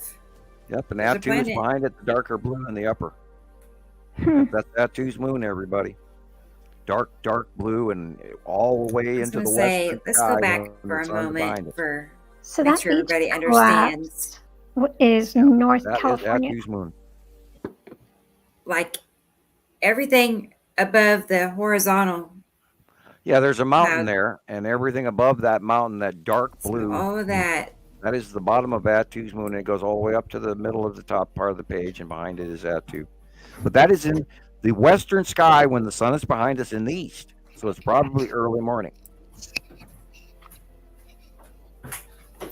And there you can see that absolute rounded edge. You guys, you're looking at the planets. That's how you find them. Anyone remember how Jesus taught us to pronounce this? Oh, it's Popocatépetl? Popocatépetl. Yeah, because there's a cat and a yeah, and there's 2 different words in the middle of the ending there, and if you just memorize how or what everybody standardly quickly says, popo.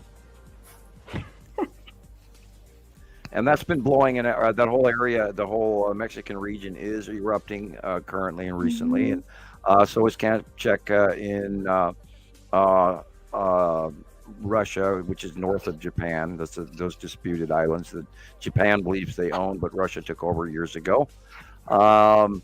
There's also some extreme behavior going on in Hawaii right now. It's been rumbling and wiggling. And then, of course, Mount St. Helens has been acting up. And then there's the anomaly we talked about earlier where south of Reno, there's like this cluster quake thing going on in this unbelievably non-tectonic plate region. So they imagine it might be subdermal volcanic behavior. So there's a lot going on. I mean, all over the world. South America, the west coast of South America has been having some major quakes along their fault line. Subduction zone of New Zealand is behaving uniquely unusual as well. Some deep movement and some tectonic subduction plate movement just off the east coast of New Zealand and the upper northeast coast of New Zealand. So that's the subduction zone versus the southern part of the tectonic plate. Fracturing is different there. So, and then Australia had a nice whopper earthquake. And then, of course, I got to remind everybody to watch that thing that's going on in Greece. It's had a cluster event going on for quite a while. So that one little, it's eroding. I'm trying to remember the ocean or the sea area, but just take a look at Greece on the EQ map, the European model site. And you'll see the activity there is horrendous. And I've been expecting something to go on in Naples and everything, but if Greece went off sooner, I would believe it. They have been seeing mounting and rising in the sea level changes in the Mediterranean recently. The Aegean Sea that you're speaking of? It's like Ionian, off on this little island off the coast of Greece in the middle western part of Greece. There's a little island and it has this little bay-like circle. And that's actually, believe it or not, a volcanic crater.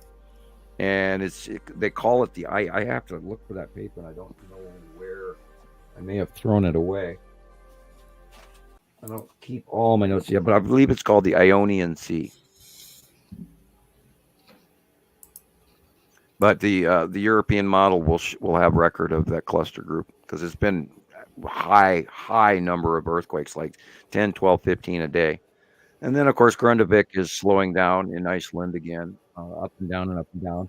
The magma chamber keeps filling and emptying. They don't know where it's going. There's speculation it's going under the ocean. It's entirely possible. Because this separation quake or region, separation plate region where it's widening as the Atlantic Rift spreads apart on both sides, moving the continents, including the North American plate, to the west from the east. And that's part of all of this movement stuff and how the crack in the middle of the earth and the Atlantic is getting bigger and bigger and bigger over time and pushing all the continents on either side the opposite direction of it. And that's pretty cool. Yes, and, a few million years ago, they were all, Africa and the United States and South America were much closer to each other, if not connected. Pangea and all of that. And there's many different things. About the earthquakes and everything, that was one thing I did not get an answer on. The conversation moved on, but it was about the islands, the Canary Islands, and whether or not you felt that the half of the island slowing off. Right, it is sloughing off, and it's not a question of if, it's a question of when. Because Ben from SO said that we were all just fearmongers for even bringing that up, that it was never going to happen. Oh, no, it will. All you have to do is, another reference point is the Hawaiian Islands, for instance. They've had it causes what they call a drawn-out underwater tsunami. And it's an underwater earthquake where this vast amounts of rubble goes down in this liquid manner because avalanches do actually sort of become liquid flow sizes, and things separate, and then all of a sudden the small stuff's on the bottom and the bigger, and it becomes this flow where it does a drawn out landslide. And when that goes underwater, it pushes all of that material underwater, which can create a long-term cross the waves tsunami. And we've seen evidence of that coming off of the Hawaiian Islands towards the West Coast even. So, we're not fear-mongering. That is a serious, absolute. We're just waiting for when it happens. And it may not be within our lifetime, but there's activity. And there's been scientists who have been studying La Palma and the crack fracturing down the center of the secondary volcanic structure, which is what erupted here a couple of years ago. That might have actually added a little bit of glue or, a little bit of epoxy into the break, which could be a good thing. Could have stiffened it up for it not to go. But all we have to do is watch the harmonics of La Palma in their geologic records. And then gases outputs. If the gases start to change, if it starts putting out sulfur and other more overt gases than usual, that's when it pre-signal a P wave scenario where you're getting ready to see some sort of activity. But it could actually slough off at any time, and it would create a massive, massive tsunami that would hit the east coast of the United States, absolutely for sure. And that's one of those things like, if Yellowstone blows, but we know that Yellowstone is highly vented and it's less likely to do what is the extreme of what they fear. And yeah, they can call us fear mongers, okay? But I mean, had we not discussed it, people wouldn't know about La Palma and the fact that it is a ticking time bomb. Well, and the tsunami that threatens the rest of the world if that occurs. Well, only on the East Coast, it would be hitting Iceland, Greenland, northern Canada. It would hit the United States. It would hit Cuba. It would hit parts of eastern South America, all the way down. Good night to the Azores. Yeah, it would hit a whole lot of stuff, and of course the islands in between, like Saint Martin and all of that in Cuba and Bermuda and all of that would be toast. Good night, Felipe. Yeah, good night, Felipe. So people worry about this stuff, but I'm not here for the fear mongering, but I am here when we see evidence be real. Changing. We talk about it. And that's what we're trying to do, is to enlighten, to share the information so there's a greater chance of survival, of making it through this with a lot less headache than if you were completely blindsided. Yeah, if there's a possible problem, then you're more considerate and more likely to see the early warning signs. Which is another thing, which is why I just still will disagree that we're not crazy. I know that jokingly we say that there's a bit of craziness to it, but this is a soul calling. You're called by your soul. You're called by your ancestors to go out by your DNA. That's what that calling is, to go outside, look at the sky. Oh my, that's something I've never seen in the sky before. That's what that is.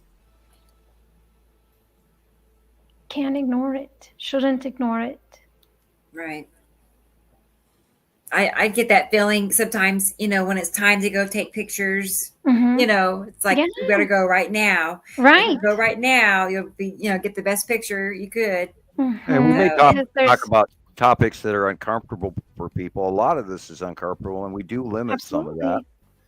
And we're not trying to scare people into a fear porn scenario, but we are scientifically discussing topics of evidence and stuff and information that is current, that we are aware of, that we did study, and all of us provide little tidbits together, which is how we compile all of this stuff, because everybody is producing and handing information in, and this is what the Citizen Science Project is all about. Because if you go to YouTube and you see 3/4 of the crap that is up there, and they're scaring people about, and it's all clickbait, and they don't even get to the compilation of what the heading title even meant. And I'm yelling at YouTube anymore. Miss Gillian, I have a question. Sorry, I had to leave the room for a minute. The animals were getting fractious. They're getting ready for their sleepies for the night. But what is this thing on the screen? Stuff on the right-hand side. What do we know is on the right-hand side? What is that? Is that the lead asteroid now? Let me pull it back up. I was going to say, I forgot to mention that these pictures I'm sharing, let me back up. They're from Robert in New Zealand. That's incredible. Look at it. What is that? I'm going to back up a little bit so you can savor it all. And is this Robert Marshall Smith? Robert, we haven't had one of these for ages. Oh my God, I love these ones. And he wanted us to know that Dune Part 2 is out. Well, let's start with looking at the water. Oh, really? Let's see. Right, there's a lot more light in the sky than there is showing on the water. Yeah, look at that stuff. Edge on the right-hand side of the water. That's very a planet. rounded. Great big planet right there. There's actually 2 planets and a moon right there, but yeah. We're seeing the base edge of everything on the water on the right-hand side is showing the shadow line of Nibiru. That's a good thing to point out about the fear-mongering, not to scare people. The point that we've been doing this, that Sam, you've been looking into this and knowing about this for so long, but we have all been here on the planet, right, on the Earth since 2009, 2010, when these came in. So this isn't new. It's just perhaps new information that we're presenting, that we're helping to make the greater masses aware of. But it's not something to be afraid of, because we have all been dealing with this for the last over a decade. Yeah. And, there are ramifications. They are happening right before our very eyes. We document that. We talk about it. There's climate change. There's weather change. There's geologic shifting going on. There's Madagascar is separating from Africa proper, and that whole rifting situation on the bottom. Eastern side of Africa is peeling away, while Africa itself is actually headed northward. The Mediterranean Sea is being affected. We see geological, there's subduction occurrences. There's always these subduction occurrences within 200, 250 miles of every subduction zone is where you see a volcanic geologic region, because that rock is being shoved underground, and then it gets closer to the mantle. It heats up, it melts, and all of that stuff produces a magma chamber, and that magma chamber comes up within, like I said, 150 to 250 miles away from the subduction zone, and that's where you end up with volcanic activity and volcanoes and tectonic plate pressurization and depressurization. And once the tectonic plate moves and all of this, then the pressure increases on the magma chamber, and then you have magma moving under the earth, and you have eruptions. And planetary passes and moon passes can affect all of that. So what is that? Well, most of that spiky is, thing. We've got a combination of things causing all of this. We know that on the right-hand side that Saturn yellow moon is there. We know that lead asteroid is there in that area. We know that the green asteroid is there in that area. We also know that the long box cube is there in that area. So dead center is probably the long box cube with the lead asteroid to the lower left. Green asteroid is probably somewhere to the middle right. And the face of his Saturn is in the upper left corner with the white edging. And you can see the ion tail from his Saturn's yellow moon, dead center, middle, just past right. And I don't know what's going on in the upper right corner, but wow. It's very interesting. Yeah, and of course the Saturn is the big major rounded blue, and then Nibiru is the lighter blue on the right-hand side of the sun, and the illuminated cutoff is extra illuminated because it is cutting into the normal sky, which is on the left, and the rest is all planet, or there's actually 2 planets and a moon and a couple of asteroids and a bunch of other stuff here. Intergalactic craft. And remember, I'm looking at a 43-inch screen. Yeah, I'm looking at my teeny tablet. And again, over here we have the lead asteroid dead center above the hand railing on the left, and leading into an ion cloud, ion tail of a Saturn's yellow moon is in the middle upper. And there's a cutoff line going on the middle right that is the long box cube illuminated from underneath. All that pink stuff. Yep. Wow. Cool. Because it always puts off the lines.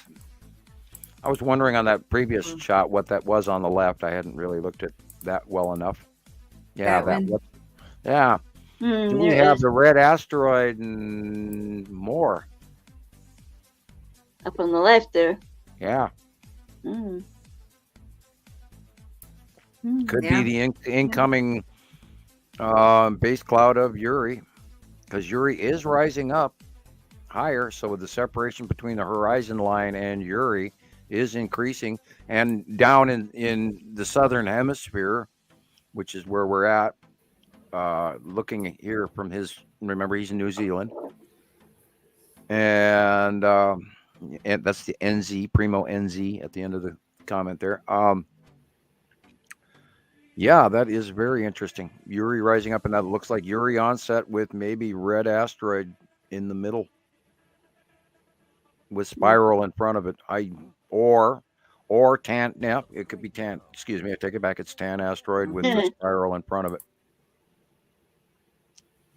Because red would be more center, and lead is farther to the right of the sun. Right. Yeah, you can see them when you get up close to it, the individual. Trying to take into account what we know is where, And time after time, it fits and it fits and it fits. And of course, it's the 9th, which is today. Yeah, I can't believe how fast this month is going. Yeah, we're already in spring week here. Of March. Spring is on the way, if not here. But it says on my news feed, Sam, that we're going to get an icy blast of snow and stuff. Yeah, your weather's coming in from just north of Iceland. You did say, yeah. And then you have currently a low pressure system over the top of you, so it's going around. When that low pressure system moves, then you're going to get more. You're going to get colder. Will I be able to go on my bike tomorrow morning? That's insulating you from more cold. It's going to be even colder. Am I going to be able to go on my bike tomorrow? Well, this morning. Your winds will increase. I can look at it again now, see what the changes in the last few hours. I haven't looked at Scotland for a few hours now. See where that low is going. I'm still waiting. It's still not filling in. Okay, hello. Yeah, that low pressure system has actually moved south. Is that good or bad?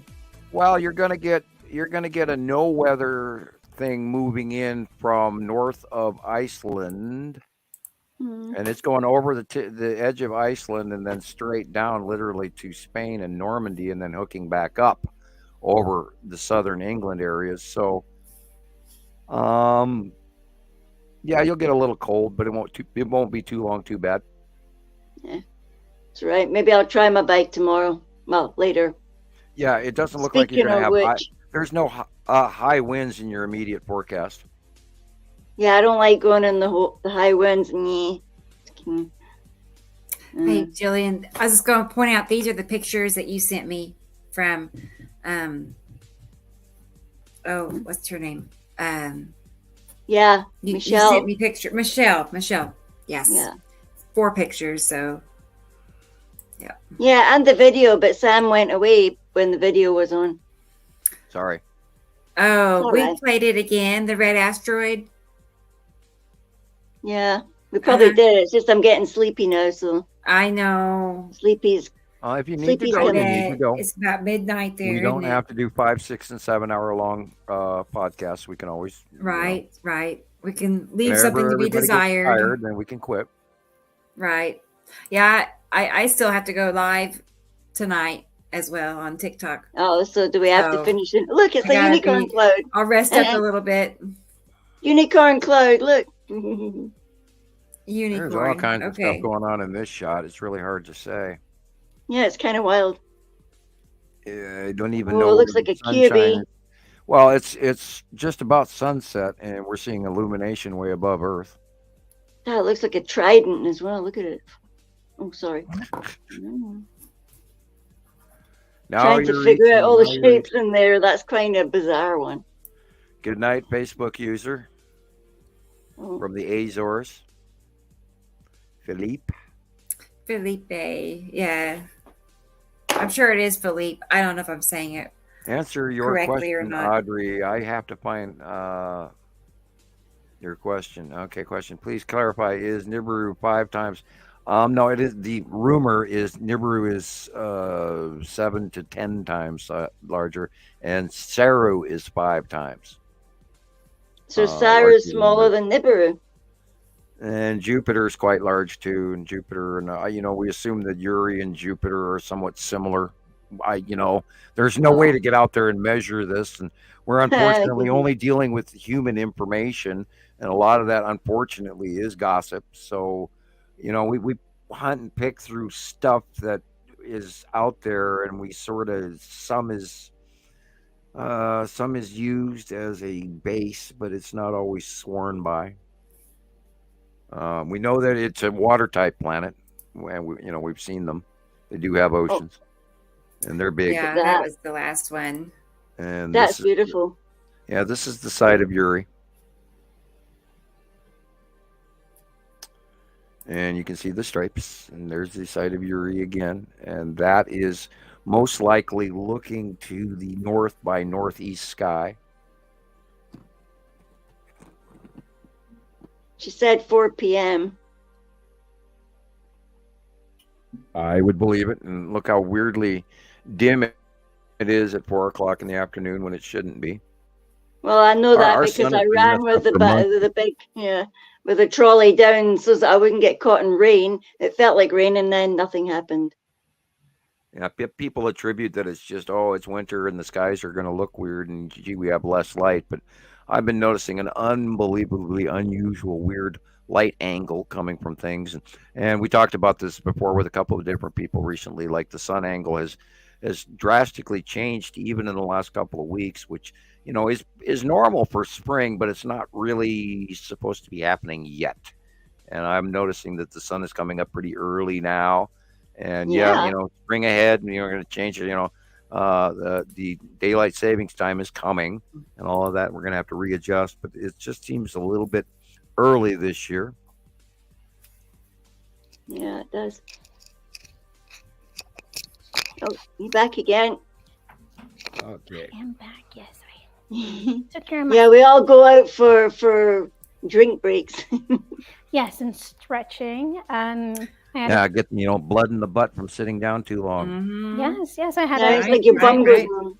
Yeah, legs go to sleep. All of that. Physical therapist told me that we should stretch a minute for every year of your age. So if you're 45, you're going to be spending 45 minutes in your day just stretching. So, okay. I did plenty of stretching when I was in the laundry today. Yeah, okay, that's almost an hour for me. Yeah, I'm doing it off and on all day long. But I should be doing more. Yeah. I will agree that motion is the lotion that our body needs. Absolutely. As well as drinking more water too. Yes, absolutely. But I'm one of those rare people that doesn't have a ton of salt in their diet. So I actually ended up feeling really kind of drunk when I went to pick up my kids one day from the daycare. And I passed out, waking up on the street, looking at my license plate. Both kids were in the car safe. So it was maybe only 30 seconds. But what it turned out to be was I had flushed myself because I wasn't putting salts in and all of that kind of stuff. So I was hydrating. Magnesium and all of that. Yeah, I was hydrating. I was getting plenty of water, but because I was not adding electrolytes in with that water, and I had such a low salt intake diet, that's when they found out that the hospital said, well, we never tell really anybody this, but you need to add more salt to your diet. Right. Yes, that's why I buy the iodized salt, and I actually throw a little pinch for seasoning and flavoring, because a lot of that has been removed from our diet. Yes. And I may also say that if you people are looking for a conspiracy theory, the removal of some of those salts from our diet have also lowered the electrolyte stability in our synaptic response in our brain. I drink sea salt. Use sea salt. Yeah, yes. Yeah. There is, sea salt is very healthy for you too, because it has other minerals that you need as well. In your diet. Right. So, healthy vitamin and some little pinch of salt in your cooked. Right. And, on your corn, whatever, it's good for you. And they have removed an awful lot of salt from what we used to eat in our diets before, and we do need a little touch of salt. But then, people go, well, I'm diabetic and I can't have salt. Well, you have to have some. I've been researching it, and actually I've been testing it out for myself. I had found a nutritionist who stated that the reduced salt in our diets had brought on a recurrence or a more occurrence happening of acid reflux. And and so it's something that I've been dealing with for quite some time. Of course, with the over-the-counter or even the prescription medications for acid reflux, it leaches calcium from your bones, and so now there is a warning. Magnesium, because magnesium is the opposing force and it negates calcium. Yes. So the magnesium is really what you can take, and you can actually so I did experiment with more salt, adding even more salt with the Celtic salt, because the Celtic sea salt has a bunch of magnesiums in it. So when I started to feel that sour throat kind of situation, I would have some salt. Not medical advice whatsoever. Talk to your doctor. But I did find that it was very helpful, and I wasn't necessarily taking as much medication to help with the acid reflux if I did just have a sprinkle of salt throughout the day versus and salt and saline also does help with water retention within your body. You have to have a level of that. Otherwise, you become almost a diuretic where you're actually your water, because when your water leaves your body, it takes the water with it. And then you can actually get dehydrated from not having enough salt in your body. Now, an overdose of salt is what turns into gout. If you have salted fish, and this is where sailors, because they would live on a diet of fish that's pulled out of salt barrels, that's preserved fish and preserved meats, and they would get gout and these ulcers in the legs, and because the salt actually settles in your feet, in your body when you have too much. And then when you hit levels of too much preserved meats and salts, you end up with gout, and it ends up in your toenails and your ankles and you name it. But it is a good thing to discuss, though, right? That is one way to preserve the meats, right? If we need to. Yeah, you just have to brush all the salt off, and then watch, your intake amounts, and you do more biomass than protein, and then you're fine. All in moderation. Right, because you can get proteins from plant life as well as meat. Agreed. Peanuts, and, nuts and legumes and all of this. There are proteins available that you don't have to live on salted meats.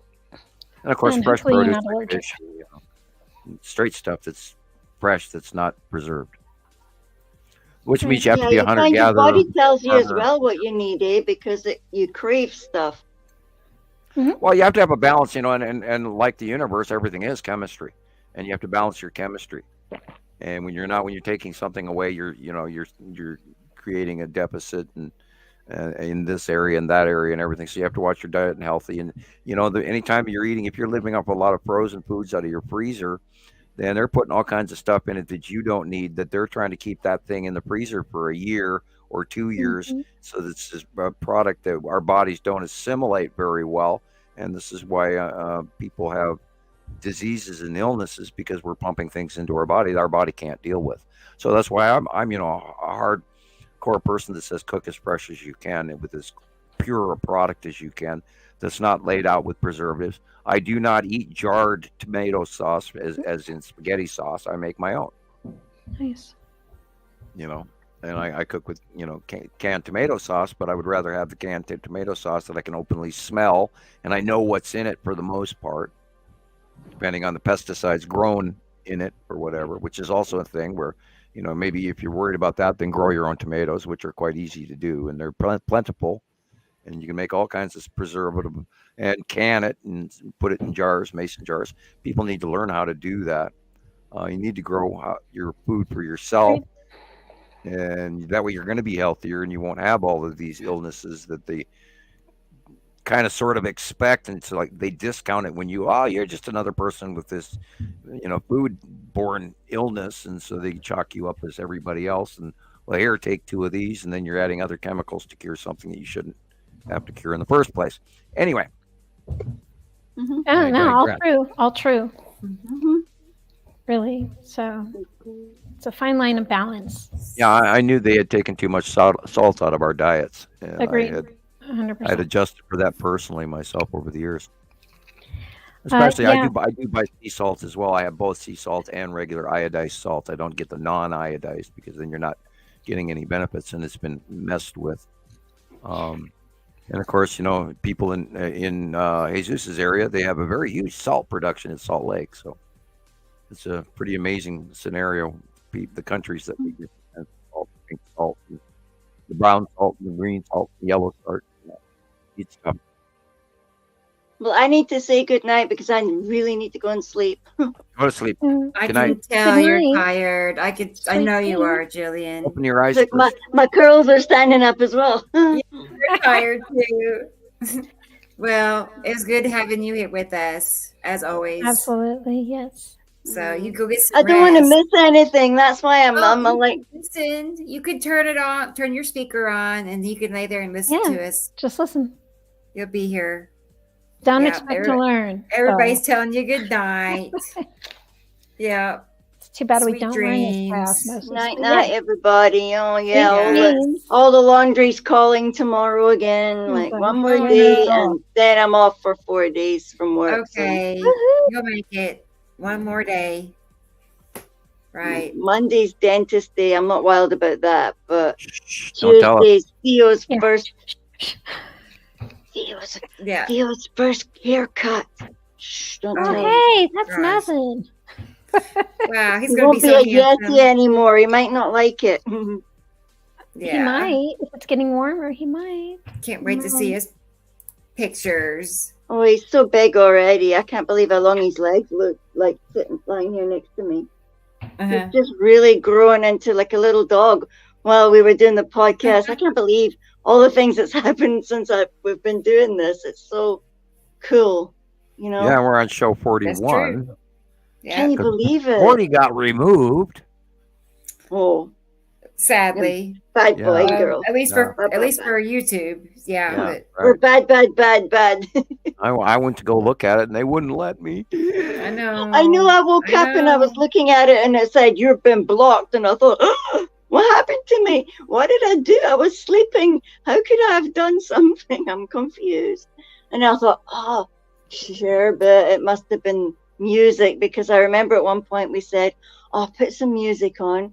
And then I thought, no, it's probably something copyrighted. And well, we're gonna run into that, because this the Nibiru, just discussing Nibiru, people automatically chalk it up as a conspiracy theory, and me included for the longest time. And then I'm sitting here watching the planets arrive, and oh crap, it's real, And then we've been watching it ever since, since 2010 on, and publicly discussing it, and lo and behold, all of this evidence has proven year after year after year that the events have gotten closer and bigger and bigger and bigger, and they all match going back many, many years, including the drawings.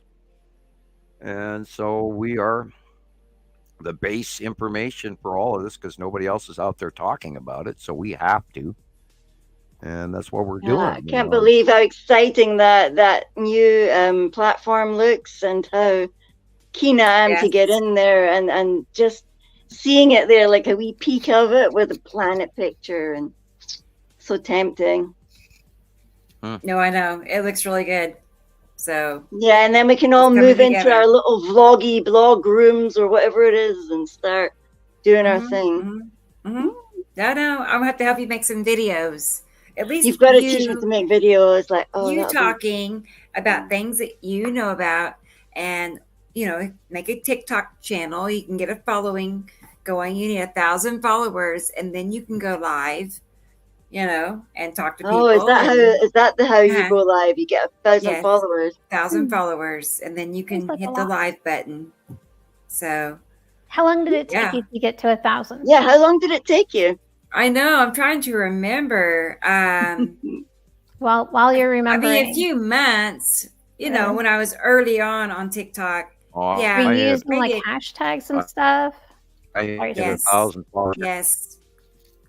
What's that, Sam? I had 1,000 followers literally my first year in 2010, and then I had more way back when than I do currently. It's amazing. Some people have bailed, but of course, look, Facebook is really quiet. I don't know what happened, or if they've got me shadow banned. Weird. I could never explain that to myself. Like one day we woke up and all that chitter-chattering that was going on and the pleasantness and the brightness just disappeared. And it faded. Well, I think other people gone to other platforms. I don't want to jump. Suddenly there's a lot of other platforms. Blocking my feed and I'm shadow banned, but boy, I sure wonder. Yep. Suddenly there's a lot of other platforms. You get confused with all the platforms. Right. Well, I can see where, automatically everybody's going to immediately go, Nibiru, yeah, it's a fake, it's not real, and the red planet, the winged planet, and then all that old ancient disinformation mixed up into a big pie.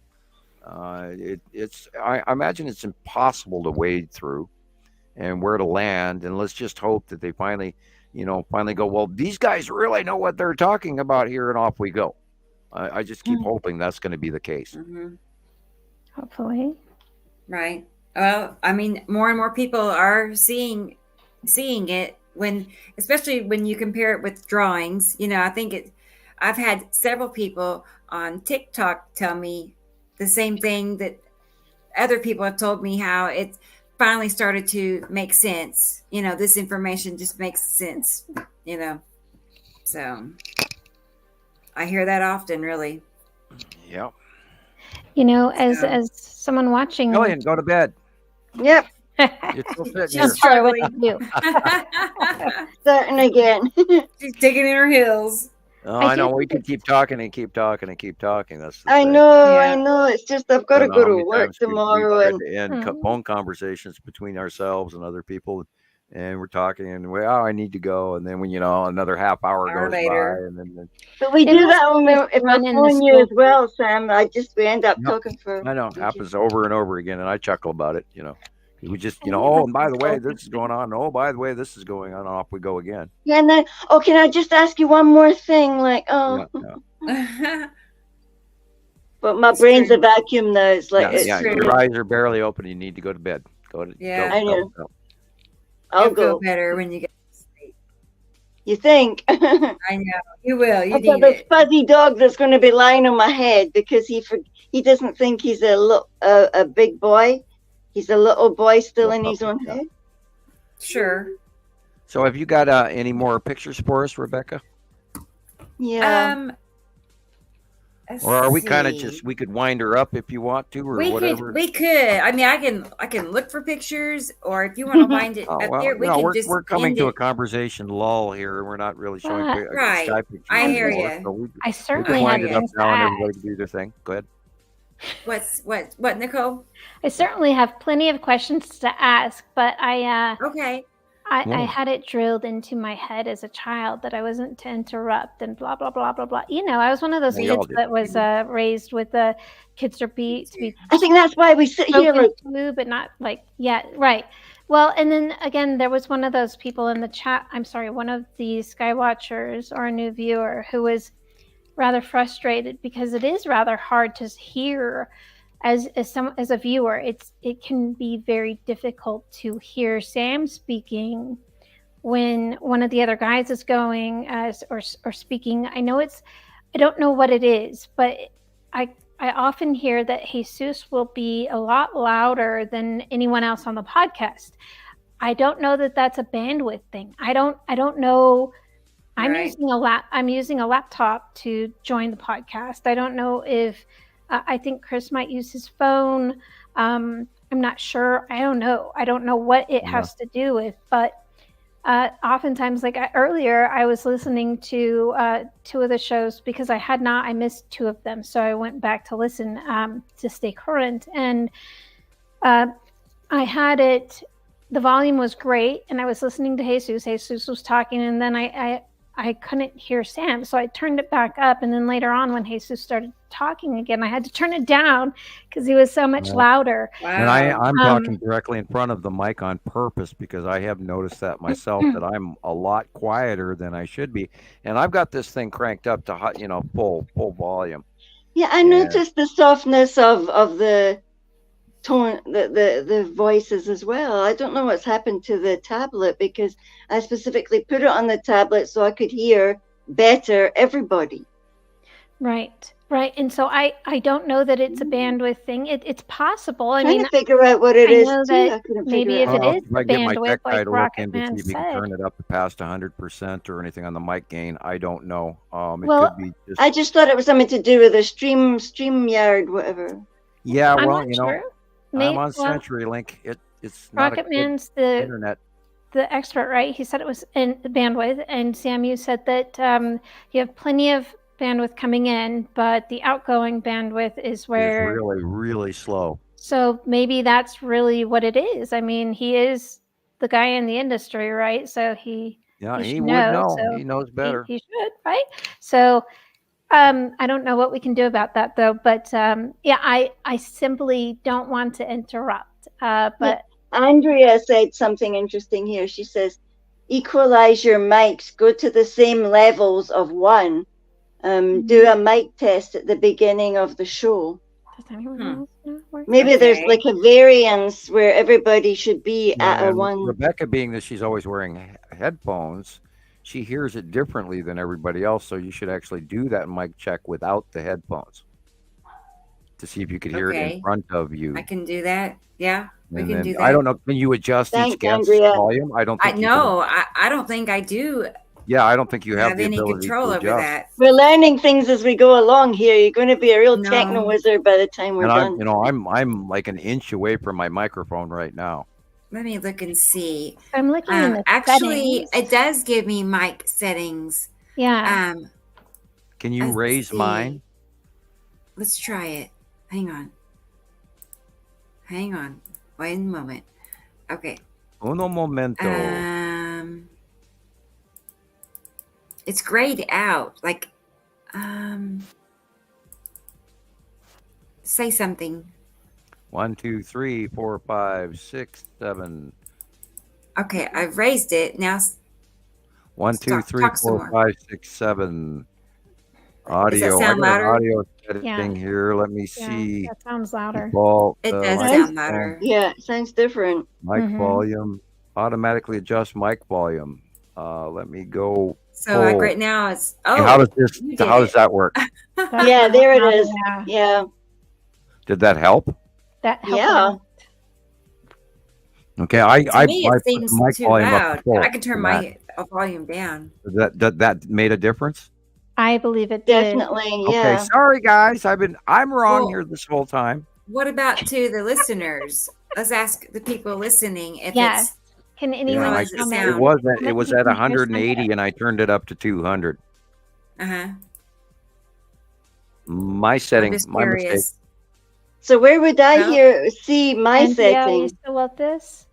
You go to settings at the bottom in the middle. It says settings. Experimental elemental has a thumbs up, so I'm guessing that's a yes. It helped. Okay. You go to settings and then it says audio, and you click on that. She did. Experimental says Sam is a bit louder now, so that's yay! Woohoo! Thank you. So what do I do? Do I go to where it says more? Thank you, both of you. You go to settings and you go to where it says audio. So down in your but I wonder where that is more. The little toolbar where everybody else goes. Oh, there's settings. Yeah, you click on settings and then you go where you get to that white page, and then you go. Yeah, it says audio. Click on audio, and you scroll down at the bottom. It says mic volume. Oh, there it goes. Yeah. Yeah, but you're plenty loud, so you don't need to adjust yours. Okay. Yeah, you have one of the louder mics out of all of us. Well, that's weird. I found that to be the case. Well, do I sound louder now? I hope everybody can hear me better.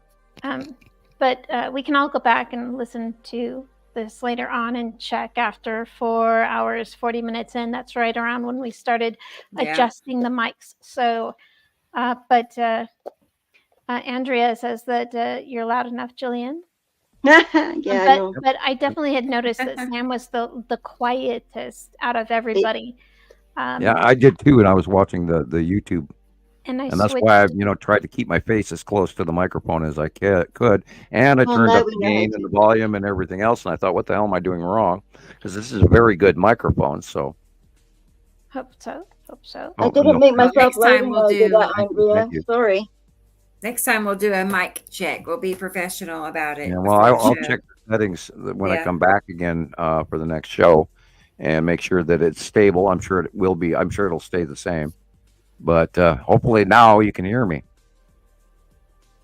Loud and that's clear. Much better. I couldn't hear Sam so well. It sounded so softer. I'm wondering about it. We're 41 shows in, Yeah. Well, hey, There we go. We learned something by the time we get to 82. I just figured it was part of my regular crappy service. No shame. Well, I mean, I guess it's... Well, you get used to, when you get used to things not working. Right. It's understandable, but hey, the good news is that we have found a little bit of an improvement. Yes, 20 Michelle. segments Thank you, Nicolle. on the setting, which And Andrea. I can yell and be Me, myself, and I. blow people out of their living rooms. Well, I can say good night again. All right, Gillian, go to Here bed. we go again. I know, Sam. I'm going to bed Good now. night, Gillian. That was over a half hour ago we started this. I know. I know, but then we started this cool conversation about how to hear ourselves better. We'll tell her good night again. Here There they go again. All right, I'll go. I'll really go this time. Yeah. Good night. Okay, Gillian. Good night, everybody. We'll see you Bye later. bye. Bye. Bye. I'll help her. So I had a question about the names, and the part I love about this, but I struggled about the podcast initially because you often repeat a lot of the same information, but I understand why you do that. And there are a lot of people that squirrel, right? They catch you even on TikTok. And they're there for how many minutes, right? Before they wander off. Right. And I hope that I would learn by listening to this while I was asleep, and that it just, maybe a little bit, maybe it helped a little bit, but it's very helpful to have the repeat in the information because I don't know, that's just the way it works. Some days you just pick something up new. I know that coming on here for the podcast made so many things fall into place. It was just like all the little tumblers fell into their locks and everything opened up. So it was great. But about the names, I came across I was watching the videos on your first channel. I want to say it was your first or the channel that you can't access anymore, Sam. And there was maybe Freedom Radio. I don't know. Been listening to a lot of old Freedom stuff. Radio. Yes, that's it. Just going back, listening to a lot of the old stuff, listening to a lot of the Thunderbolt stuff. But I wanted to know and just touch back on the names for all of the system, all of the names that comes from Offworld, right? Yeah, and a video that we got from YouTube in 2009, and it was headed. The heading on the video was a Pleiadian message about about Nibiru, and I have it in German, and I should actually translate it back because I used the German copy. It was removed in the United States, I believe, in 2010, 11-ish. And it was gone. You couldn't even type it in, and you couldn't go to the link or anything that I'd saved. And that had the planetary names, and it very much matched the information I was told verbally. So when we took that description of that, and that was in the early years, 2010 on, from Montana Skywatcher 1, I took that video and I was looking at it regularly, and I was talking to some closer friends in Berlin, Polytechnic in Germany, and all of this. And they agreed with me that the descriptions in this video pretty much matched the planets that we were watching them when they were first coming in one after the other. And for the longest, about 3 years, we were calling the striped planet and the white thing and the green planet and the red planet and the blue planet and the blue-green planet. And then we knew that Nibiru was the biggest of them, and it was blue and it wasn't red. And so we were arguing with that until this video, and then cross-reference. And when we finally got to watch Atu come in 2000, we saw more of Atu 2013-ish, 14-ish, and then we got to see her that she had a moon, and all of this stuff started matching. That's when we said, okay, the names fit, and then we ran with that, and we've been sticking with it ever since. Gotcha. So basically, I'm going to clarify, make sure I understand it right. You were given names from the Pleiadian. I was told the names verbally once, and then along with a whole bunch of other information. Right. And I gathered, it's like trying to hold sand in your hand and it sips through your fingers. Right. Right. So, and that matched the information, and I'm going, oh, Nibiru, and then Saru and Nepacity and Uri, and Attu, and then when we got to Attu and it actually matched the description of a purple planet, you can't make that shit up. You can't sit there and say to people, well, this color planet's coming in and this color one and this color and this color and this size, and it's going to look like this.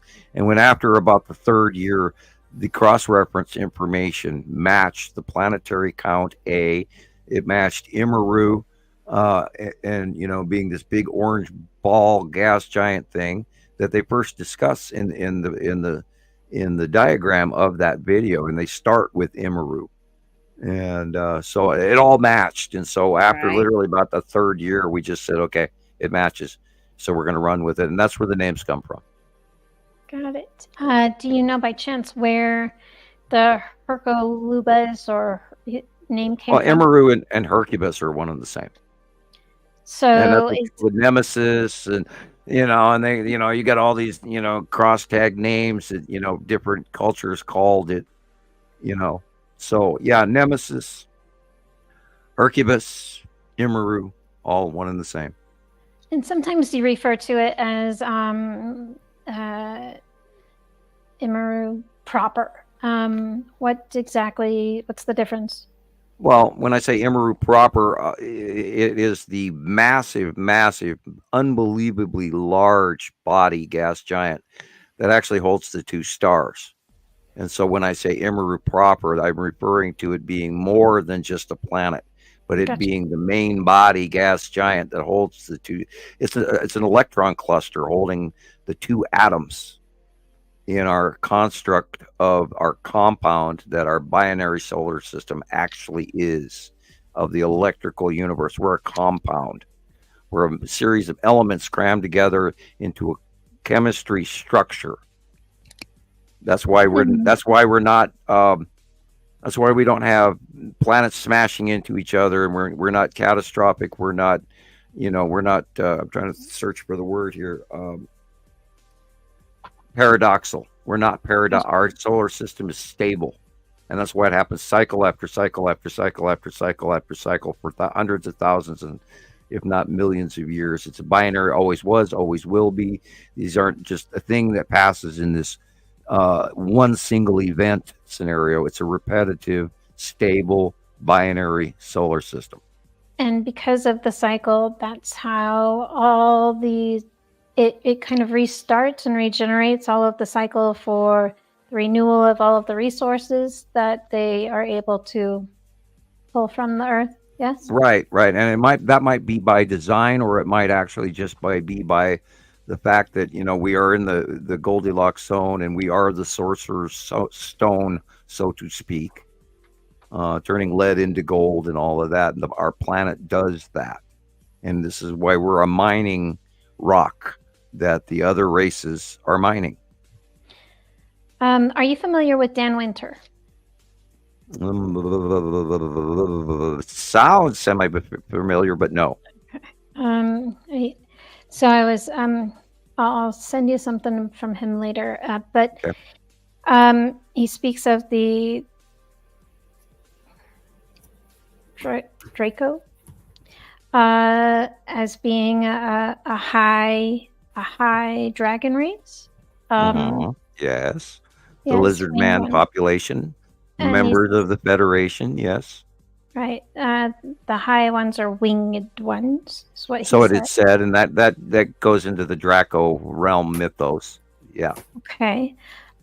So he was mentioning about the land masses changing because of the depletion of the gold from within the earth, and that having a lot to do with the structure kind of being broken down, not being able to support what it is previously. I'll send you the specific video. But that's an interesting concept. Yeah, it is a positively charged substance. And we do have, we have mercury, we have lead, we have tin, we have copper, we have zinc, we have all of these materials. But generically, gold is a tectonic plate combination of forced gases and electrical occurrences in between fractured plates of granite and crystal and rock, and discharging of the crunching of the plates together, and all of the pressurization and back again to discharging, and gold is like a slag of this welding between plates, and all of the mixing and the creation of all different gases and electrical through the superhighway scenario and all this, because we are electrical. When you see a volcano blow up, you see all these lightning bolts coming up out of it, because it's the release of all that energy that's stored in rock. And all of the chemicals are being jammed together, and it creates a mini atomic occurrence, because it's such intense occurrence of these great pressurizations. Changing elements from rock, where rock can turn from solid granite into pumice because it's been so superheated over time, and the gases boil out of it in between, the fragments of the feldspar or the crystal or whatever, or the sulfurs or this or that. All of these releases of chemicals and interaction electrically, so it creates this big dynamic chemistry experiment right before your very eyes. And that's what happens when the planets pass each time we go through a reboot, so that we can start forming all of this stuff again, so it can be mined and picked up again at the next cycle, because we're currently very stable, and they've been doing it for ages and ages and ages, and we are not the first civilization to be part of this process. Agreed. I feel that there's more civilizations than we have record of on the earth. Oh, absolutely, without a doubt. Yeah, I mean, archaeology, it shows us over and over again. I mean, they're finding artifacts inside coal mines that were millions of years old, and they're absolutely undeniable that they're in the middle of all this coal, and yet here you have technology. Millions of years old. Millions of years old. And so then what they're saying is, to debunk that, they will then say that they can't trust the radio dating, right? Right, and then yet we've got numerous exhibits of hundreds of thousands of years old and 50,000 years old and 10,000 years old artifacts that we can't even make to this day. And then these rocks that we can't cut and move ourselves currently, and yet they're dotted all over the planet. And who else builds pyramids? We don't. Sure. How do you get that many people to do? And they're weighing between, it was slavery. No, it was paid. These people wanted to. It was national pride. They built this. Excuse me. You don't build something for 30 years. No. By the way, that's the Great Pyramid. It took 30 years to build. And they still don't even know how they moved the stones. And yet they're still weighing whether or not these stones are aggregately formed on the spot or actually carved out of existing rock. So, I mean, they still don't even know how the pyramids were built. And ramping and all this, of course, the Romans did ramping, and they did these massive constructions because they had massive amounts of slaves to do it.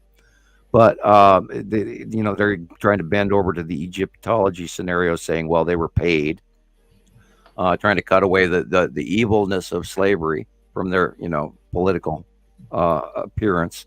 So there's cultures that have rocks that we can't cut to this day in ways that we can't even fathom that they do it. I got to cut pizza. I'll be right back. Well, okay. Okay, Sam. Okay. So I have plenty of pictures to send you, but go ahead. What was that, Nicolle? I have all kinds of pictures to send. Oh, yeah. Okay. We don't need to. I was taking my time reorganizing things. Nice. I'm getting everything in a better order on some of my slides. So, things that look more like I'm putting them and they're in sequence. So we'll see. I'll show you all. Awesome. Well, I'm excited to learn about the Google Slides. I am too. If we could work that out where you could help create slides for the shows. Absolutely. I'd be happy to. That'd be something that would free me absolutely. up. And once I get that down, we'll get to that point when we come to it, but I would take on more. Yes. Yes. But yeah, I think that would help out a lot. And it would be one way. I mean, I've wondered about this. How do we fix this for you? Because a lot of the shows, you are inundated with people sending you stuff, and I sometimes wonder if the guest who's on it or whatever at that point in time, if they haven't already sent their stuff, Are they getting their stuff in? Do they have more stuff they want to share?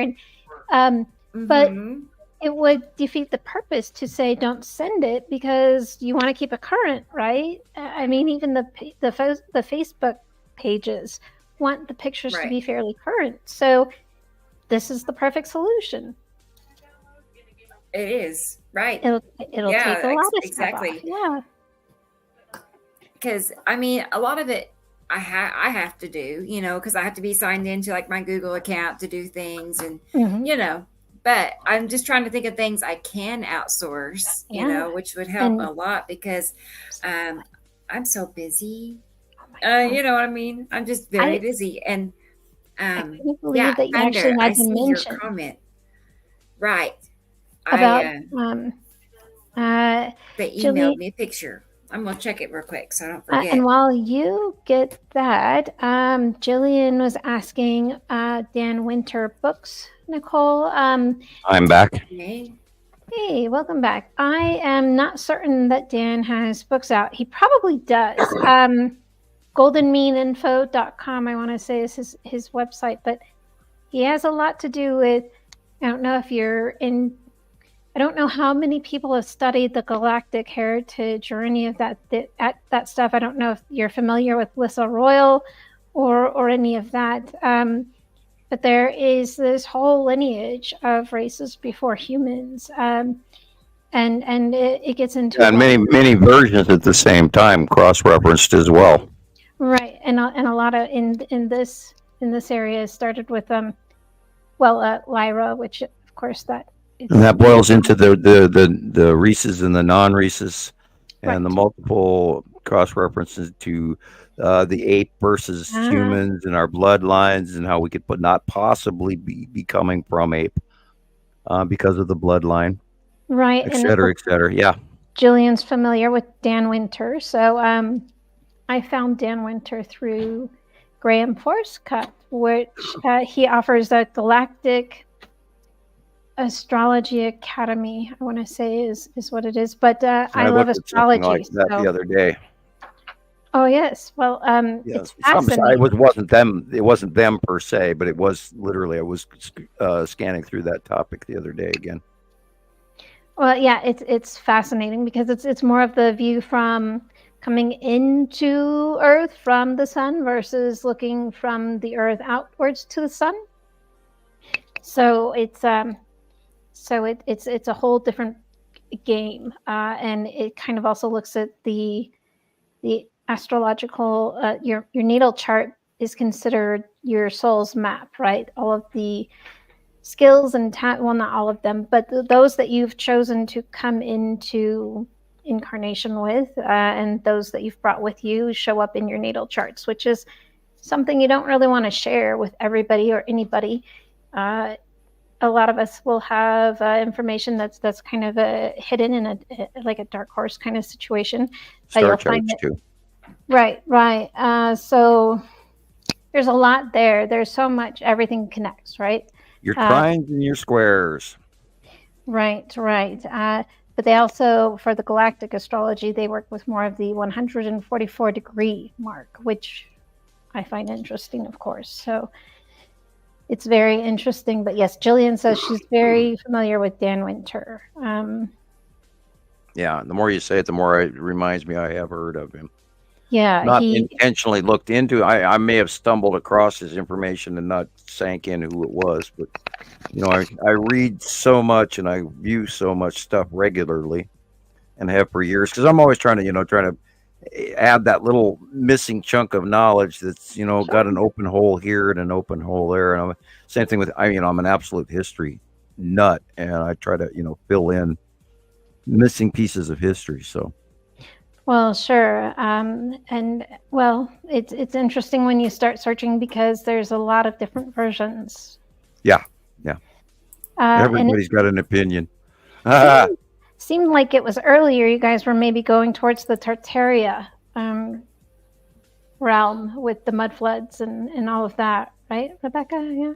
Yeah, we touched on that. I mean, something happened, like there's all kinds of geological anomalies around the planet that they don't understand. There's the great uncertainty in the geologic record, like at the Grand Canyon, for instance, there's this period of rock on the upper layer, and then there's this big missing period of history that's just gone.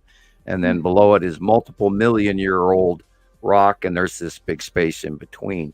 And they, for the longest time, they were going, what does this? How does this happen? We don't understand it. How did this form? And people have to take into account ice ages.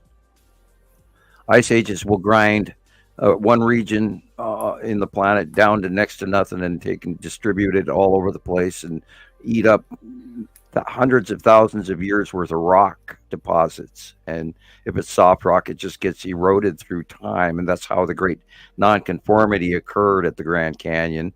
And for the longest time, they didn't accept it or understand it. And we also have to take into account there have been other races here. One of the comments here is saying that the Nibiruans built the pyramids. It's entirely possible they had a great deal of hand to do with the technology in order to move the people in a great experiment of geological mining for their supplies that they come in and take commodities from, including our race, as a matter of fact. And because we're kind of inbred to have this lust for gold, we want to go in there and dig up as much as we can possibly. And other versions of us perhaps were different or the same, but different in different ways, including Neanderthal, for instance. They were much larger and they could move greater deals, larger amounts of mining. And they were actually proven to be hardy miners because they had ore carts, these giant ore carts that they've discovered. And of course, modern science doesn't talk about that. And they would move vast amounts of ore great distances as Neanderthal. And they weren't knuckle dragging club thumpers, that modern science believes. They were very large skull. Their skulls were way bigger than ours in some cases. And they could have been equally, if not smarter than us. And they could survive in different climate change issues and everything else.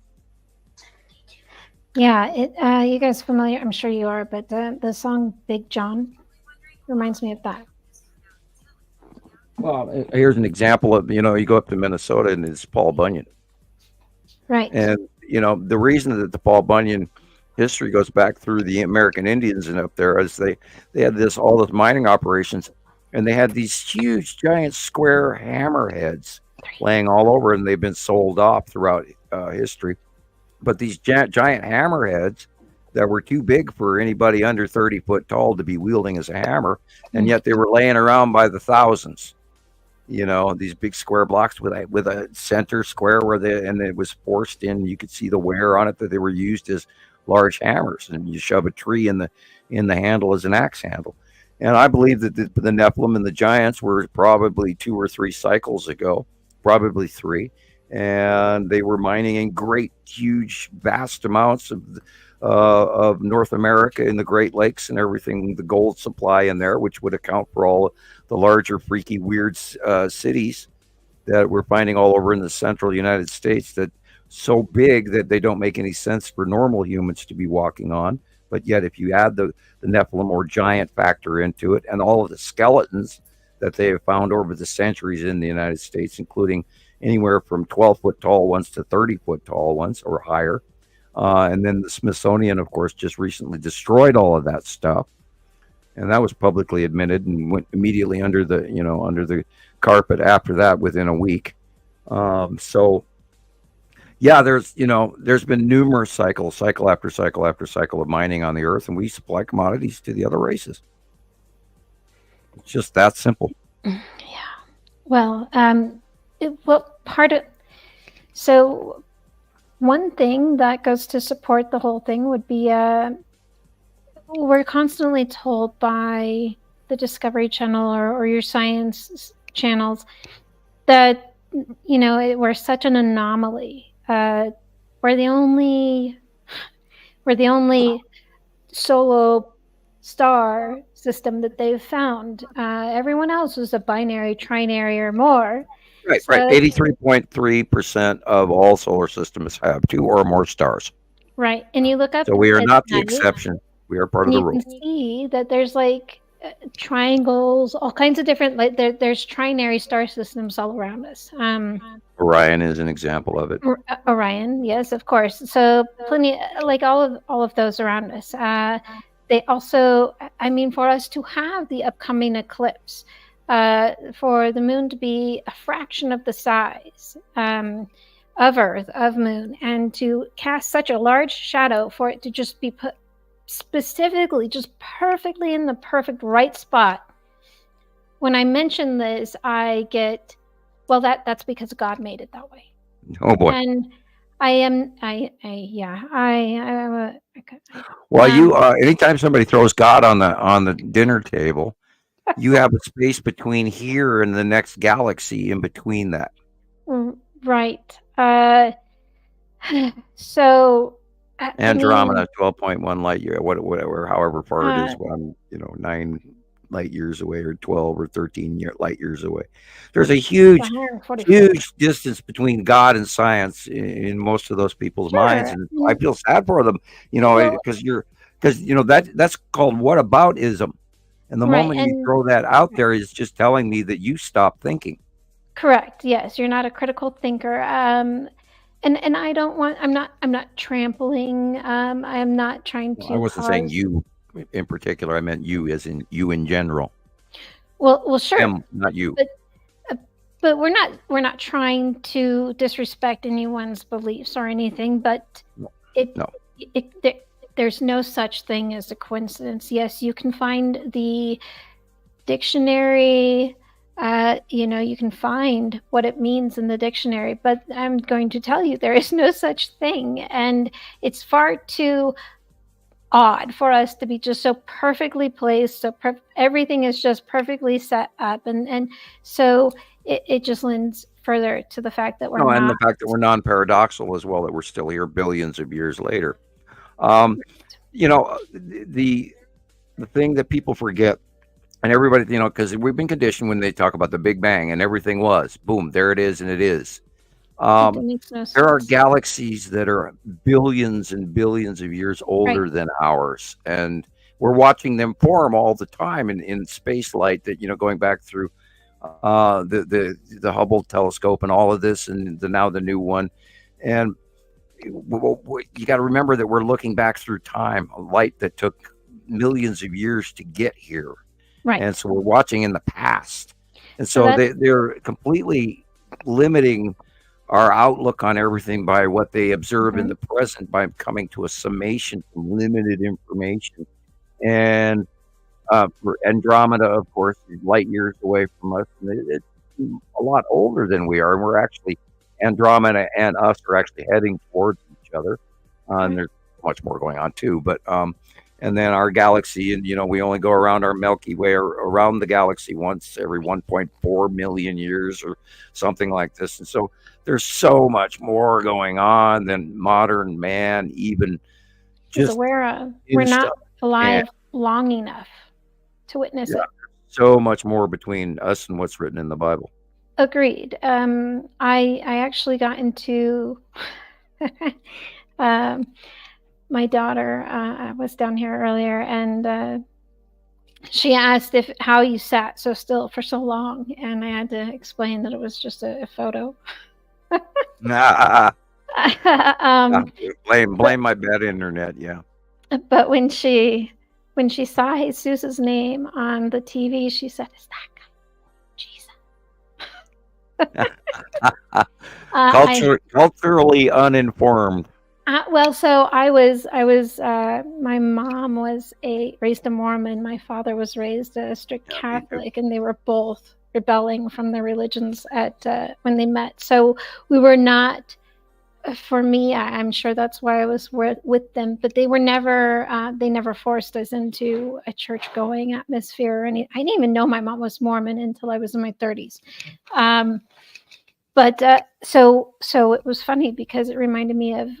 As myself as a youth, when I was first into professional lending, and I was making a collection call, and I had not come across the name Jesus like that before.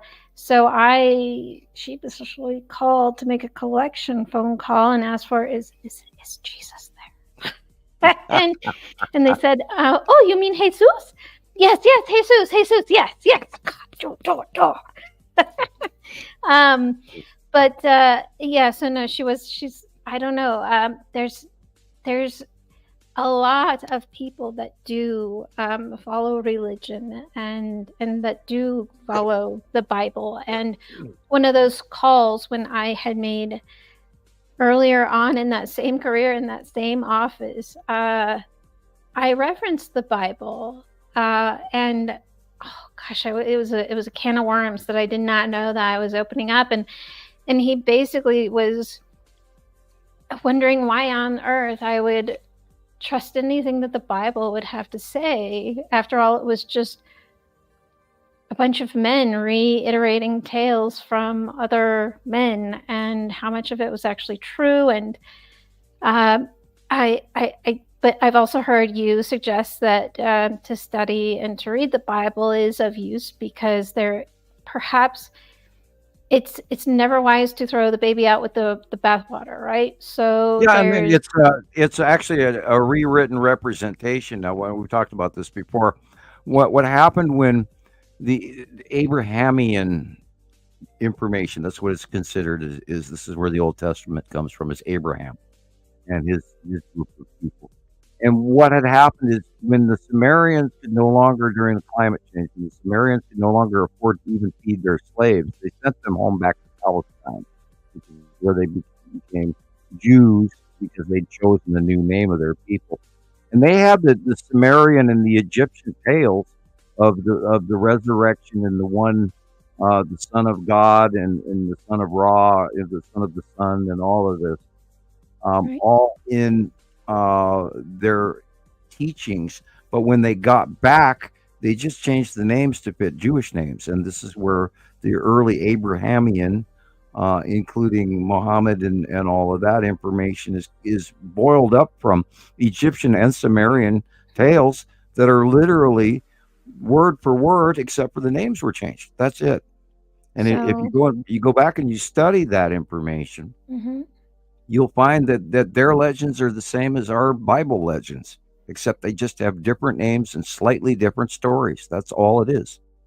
So so what you're saying, just to clarify, is the story has been changed through cycle after cycle, but it's still the same story. And so if we were going to pull specific characters out, yeah, just God, there's videos out there. You could type in comparative history between Samaria and the Bible, and you'd probably get a video on it. So would comparative Jesus be history Horus? of the Bible versus Egyptian, you'd probably find it. So for those that are ancient Egyptian fans, would Horus be likened to Jesus? Something like that, yeah. Something like that. You'd have to. I actually heard it the other day, and it, I didn't take notes, but I've heard it and seen it so many times that I know it. I know this whole tale, and this is where I know the difference between why you call it Abrahamian religion, because that was the basis of what we're living off of today. With most of our Catholicism is based off of the Old Testament, which comes from Abraham and people of his era. And then you got to take into account Socrates, and that was in the era before that, and that was pre-last cycle, and Atlantis, and all, on and on and on and on. All of that connects. And as far as Atlantis goes, that was an actual civilization, not just a myth, correct? Right, an advanced civilization that carried over from the destruction at the end of the cycle, and then the legends were brought over from the changing of the transition of cycle, because there were some very intelligent, unbelievably wise people that did live through the last cycle into this cycle.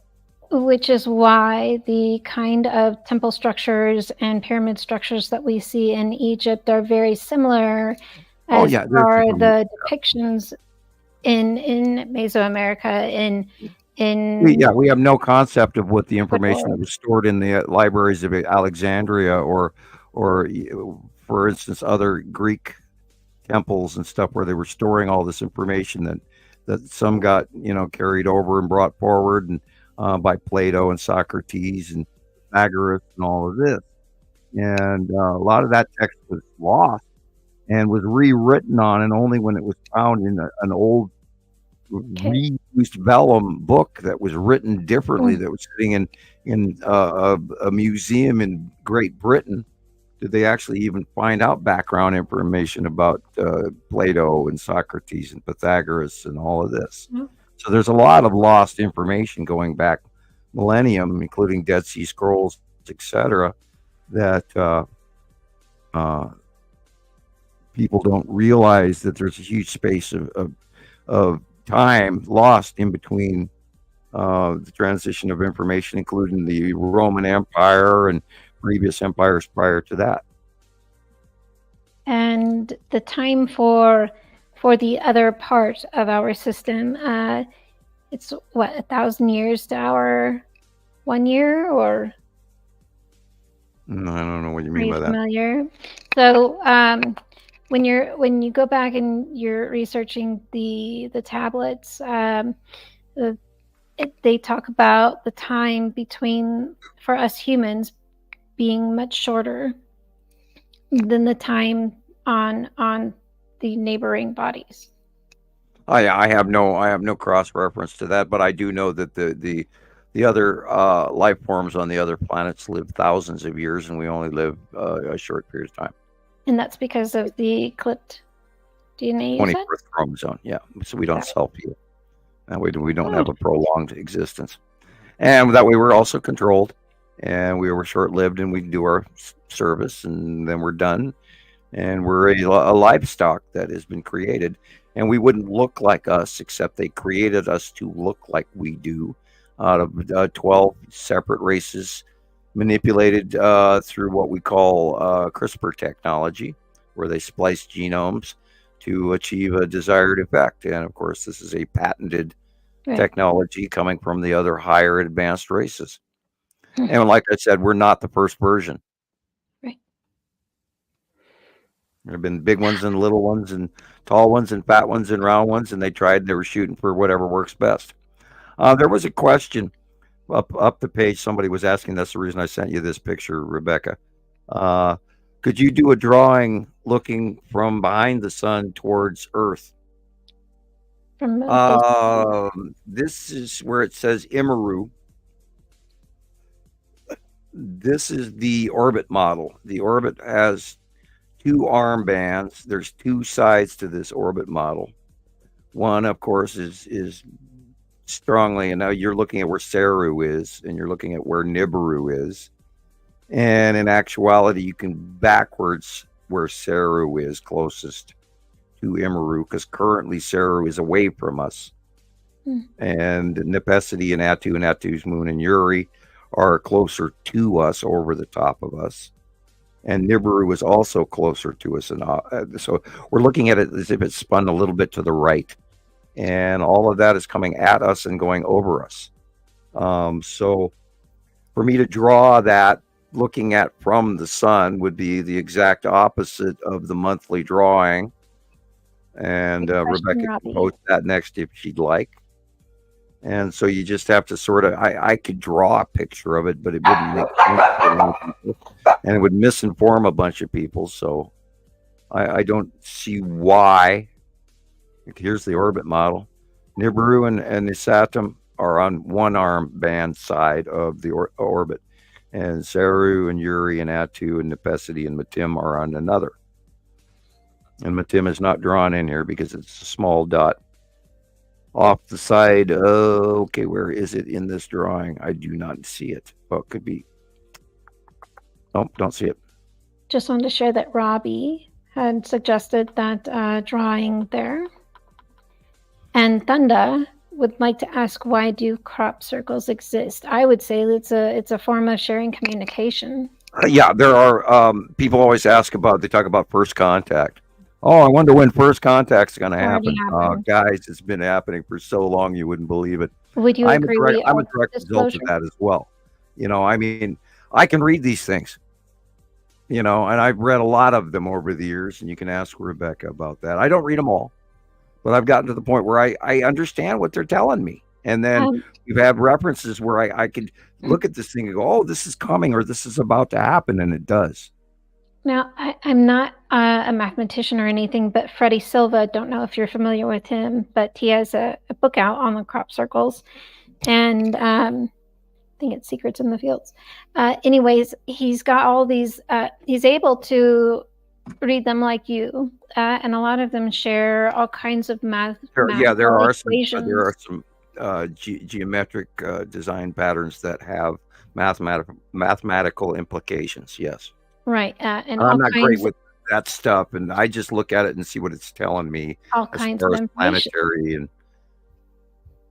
I see the patterns, and I try to understand it, and. So that would you say that that's something more of like a claircognizance for you? That it's just I have my little gift, and there's people out there that have their little gifts, and other people can. Yeah, I have a connection to these that I understand what I'm looking at. Which is great. It talks to you, so I can't describe it any other way than it talks to me. It tells me. It's like, well, I stared at that crop circle for probably 2 years before I put the name tags on it. Plus, I also had that diagram that was sent to me in an encrypted European message. That's awesome.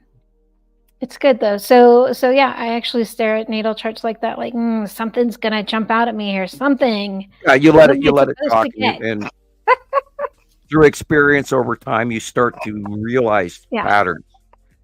Absolutely. Thunder. And that comes from putting in the time and the expertise, and then all of a sudden it dawns on you. And this is where we've come. When Rebecca first started this, she didn't know what she was doing, and she was doing a lot of guessing. And then over time, she stared and stared, and then one day, bing, she knew exactly what she was doing, and off she went. You gotta unmute, Rebecca. Unmute. Yep. Yep, you're on mute. Thank you. I kept hearing somebody say something. Yeah. But yeah, you're right, Sam. And this is a couple of pictures from Thunder. So. And we have Atu's moon in front of Atu, in front of Yuri. And that one. I just ordered a book by a guy that has passed along already, but he wrote the book on his deathbed because he had to share about Imaru. But the book is called it's using the Hercule bus. Hercule. Yeah, Hercubus? Yes. So when I get it in, I'll let you know. But yes, it was not. Yeah, there's a couple of people out there that have talked about Hercubus and Imaru and this one came out in 2007. Nemesis, I want to say. And my only problem with this is, and I've even if I go back to Velikovsky, great work, but he put in so much religion in the middle of it. Oh, and that's why he didn't get the recognition he deserved, because he bored people to tears with religion before he got to the meat and potatoes. Well, so go ahead. Good. Sorry, I believe that the whole pseudoscience label is given to those trying to share information that is worthwhile, that is of the highest. There's a lot of good information, but you have to pick the little brown pieces of rice out of the white ones. Well, sure. And and of course I've said this 1,000 times. If it's information and it's simple and it fits, then it's true. If it's complicated and you don't understand it, it doesn't fit, then it's wrong. Agreed. It's that simple. And that's what science is as well. If it fits, it's true. I'm going to blow this up because you've got a finger pointing on those little dots. I pointed it. That's what I saw. I'm not sure what it is, but it's there. That's hey, this might be. Remember that wormhole capture we had last week? I did not see that. Yeah, kind of. This could be very much like that, because it's an elongated ship with a weird little blip thing behind it. And this could be that, or actually could be two ships with, support craft that just happen to be going by. And there's thousands of them up there. Well, here's another. This is from, it's NIAAL Parkinson. And they sent it to our YouTube, to our Gmail, of course, but I'm not familiar with this person. But I wondered if this was another, I don't know, portal. That's that thing that we watched last week where a guy comes out of the wormhole. And that puff is after he came through, it broke up the wormhole. The wormhole closed, and then the acceleration puff of him coming through put out that behind the scene puff circle closed there. He comes through the wormhole. We watched it. Now, we've seen a lot of crap go in wormholes and vanish as well. And it's called, there's one out there years ago, it's called the Canadian Spiral. And you could actually hear 2 sonic booms as it sped up went into faster than sound right before it went through the wormhole and then vanished. So we've seen a lot of these. So we've seen enough of them that we know what they look like and can call it. So the sonic booms that we hear that don't seem to be related to a military jet or something in the sky could be very well. A ship popping in through or out of a wormhole. And we've seen a lot of wormhole activity over the last 10 years. A lot.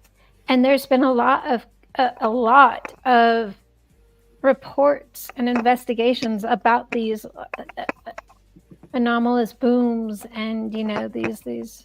Yeah. Well, we know that there's an entire mega legion fleet above Earth. Am I going to break up? We know they're here. We watch them every single day for years now. So would you agree that we are disclosure? Excuse me? Would you agree that we are the disclosure, each and every one of us? Let's hope so. That is kind of our role. This is part of why I was having the little speech earlier in the podcast. We have to get used to the fact that we can't be angry at this. No. We can't. We do not have any control over it. Arguing with these people, and these are people of different races, is not going to get us anywhere. We can't fight them. We can either get along with them or go dig a hole somewhere and pray that they fly over. And, a lot of people say, oh, I want to meet an alien. I want to do this. Oh, take me with you. And believe me, you don't want that. I spent 25 years trying to swallow my last meeting of a face-to-face conversation. And I'm still working on the one that attacked me that didn't have a face-to-face conversation with me about 3 to 5 years ago, where I got face planted on my keyboard.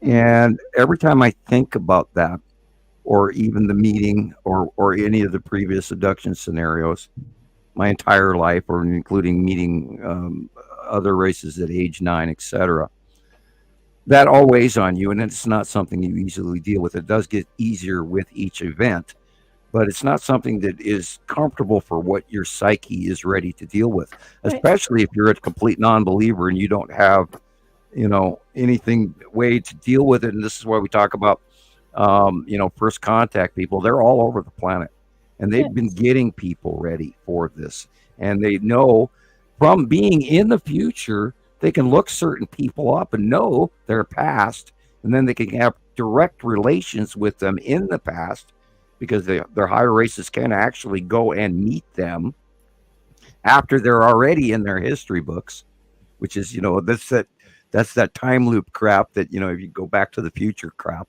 the movie, I loved it. Great series. Really messes with your thought process, but it actually teaches you stuff too. Go ahead. So everything is all happening all at the same time, yes? Yeah, it's all, and there's way more factional behaviors going on, good, bad, indifferent, multiple Earth factions, multiple Federation factions. There's factions from the Nibiru, there's faction from Saru, there's people that have goals. It's just like the NRA versus the EPA versus the good old boys club, or Sam's Club, or Walmart visitors, or the Hells Angels. I mean, there's all these different factions that are out there that are influencing small segments of what they want to see furthered in the future, just like we do. And they're way more advanced than us, and they have greater capabilities, and a lot of us have already been prepped for this. And this is part of our bloodline and what our heritage and our history is, was, and will be. It's a mind screwer, I promise you. It really messes with your head. Well, I think that it's why it takes a while to really get all of this information down. I myself have found myself going through the especially when there's times where there's nothing really happening in the sky, and then you start to wonder, like, what the heck? and then it's back, and then Yeah, well, we call that I didn't make that up. We call that away week. We have yet to figure out how that occurs, but it does occur occasionally where you literally can't see anything, and you go, "Am I out of my mind?" And then a week later, they're back. Yeah, and I still, and I talk about this all the time, I go through it all the time. I've been talking about this for 14 years straight, and I still literally a couple of times a week go, "No, I'm so full of shit. This is insane." And then I walk outside and see it again. And I don't want to be full of shit. I don't want to be insane. I don't want to mislead anyone.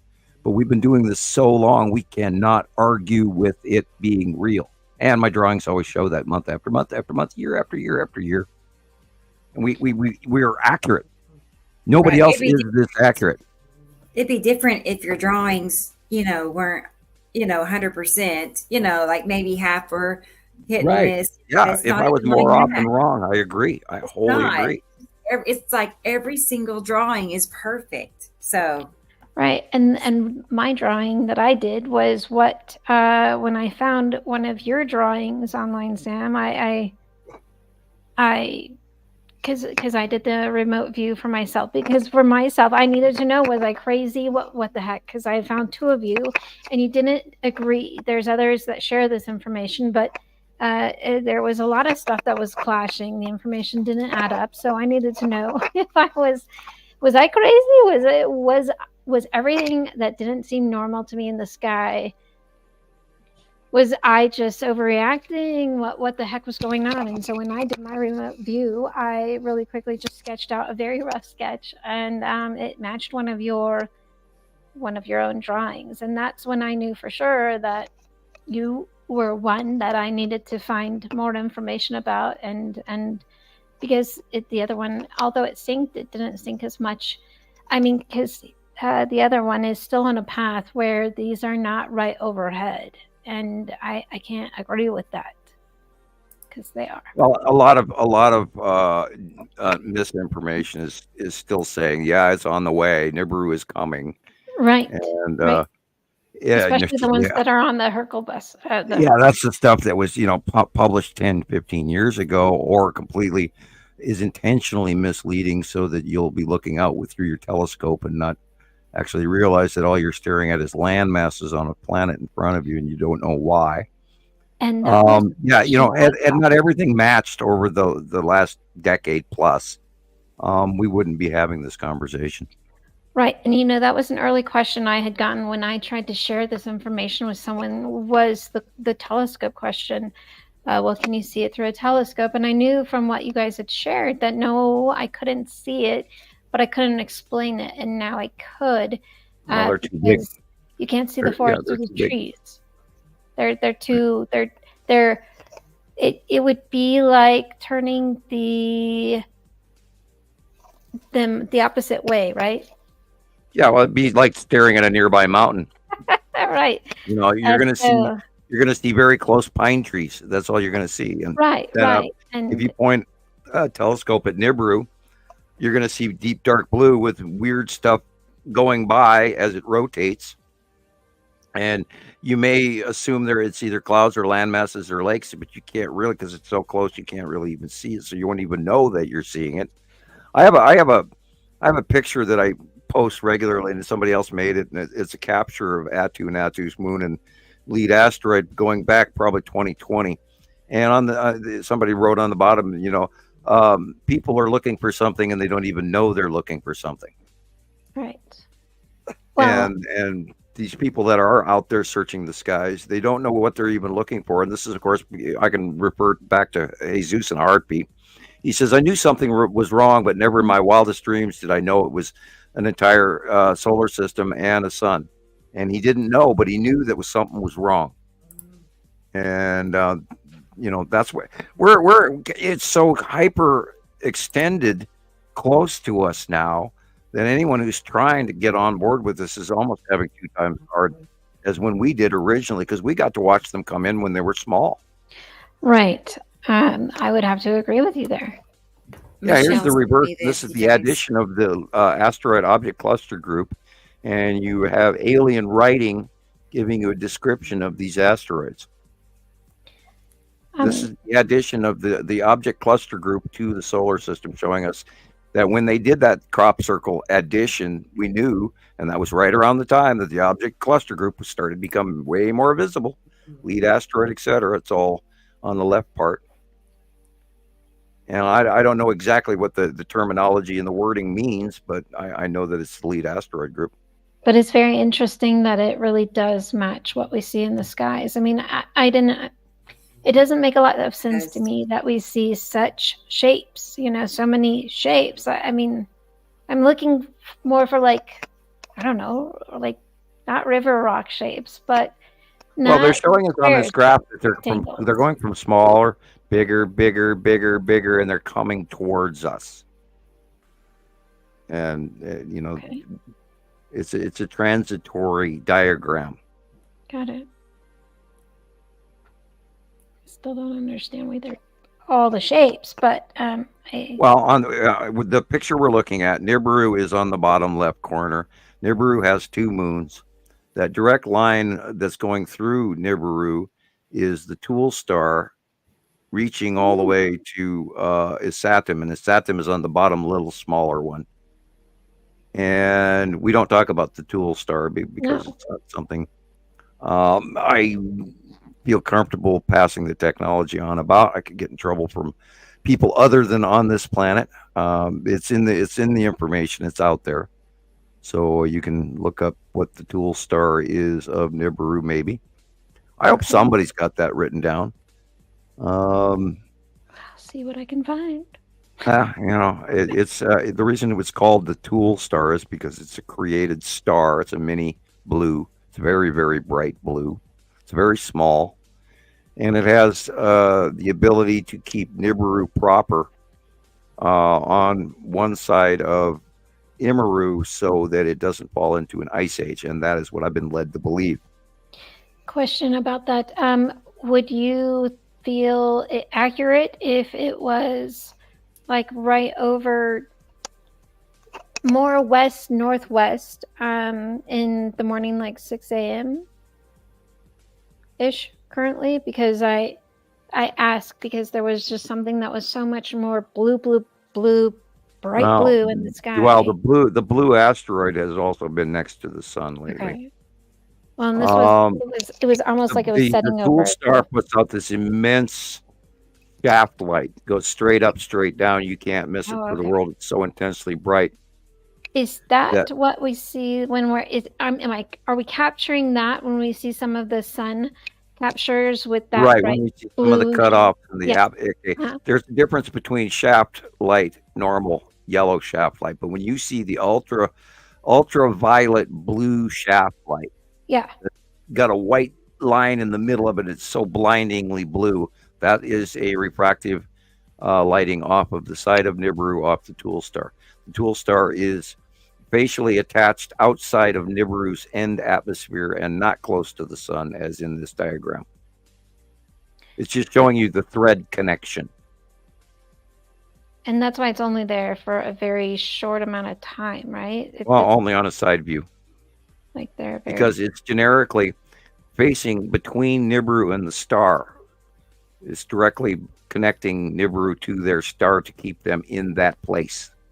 Got it. So kind of like our moon. Well, maybe that doesn't. No, well, it's sort of kind of like our moon, but this has to do with the electrical stability of their planet, keeping their orbitation, which is part of their technology, which is part of what we are supplying the commodities for to keep up their technology.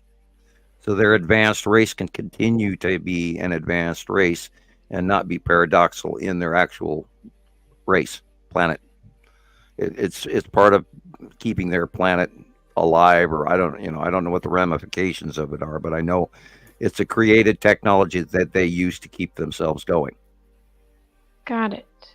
Okay. Well, that's why we call it the Tool star, because it's a tool mini star that's been created to do an objective. Perfect. Okay. And not natural within the binary solar system, which is why we don't call it a trinary system. Because it's a mini tool blue, bright blue. I've seen it by eye. bright blue tool star, and that was in the early years.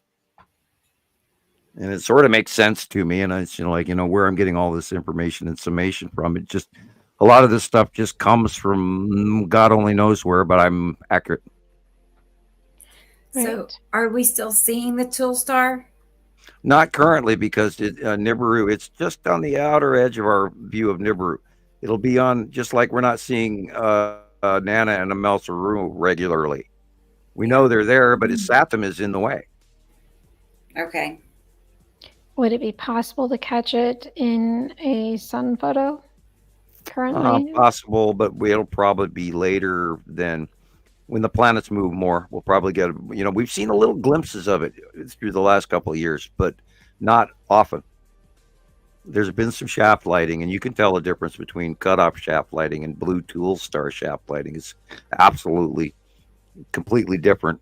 And we saw it in the early years, 2012, etc. I have a photograph of it, but that photograph is still being questioned because it was reposted a second time, and then it was redated because of that reposting. And I have a photograph of it, but it's not one I generally share because I can't completely back up the science. Question about those, some of those photos. You mentioned that you usually keep them reserved, but do you happen to have any on hand, Rebecca, that show the landscapes of the neighboring system?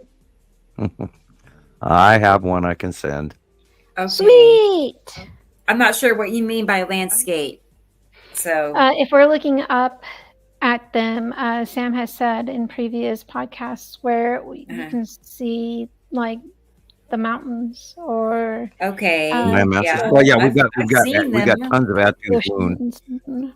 Yeah, I know right where the one is. I have one that is really good, and it comes back from 2012 when the first close passes of Nibiru. Not gonna just find it.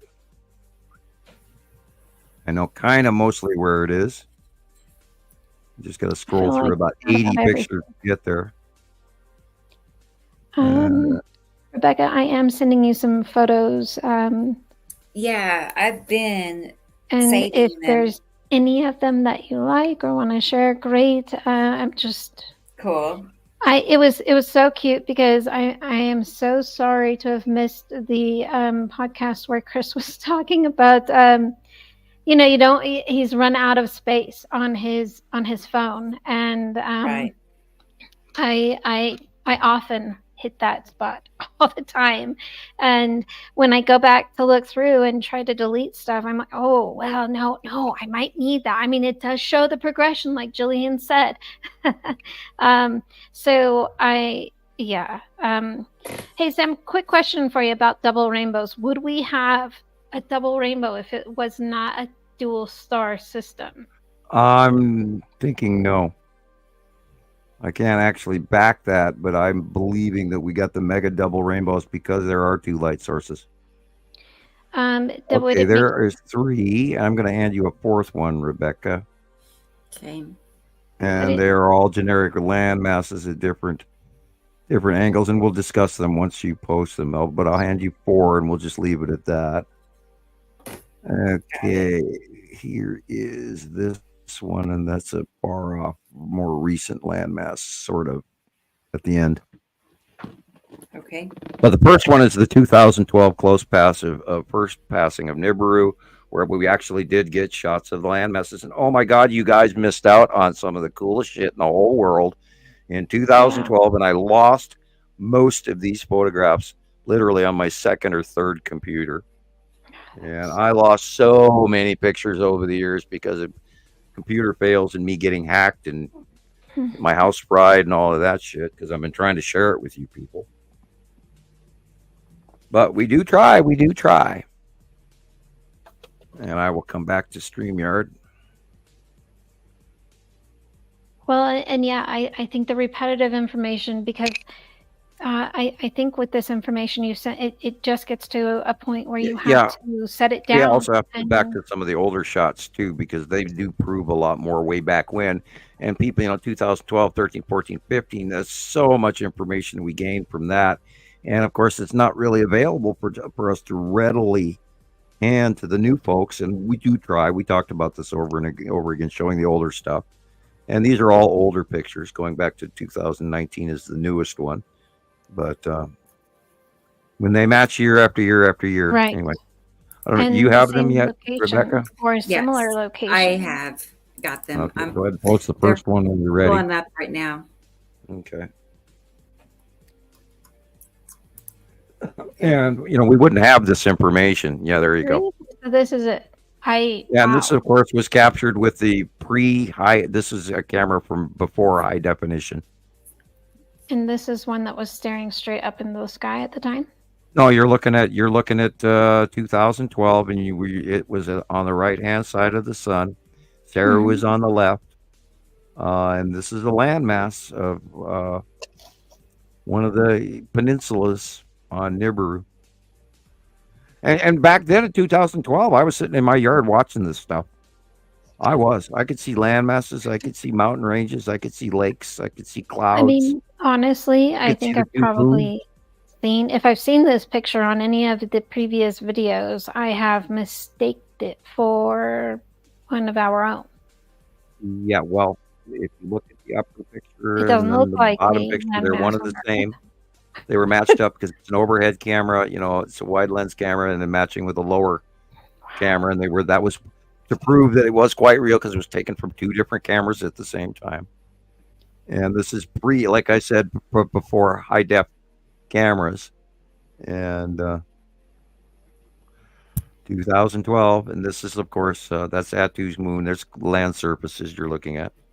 This wasn't part of the ones I was sending, but it wasn't. Sorry. No, you do that. Well, that's okay. I mentioned it. This is where you can actually see the surface of Attu's moon. There's no clouds around it, and this is 2018 in February. Incredible. That's incredible. Yeah, we knew this was the purple thing over the top of us, and we knew back then there was no such thing as purple in the sky, and now it's commonplace. I mean, well, and that's another. We have smaller versions of this as well, with smaller captures of exactly the same thing. When Attu's moon was much smaller, and I have 10 or 12 of those. What's so cool now is I can go back through my pictures and be like, "Oh my, look what I got there! Woo, wow, look at this!" And it makes me want to. And here's the early. This is a space shot. This is taken from space. This isn't in our atmosphere. This is from the SETI Alpha A or B. I don't remember. But it's 2016, and that's Nibiru. Wow. And Earth is the little tiny white flash in front of Nibiru. With the long line through it? Yeah. Wow. So that was a question that Audrey was asking earlier.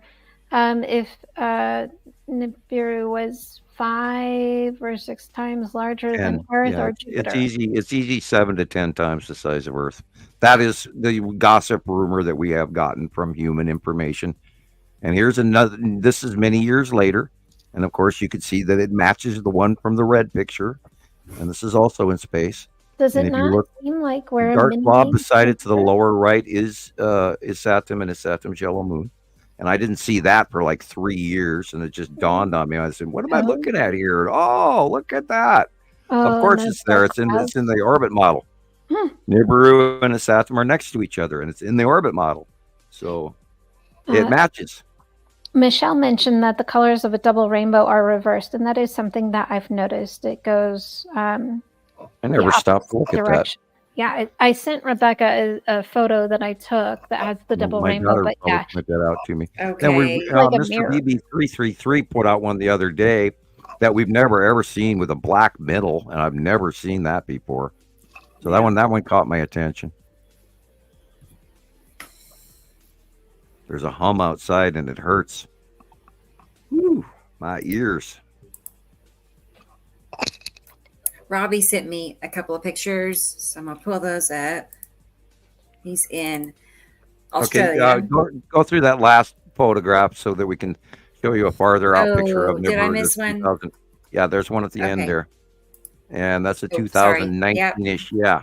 Let's see. No, 2020. I take it back. 2020.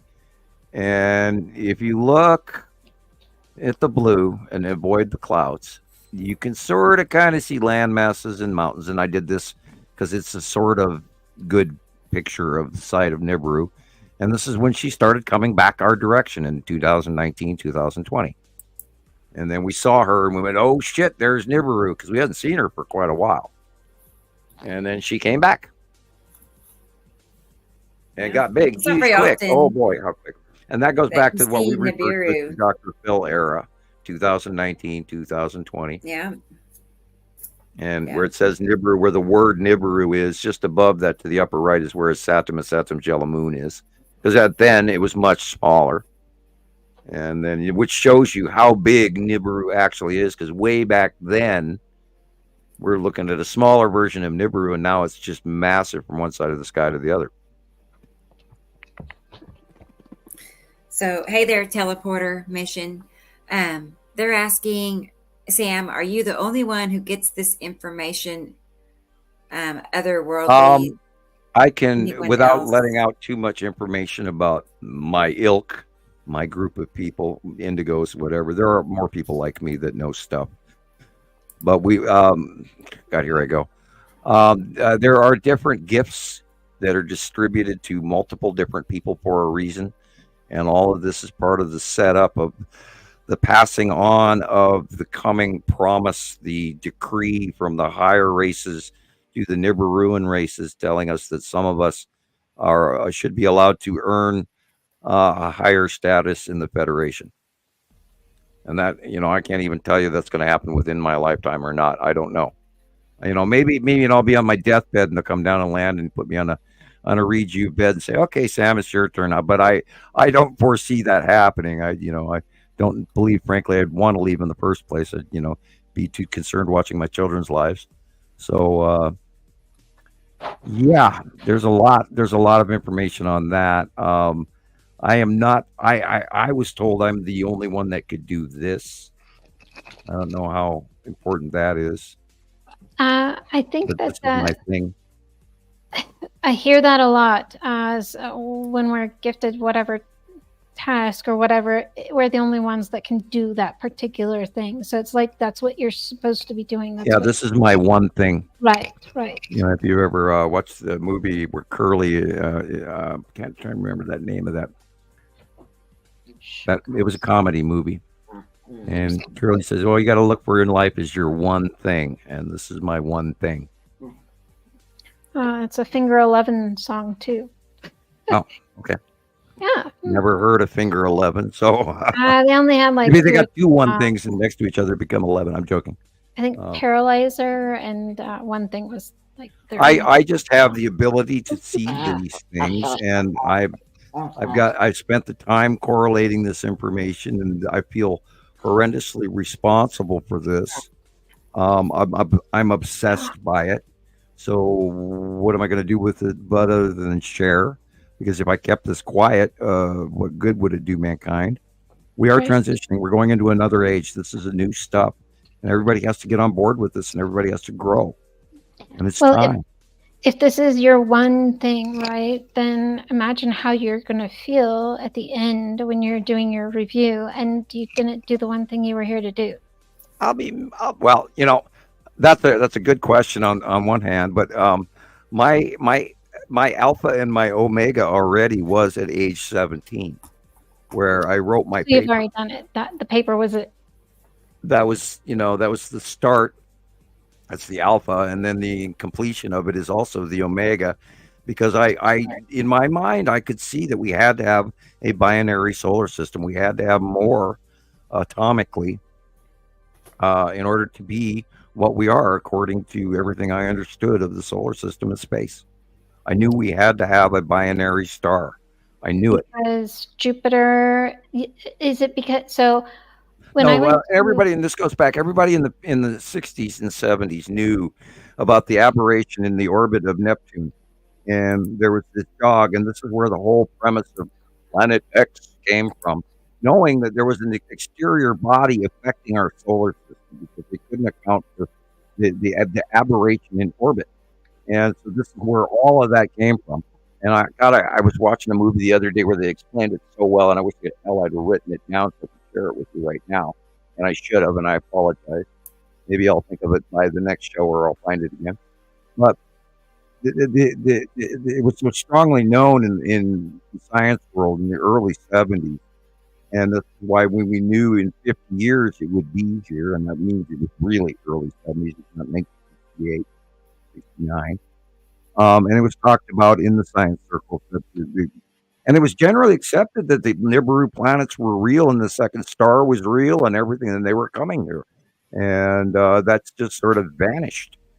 And, you know, Talbot, David Talbot and Velikovsky talked about it, and then there was other people that hypothesized about it, but nobody ever really struck gold on that.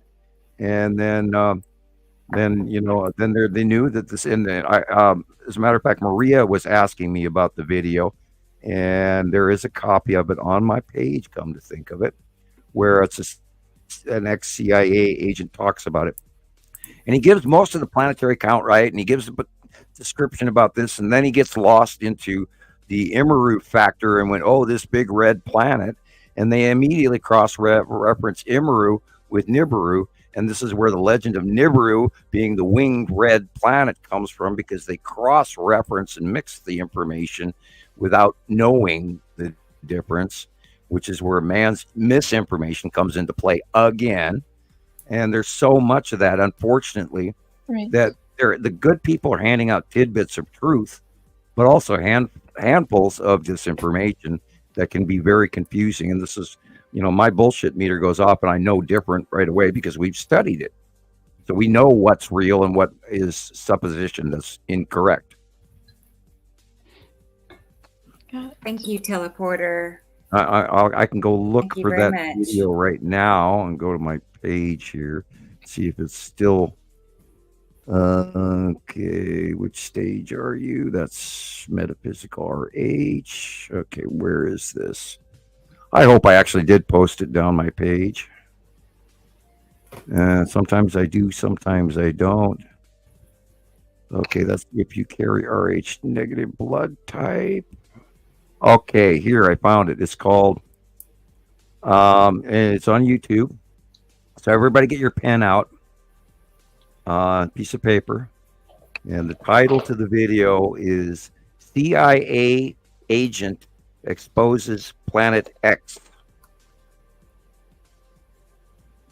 CIA Agent Exposes Planet X. And he talks about the early premise of it. And he gives out a correct planetary count, et cetera, but there is a handful of this information that is incorrect. So this video is partially accurate. You have to carefully weigh with what you're going to pull in and take notes of, but it does discuss how, and I was of the same information base that he starts off with. The beginning of the video is accurate, and he goes on into supposition as he goes. So it's an accurate portrayal, but it's not on the orbit model they have on the beginning of the video is a one-time pass, and that's not how it works either. So that also is a misnomer.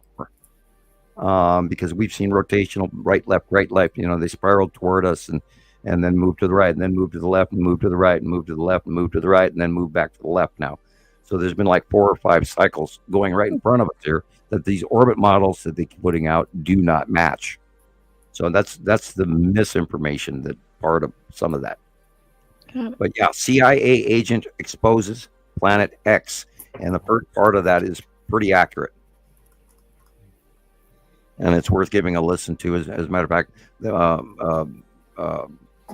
that's what the gal up in Alaska Maria up in Alaska was asking me about. And Sweeney Michael had reposted it back to me because I had posted this video like 5 years ago, because I wanted to share some of the information to prove out to people that there was this whole knowledge back in the late 60s, early 70s of people in the science world. Isaac Asimov, the Greeks, you name it, all the study groups that we're talking about, knowing that we had a binary system.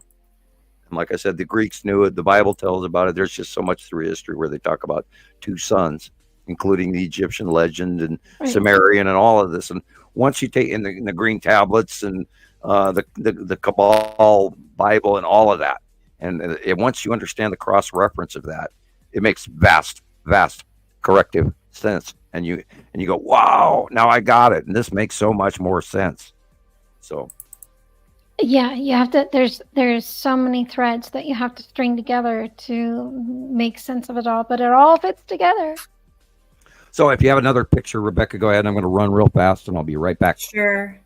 Okay. I'm pulling up the ones that Nicolle has sent me. The million ones. Mm-hmm. So do you think this is the tool star he's talking about?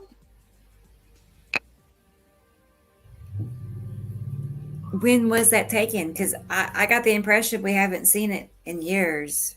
So, yeah. I'm going to find a picture of the tool star and show you what I remember it looking like. I would love that. Thank you.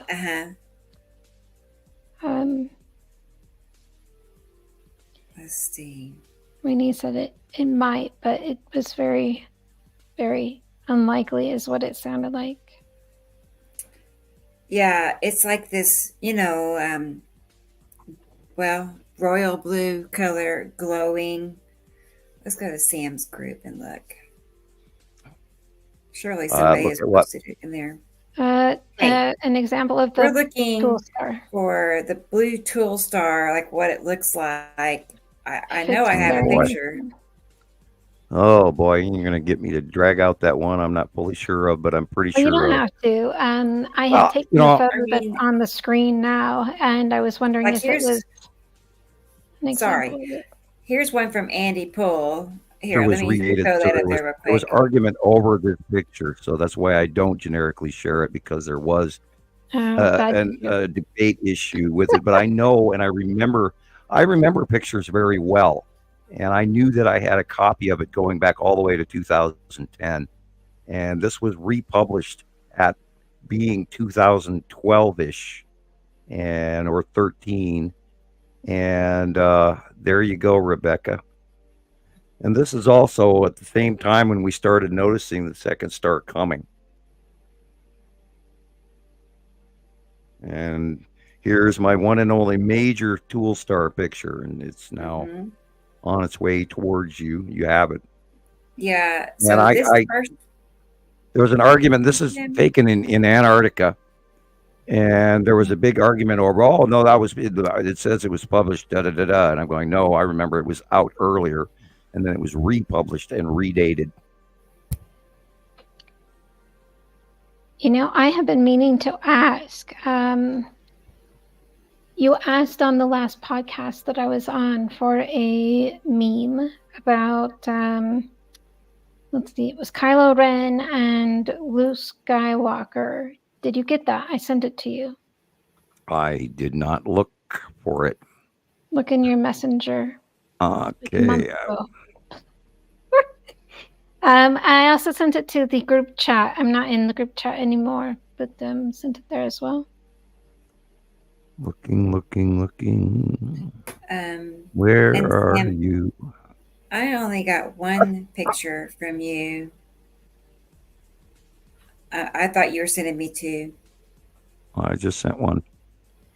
Okay. I do not see it. There it is. Okay.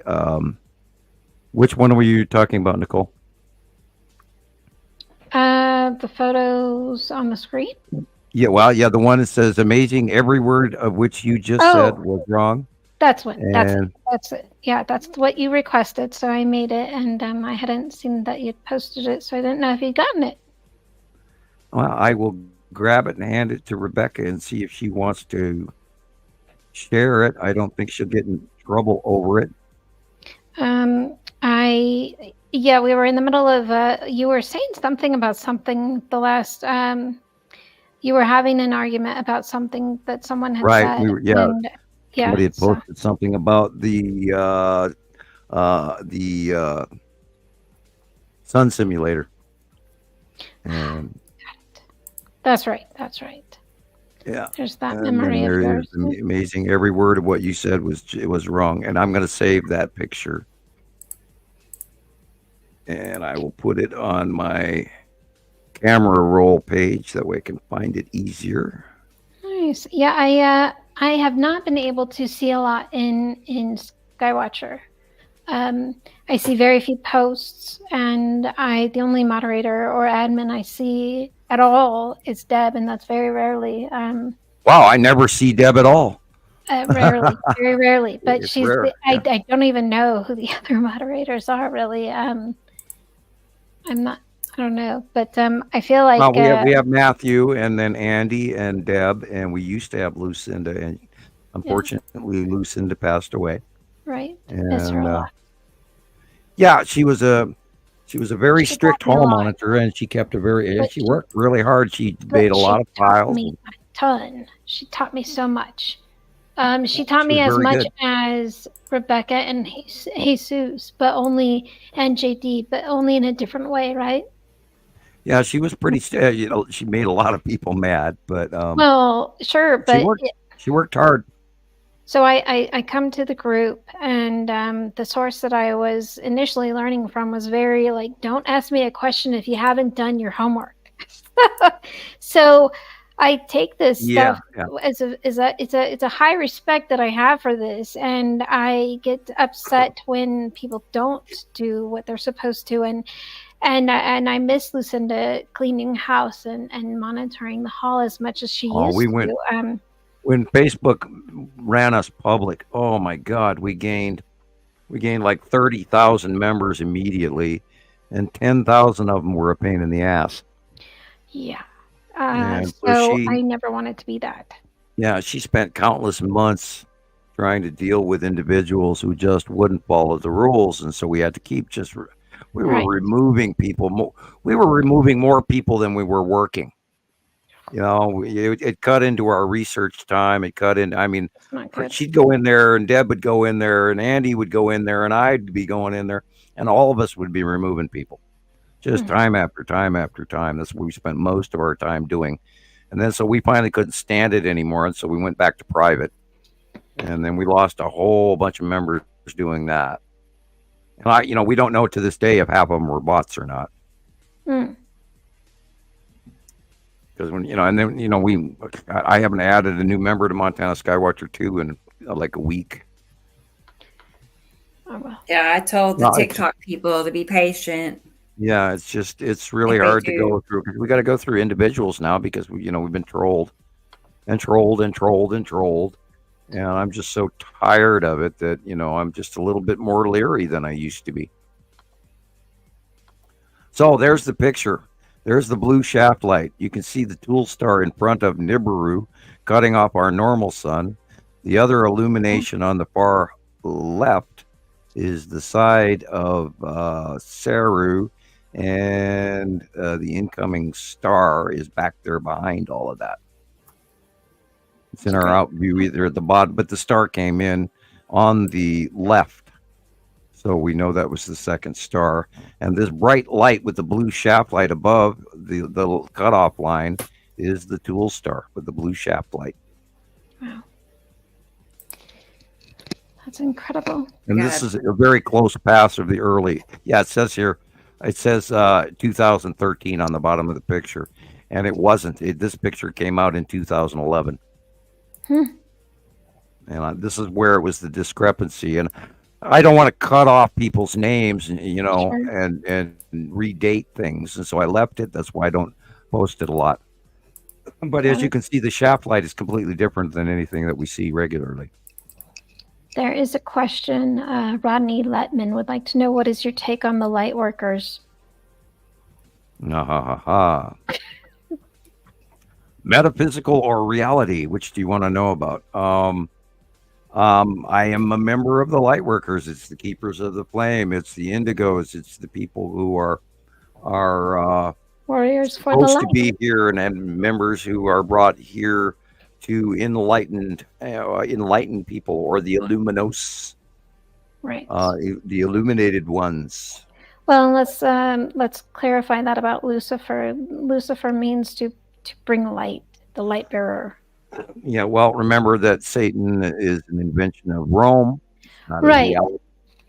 And the swastika is a very ancient symbol that was in existence long before the Nazi Native American parties history. Yeah, prior to So I find that most things that we know that we used to know as good or positive have been inverted, reattributed. Yeah, and right, a lot of that happened with the change of the example. This when the Spanish Inquisition came into power in the 1400s. There were so many heretics and things, people of science that knew shit, and they were burned, as well as all of their material confiscated and destroyed, or sequestered in some dark dungeon to keep people from knowing. And a lot of that has to do with control of the church, and they wanted to be able to pull in all that money from fear and tithing. The only time that the Catholic Church ever started collecting tithing on Sundays was in order to build in 1440 to build St. John's Basilica, and they swore that they would stop collecting it the moment it was finished, and they never did. And the church, unfortunately, has become that which it sought to destroy, and it's become an evil rather than a good. Right. And yes, you're going to hate me for that, but that's what it's become. Can I ask you guys just your personal opinions or your feelings? And it is a little off topic, but not exactly. The fire of Notre Dame, the cathedral. What did you guys have any particular feelings about that? Oh, it's a horrible loss and an ecological nightmare, and all that lead that went under the ground and into people's water. Spiritually. Yeah, it's on an island, a built-up island, so it's really environmental nightmare. Spiritually, Our Lady of Notre Dame,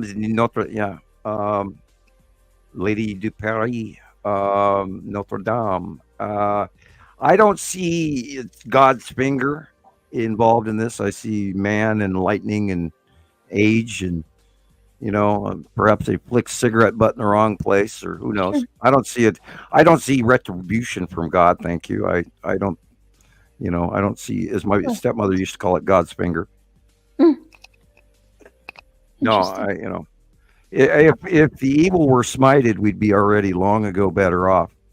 As somebody said, only the good die young and all of that. I don't see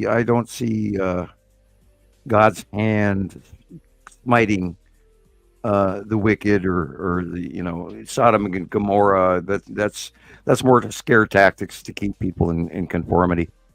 Sure, of course, that would make sense. An awesome building, a huge loss, but the thing needed to be rebuilt anyway this time. After all, the last person that remodeled it was Napoleon,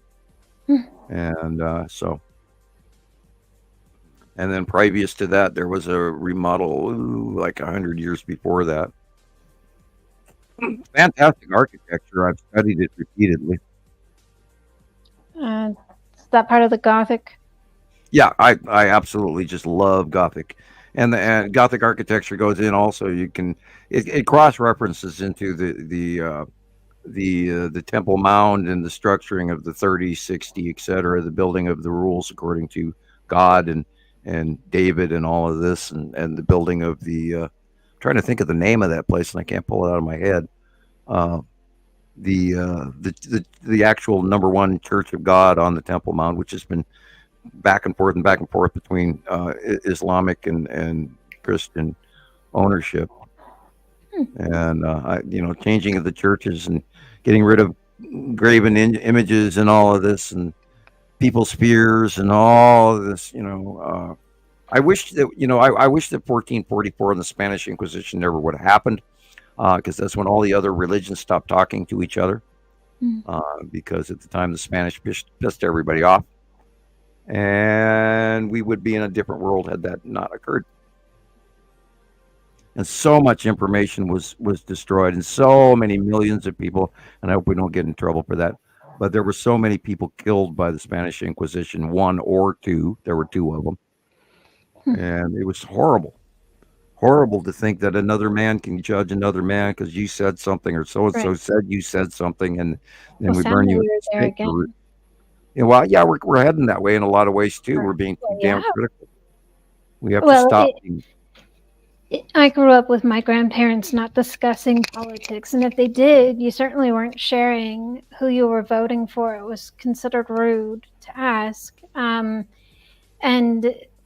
flash forward to now, and I've been unfriended for, be it political views or who I did or did not vote for, or because that's the culture of the day, right? Everyone's like, well, I'm voting this way, and we have bumper stickers right now. So I hope, frankly, that we have a common event occur that will bring us all together and realize that, the guy across the street, because he voted for so-and-so, is not the enemy. And I'm not saying that we're seeing an incoming enemy, although we are, but we aren't. It's not an enemy we can call an enemy. It is an inevitable occurrence that we're going to have no choice over. Right. And the sooner that we try to find a amicable way to deal with that rather than through violence, because that won't get anywhere. And this is the age where we're going to sort of have to, bite the bullet and yet get along. It really is. We have to expand our minds and be less prejudiced. We cannot let prejudice continue to rule us, because we're going to be forced to swallow it whether we like it or not. Well, sure. And the question is, are you going to move out of the way and be part of it, or are you going to be bowled over by it? So. Right. It's either roll with the machine or be. Yeah, be part of the tree in the wind instead of breaking in the wind, and bend. We're gonna have to bend. Yeah. A reed in the wind instead of a tall oak that breaks in the wind. We're gonna have to get used to, because we're transition, and we're gonna see that. We're seeing it in we're seeing it in our food. We're seeing it in our water. We're seeing it in our geology. We're seeing it in our climate. We're seeing it in our politics. We're seeing it in how we treat each other. We're seeing it in our families, in our sociology, in our mental illness, in our medicine. We're seeing it in everything. It's time. Agreed. I don't know how many times I've said that, but it's time that we all change. It's past time. Yeah. Well, I strongly to this day, if they'd have told people what I wanted to tell people in 1980, I think we'd be living a whole different lifestyle right now. We would have had that 40 years to change. Be ready for the Jetsons, because we all expected, by the year 2000, we're going to be flying around in these cool little cars. And what's happened? I can say we kind of are. Well, we shut down a lot of really interesting technology. An example is Tesla. He had so many ideas that would have completely changed everything, including if they would have stayed away from Edison and gone with Tesla, we wouldn't have the cancer rate that we have right now in our society. For it. Yeah, he was working for free money. Right, money. They want it, and right, that goes into the Federal Reserve and all of that, and the Titanic. And if you've done any of that research, those all link together as well. Oh God, they're gonna get me started about 9/11. Anyway. Sure. Yeah. Let's. Yeah. Oh, that one's coming up. Yeah. Next year they have to do the report. Oh boy. Oh gosh. But yes, we've got to treat everyone the way that we expect to be treated. Yeah. Well, we're all in for a huge shock. I've already had my huge shock for the last 30 years. So the rest of you guys get to catch up and today my crazy, sit in your cave up in Montana and laugh at yourself. I'm joking, of course. I'm not totally serious. But yeah, we're all due. We're all due for an upgrade, and how we deal with it is how we deal with it. And wow. Agreed. Thunder is asking, do you know where the arcs are on the Earth? The arcs, like the Ark of the Covenant. Do you know? I've heard rumors. Where the arcs are around the Earth. I'm not sure. Yeah. Well, there's also the ley lines and the pyramids and all of that has to do with old technology that was in use. Maybe even still be in use. There's some really interesting stuff going on in Alaska right now. Yeah, near Denali. Go ahead. What do you know about the Black Pyramid? That's what I know. Well, I know that I saw the Black Pyramid when I was temporarily with the government. Do you know if did it ever rain down tiny little black pyramid-like shards? Not that I know of. Okay, thank you. I'm not aware of that. The legends of Moses and the Exodus would talk about asteroids, 75-pound asteroids coming in by the thousands and millions, and that was greatly expected for a period of time, and we may yet still see that. We could have asteroid events. We could have another Chelyabinsk event this year. I'd love to see one. I would like to see a small minor catastrophe. That's why I say small. So that people have the opportunity to maybe look up and go, hey, what's going on up there? Some sort of, I look forward to when the planets are leaving and they're greater, more illuminated and starting to get smaller so that people will see them easier as they leave and exit. And we could always hope that maybe then they'll start listening to the last 15 years worth of our information that we were trying to tell everyone, but nobody was listening. So maybe then they'll, start biting into that sandwich. So I'm hopeful. So we'll see what's coming. And I know it's going to be a really cool show. I can't wait. I saw where Gray Guy he said that he went to other channels and asked about the planets, I guess like Planet X channels, Yeah. Find the comment now, but he got blocked like 3 times from different channels. Oh yeah. They were not interested in hearing. I can't even tell you the number of sites I've been booted from. Yeah. They were asking why so many of the other groups call it Planet X and they don't call it Nibiru, right? Right, because Planet X was the early version of the science without any of the meat and potatoes, And he was asking why they don't talk about the other planets. Yeah. And that shows they haven't done any studying because it's not just one planet, it's an entire solar system. And they can't fathom that because that hurts people. People don't want to know it. It scares them. Right.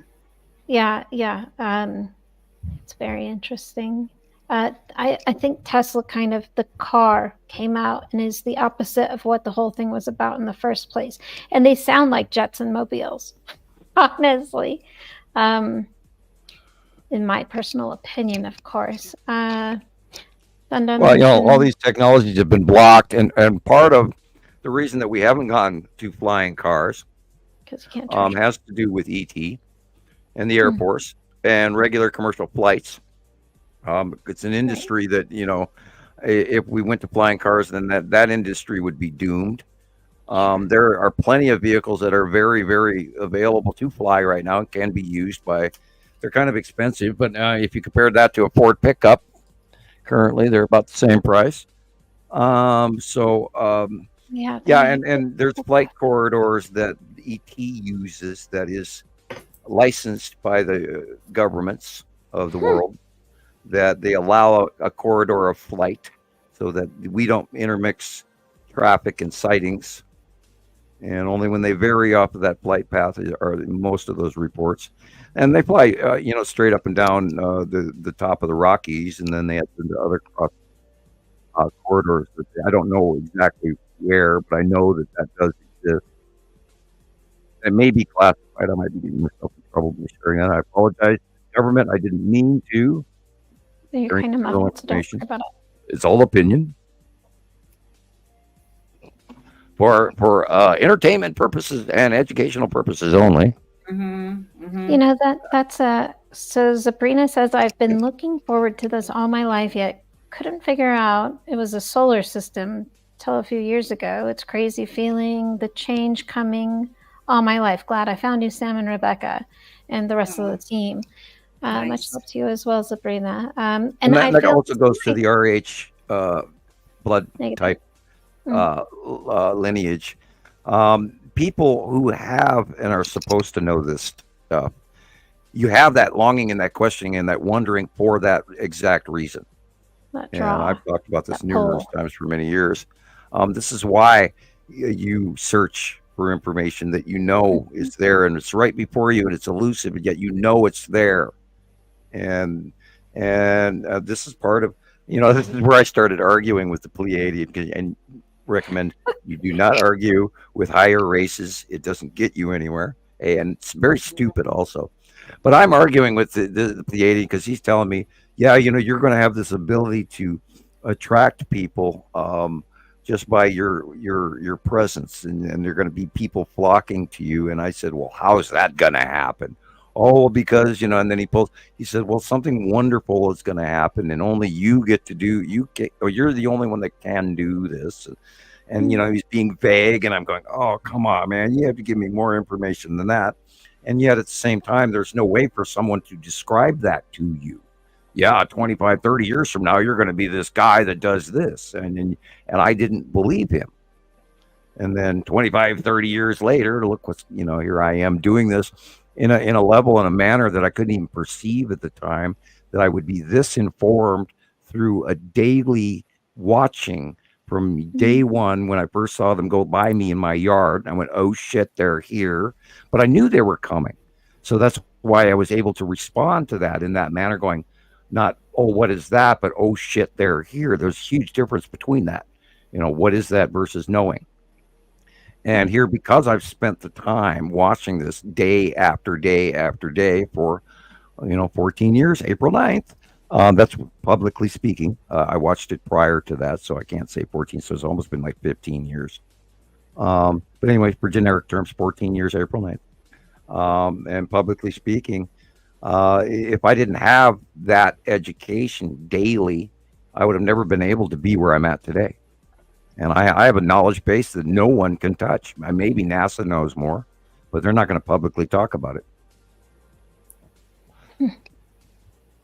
I'd like a guy to, write me a letter and says, Sam, I know about it and you're right or wrong, but who dares mail that? Well, it'd probably be a deathbed confession or something anyway. Yeah, well, because we people who know the threats of what breaking the rules can mean, because our government has a technology that I can't even talk about publicly.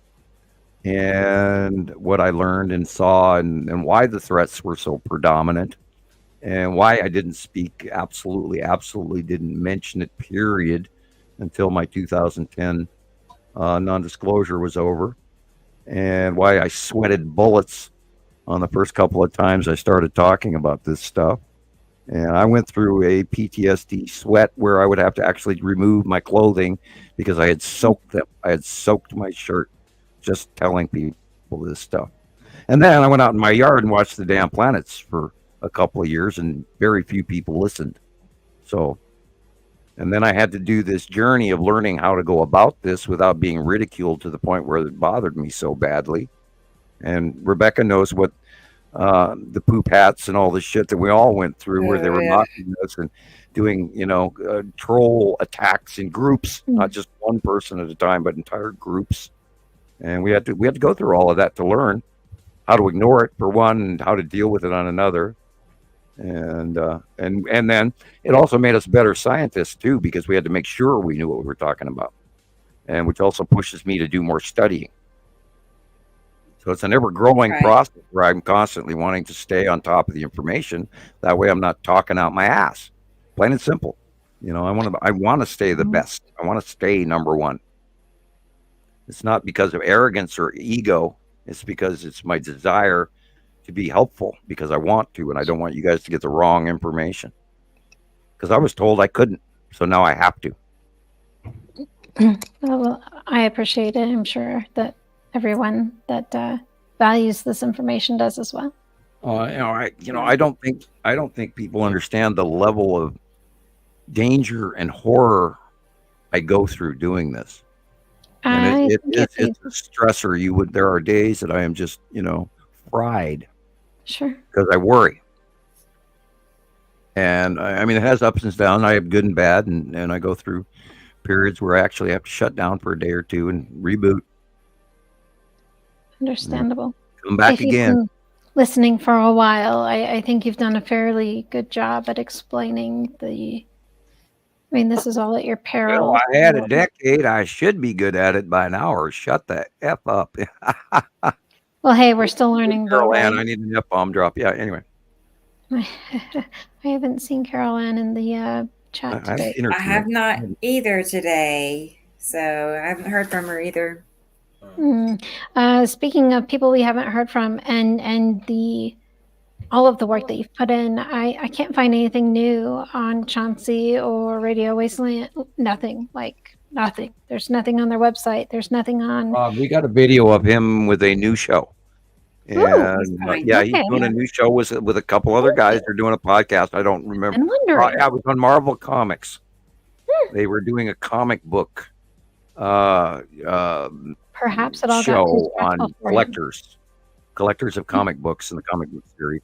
Oh, that's and a total he was one of the major hosts and doing his job. Unfortunately, and I looked at his view ratio, and he's getting even less views than he used to. And maybe it's a stress-related thing that he had to step away from those kinds of topics. Well, he was a very good. He was very patient with me, and whether he believed me or not, he actually was a very warm, respectful host, and I absolutely enjoyed the videos.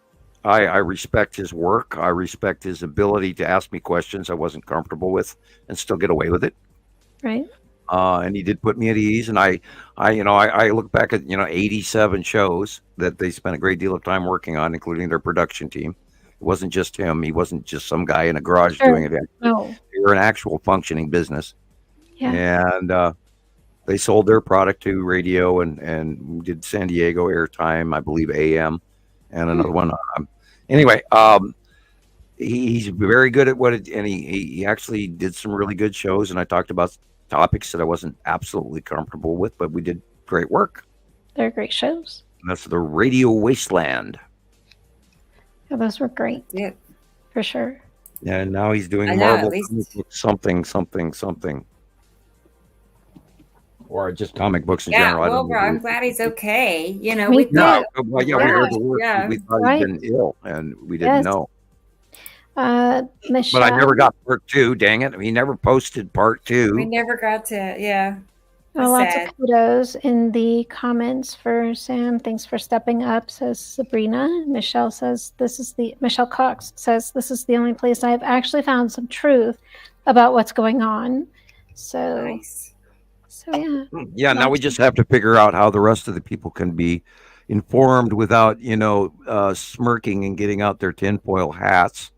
Well, I was thinking about a lot of the people. I feel for the people that are the workforce. If it wasn't for my medical issue, like a secondary concussion, that took me out of working 8 to 10 or more hours per day, every day, I wouldn't have seen the skies like I see them now. That did give me a little idea, though.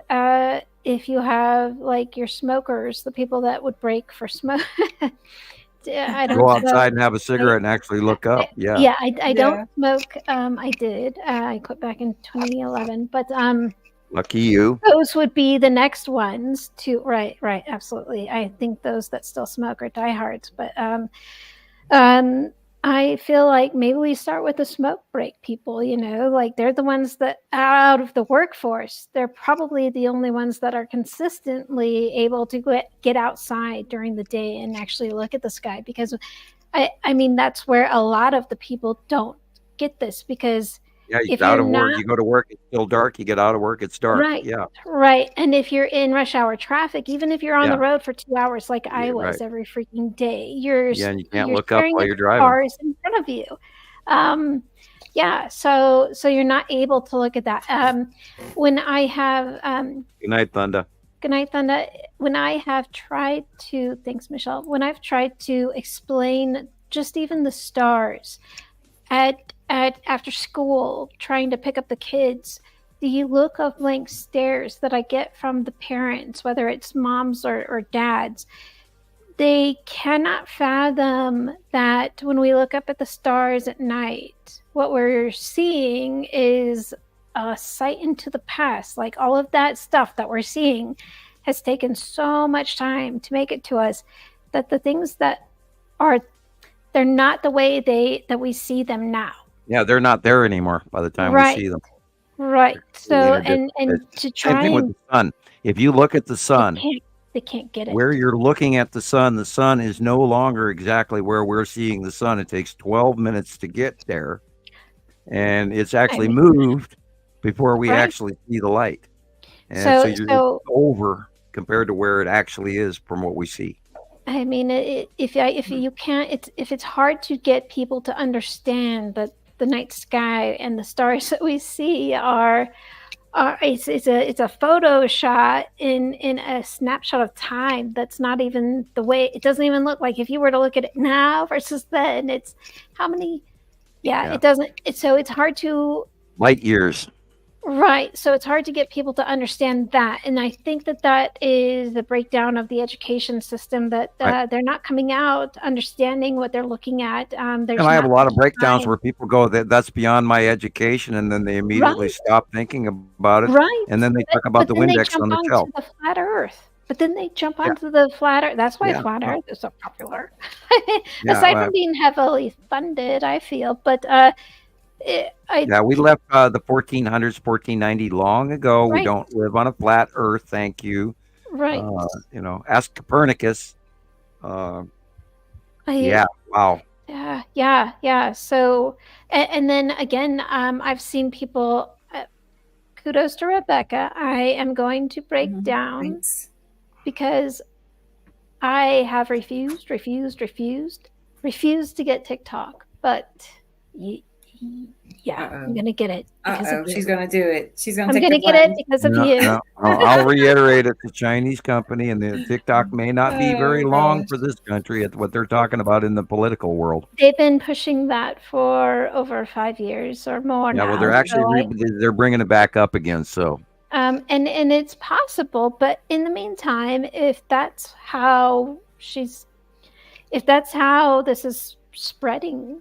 Why not? It's a big movement. I'm pretty sure it's going to work one way or another. And was I not hearing that there is a group of people that are out there using your information that it's not actually verified or vetted, and they're misinforming folks? Well, there's a couple. Over the years, there's been tons of people that grab the information and learn half of what they should know. And then they run out there and babble their mouths off and completely misattribute shit and call it all kinds of other stuff. And my favorite one to this day is what's her face, the I'm not going to mention her real name, but she's this secret physicist who puts out this comment about celestial objects. And oh my God, we went through those people for years trying to mop up the mess they left behind. All so they could add their little show and misinformation. Yeah, celestial Dr. C.A. Her initials are C.A. And I don't even believe anything that she said was any level of science I ever studied. So therefore, I'm not so sure she's actually a doctor. She could just be calling herself that. I think that TikTok has served a purpose to. It's been very good for everything falls into but it. it's also had a double-edged sword. I know that the crystal industry has been inundated with fakes and all kinds of people with false information. I mean, I've never seen people like really so many sad crystals. Where the world has suddenly decided it's okay to scam people. Right. I can't. Well, that's been going on forever. And then look what is coming out of India right now. The world population of scammers is an entire industry. There is a video. In the world.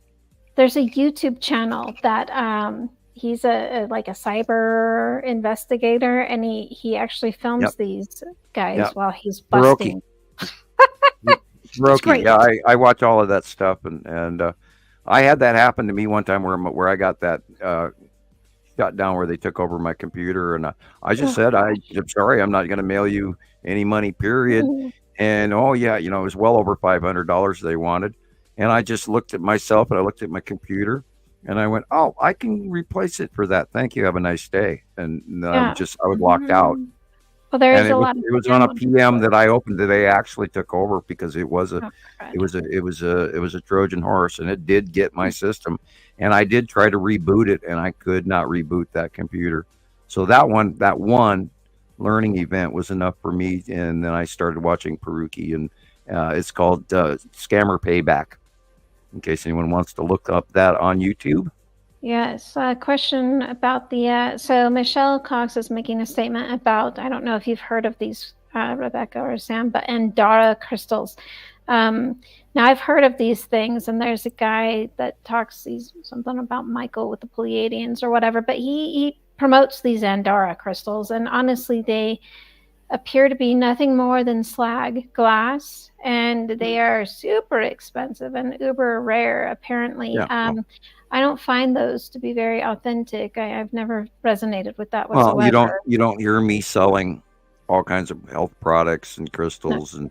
And we are going to have merch, but that is on another end of the spectrum so that we can fund this.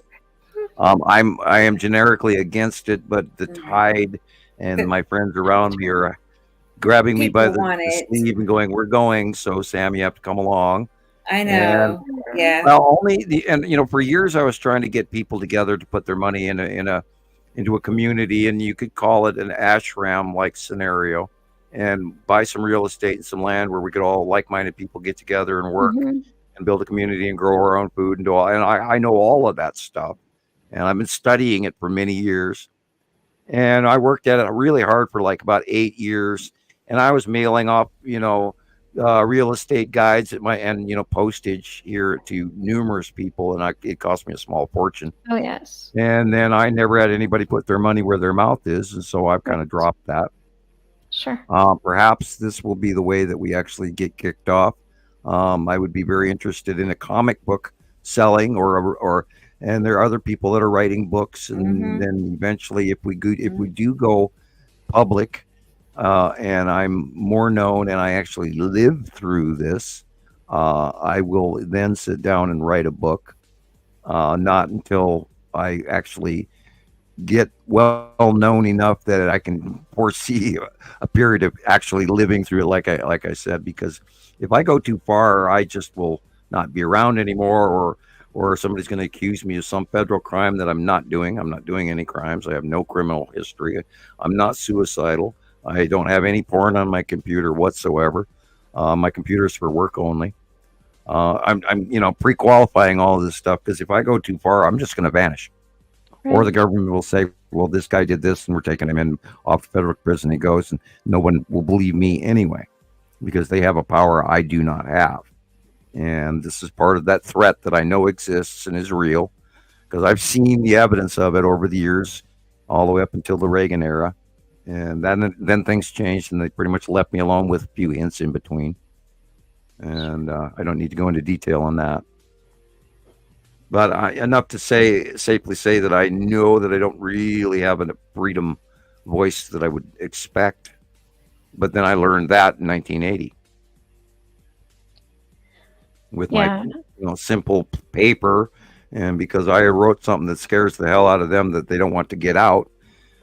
This is why they come to and talk to a 17-year-old high school student in Montana out of the blue, because I wrote a paper they didn't want anyone to know about. And this is why Rebecca says all the time, this is a group of planets they don't want you to know about. We have evidence of it. Right. Well, I can see that only because of all the conspiracies that has been put out there.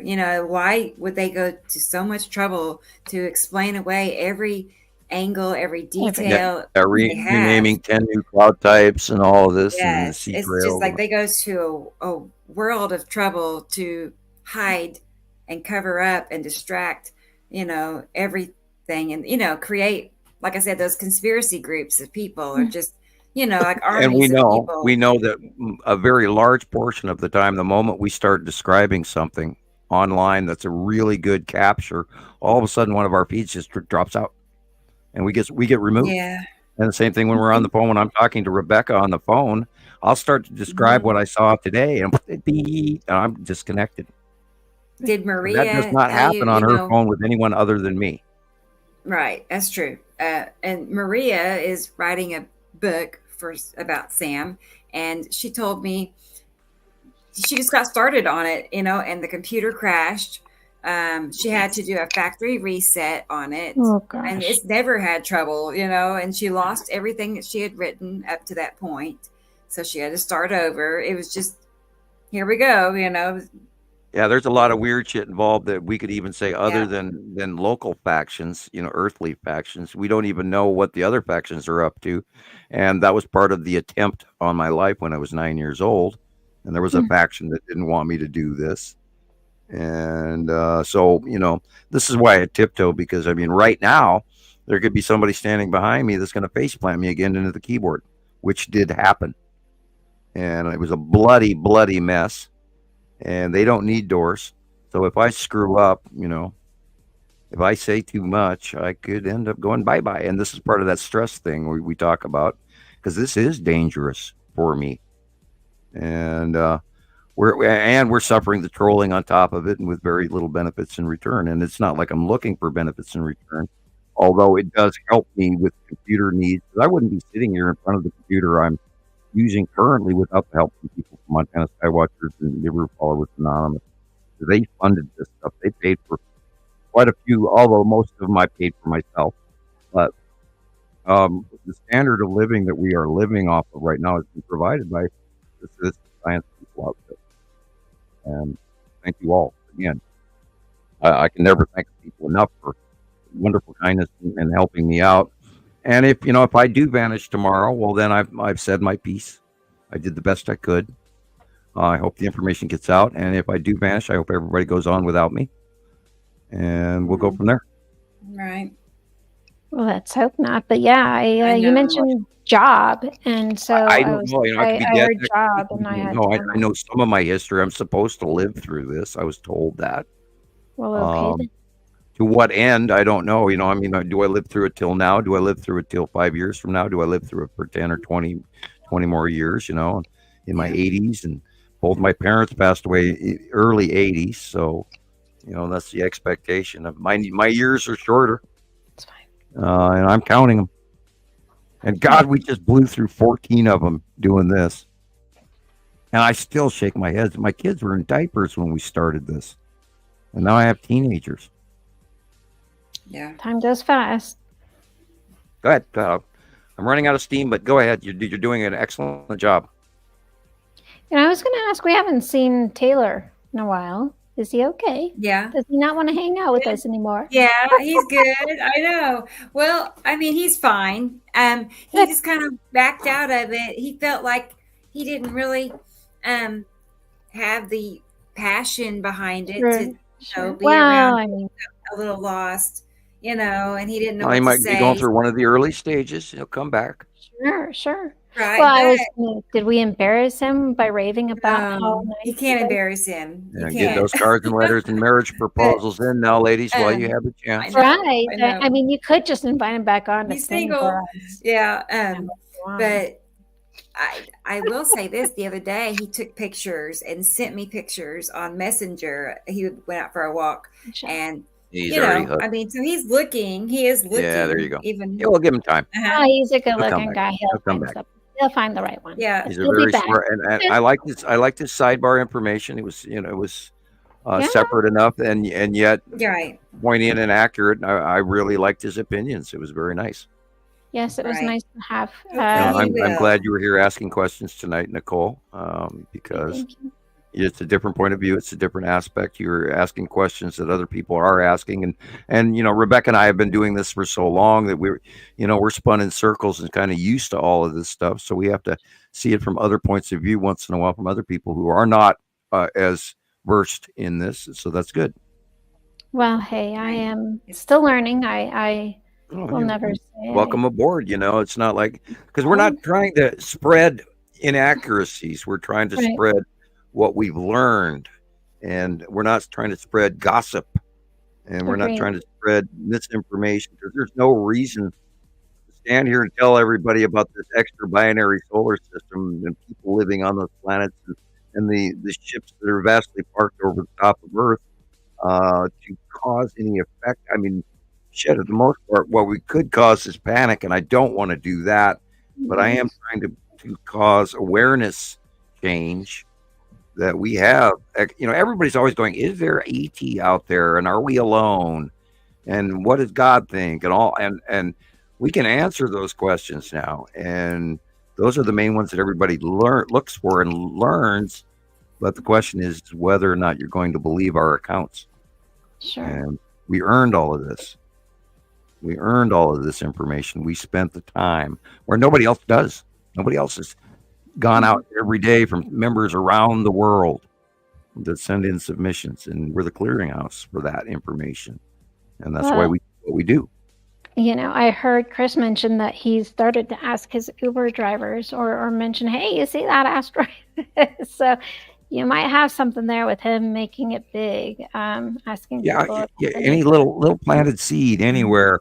Right. And even if it was to turn it into a comedy routine, where he could, just ask simple galactic space questions to people on the street, and then work his way up from there, and then hand a card out and says, Nibiru Citizen Science Project, and then maybe they'll go to the computer and look up that first word, and hopefully, fall into the actual correct group of people with the correct information instead of the gossip and the hype.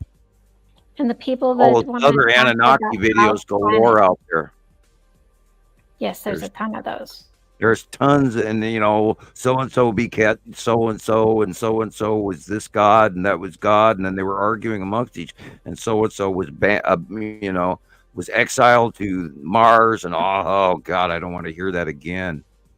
And there's 1,000 of those out there, and great, you got the early Sumerian text translation stories, but you're not putting it together. In real science, not gossip. And of course, we have off-world information to cross-reference, so that's how we're doing what we do. And they don't have that. And that's where we're different, is because we have information. And I've known about it for 40 some years. Well, they don't have it because you're the only one that has anything like this. I've not come across anybody else. And I've been actively searching for anyone out there that knew anything more than what I know, and I have not found them. And I would love to find somebody that knows more. I really would. Oh, teach me, wow.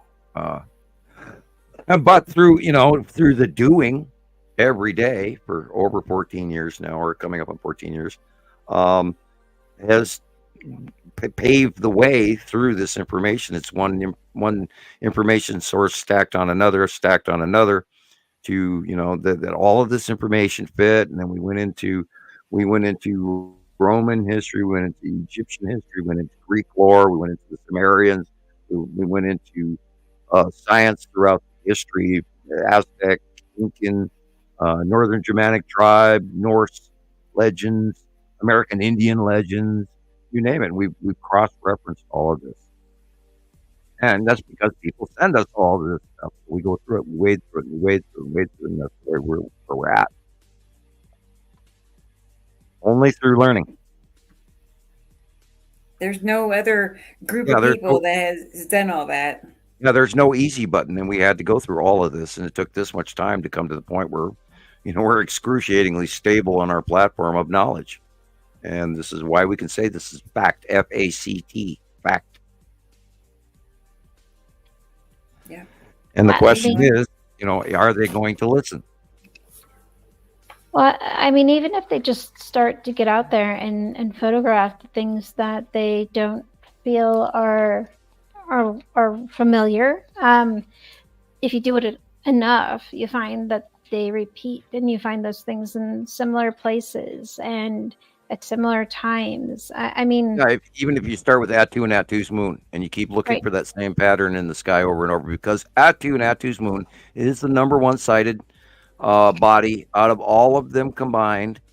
All of them combined, we have more sightings of Attu and Attu's moon than all the rest of the planets, especially since it's purple. And that is the big thing that, when you see that purple object up above you and you got a big round edge and a big white thing in front of it that's weird and cloudy and sort of funky looking, and it's way bigger than anything you ever imagined could possibly be a planet, you're looking at a planet and its moon. And we watched it and watched it and watched it oh God, just thousands and thousands of captures. And that if the one thing you could start to study is Attu and Attu's moon repetitive base cloud shape cloud pattern with the asteroids orbiting underneath it. And even Jesus talked about it earlier. That once you get that in your head, you will see it over and over and over again, and then you'll go, oh my God, this is happening. And then you see it another day, and there it is again. So that it can't be just cloud anomaly, because there it is again. And then off you go. It's sort of like, having to push the baby eagle out of the nest the first time. You got to trust your wings. Definitely. That's what, I'm always telling people it's impossible for, clouds to repeat like that, perfectly. So obviously there's something else going on. And then you had my drawings. I mean, I've never seen spiral clouds. I have not seen spherical clouds before the system came through. Yeah, let's not even talk about the square ones. Sure. I mean, you got and the every triangle shape ones. out there. Yeah, the little triangle ones. Yeah. Right. All kinds of shapes. I I mean, those are not Simpson clouds, right? Hey out there, everybody. Is my voice loud enough now that I figured out how to turn up my own stupid volume? I'm laughing. Here I had to, I even looked at it a couple of times, and I never thought to even check, because I had it automatic. I had it set for automatic volume control, and I didn't set it myself. So that was the problem, huh? Yeah. I let it be automatic. You would assume that automatic would be just what you need, right? Yeah, one would assume that it would be loud enough, and not only that, I was watching the earlier shows, going, God, I have to talk closer to the mic. I have to get louder. Maybe compared not. to everyone else. Well, Sabrina says it sounds more Sam, clear. it's nice to be able to hear you better. Okay, thank you, Yes, Michelle. Michelle saw. Mm-hmm. I'm glad now I don't have to struggle hard. Want to keep y'all up or anything, and I've sent lots of stuff. So we're at 7 hours, by the way. Yes, and we are at 7. We just rolled over to 7. So since you don't often get out of these early, not that it's early today, You but realize, of course, I'm going to be very jacked up and wound up, and then I don't get to talk to anybody about this anymore. I'm joking, of course. I'm being silly. That happens around hour 7. Yeah, and I'll get to go play Star Wars. There you go. I'm going to show you all what I've been working on real quick. Okay, please. I made a new file of nice pictures that are similar. So I'll show you. I'll just scan through quickly. Cool. But what I'm talking about is how, here's all the obvious circular shapes on the left side of our sun, over and over. Gosh. I mean, once you start seeing all of those shapes, you can't deny the curvature. I know. I thought, well, I need to get them more organized. So then here's the right side. I had more on that side, I think. But I thought, well, I don't have a folder like this yet, that really shows how repetitive and it also shows the size of the passing planets that most people can't comprehend. Right. No, and that was a little harder to grasp. And not all of them are the same planet, because over the years she showed one that was a Uri from 2018, etc. Right.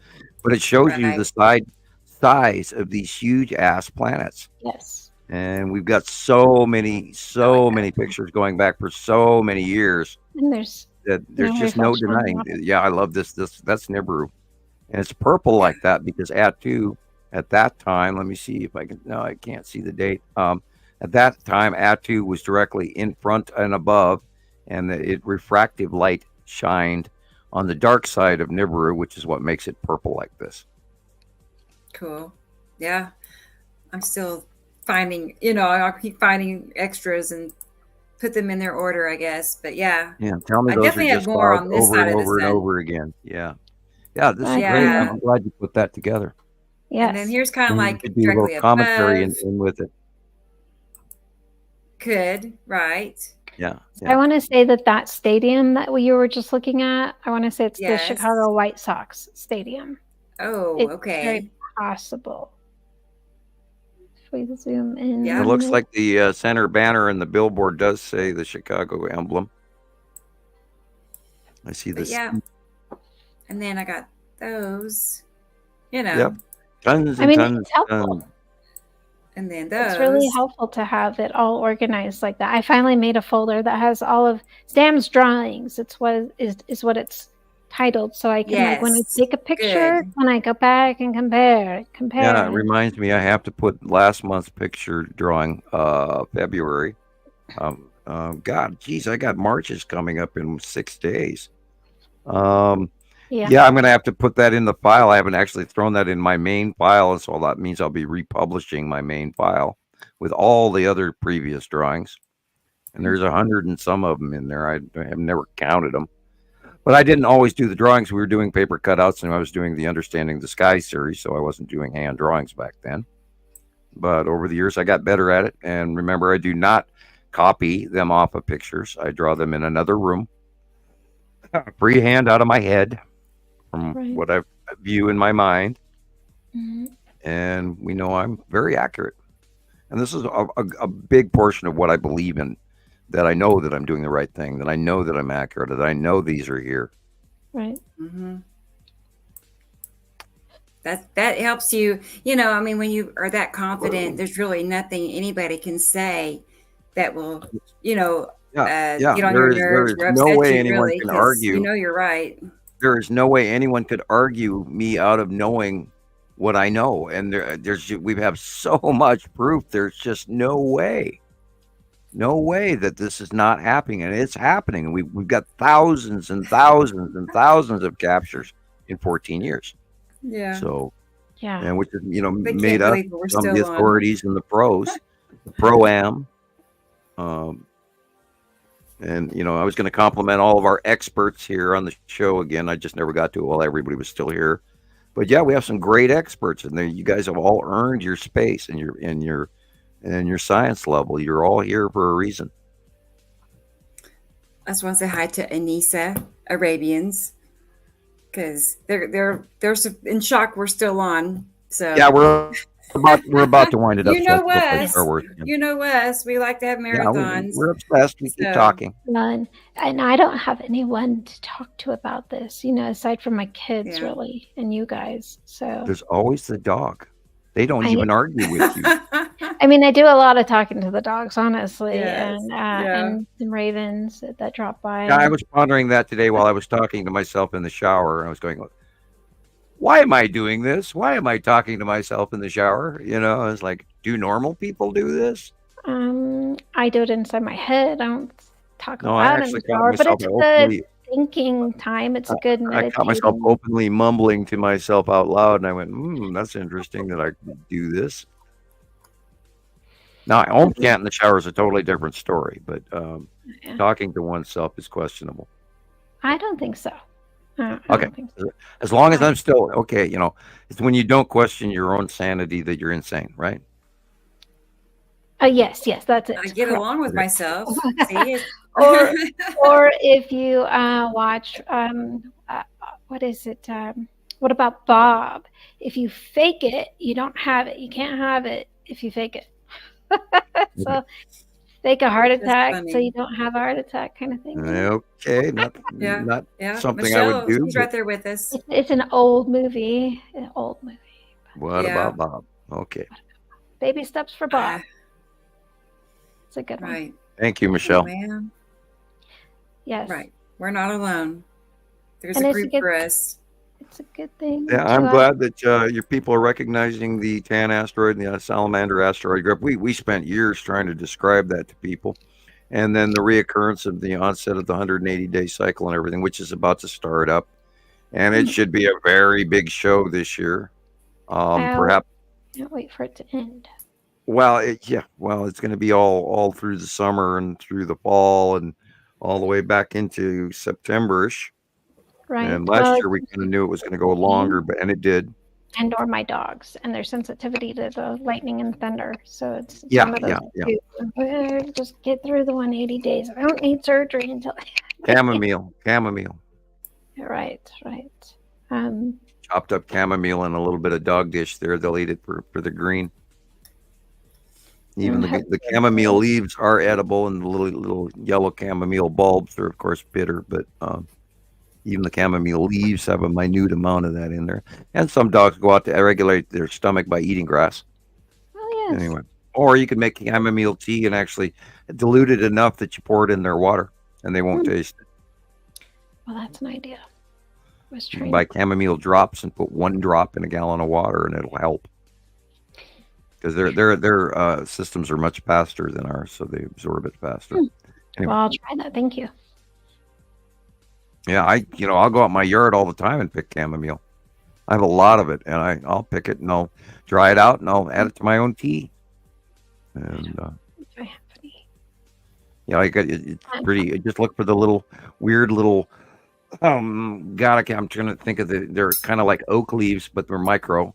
And the little yellow bulbs, the little yellow blossoms, and you pick some blossoms when they bloom, and then the leaves, and you bring them in the house and you let them dry for a week or 2, and on the counter, and try to get the dirt wads. Don't bring in the dirt, but and then I make my own tea sometimes. Nice.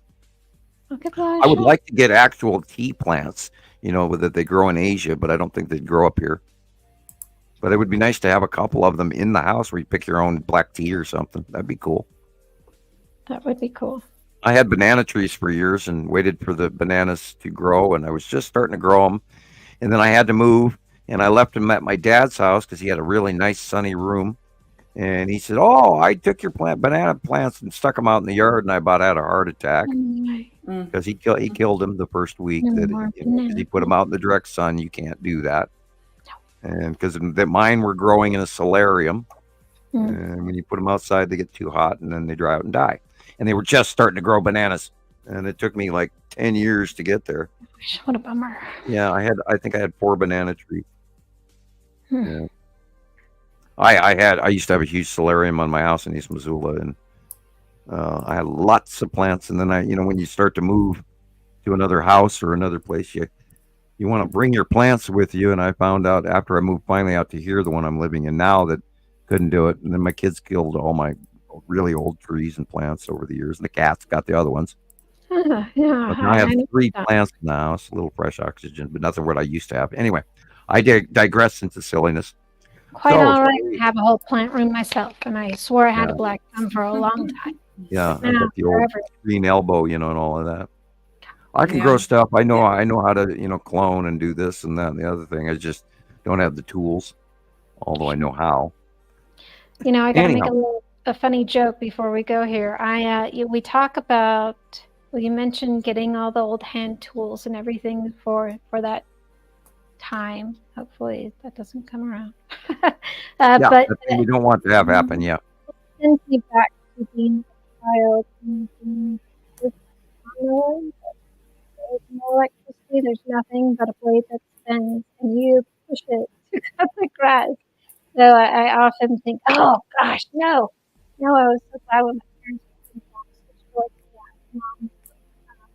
Now, maybe I won't need it. And my husband goes, wait, I won't need a lawnmower or a lawnmower because I'll be growing food. I won't have any grass. I'll grow. You get a goat for that. You get goats and sheep to eat up your lawn. And, they seem rather cantankerous and rambunctious and naughty. Right, yeah, and they poop a lot. And they eat everything in sight, and you're always fighting them. And they're rude, and they butt you. Why do I want goats? To keep your lawn clean. How about that's what they do. That's what they do here in the mountains nowadays. When we have noxious weeds and stuff that they don't want certain cattle to get, they'll actually bring goats, big herd of goats in, and they'll eat everything in sight, and then they move them out of the pasture, and then within months they bring in the cattle, and they'll eat anything and everything. Anyway. Well, I see. Yeah, well, there's lots of old-fashioned remedies. Go back to the Farmer's Almanac and look all that stuff up. Right. Now they did stuff before pre-Dust Bowl era, which we're coming into another one. Oh God, I can't wait to see what happens this year. Oh my God. I did reports of those about that. We are going to be in a really hot scenario this year. I hope I'm wrong. I hope I'm wrong.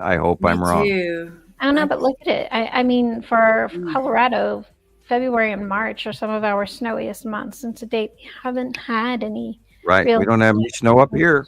It's 54 degrees today. It's been into the upper 60s before the very end of February. So I would say that's tracking as accurate. It's going to be a warm Now year. just look up the 1910 firestorm. Oh my God. No thanks. I don't want to see that, but it's it's what is projected. We're going to have firestorms and forest fires, and it'll be horrible. It's going to be bad.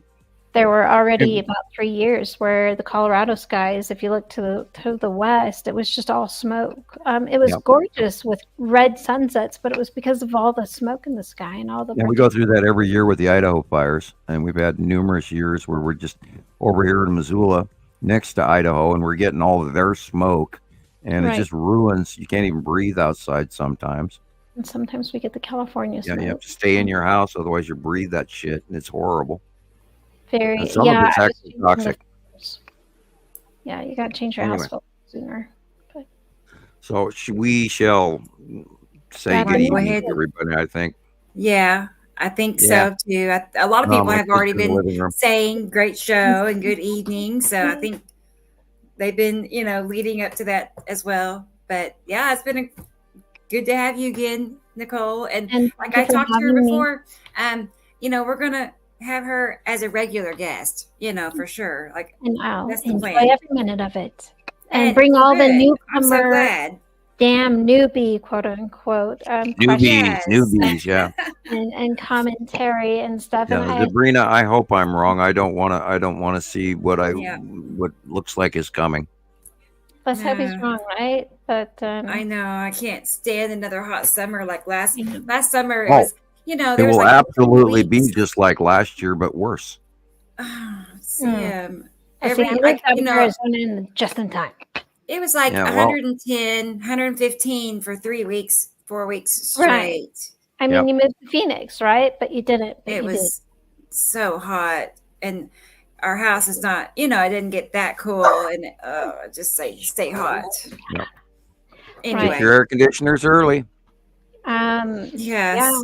For real. Well, as a kid, I didn't have the AC. You had, by law, you have to have a heater in Colorado, no AC.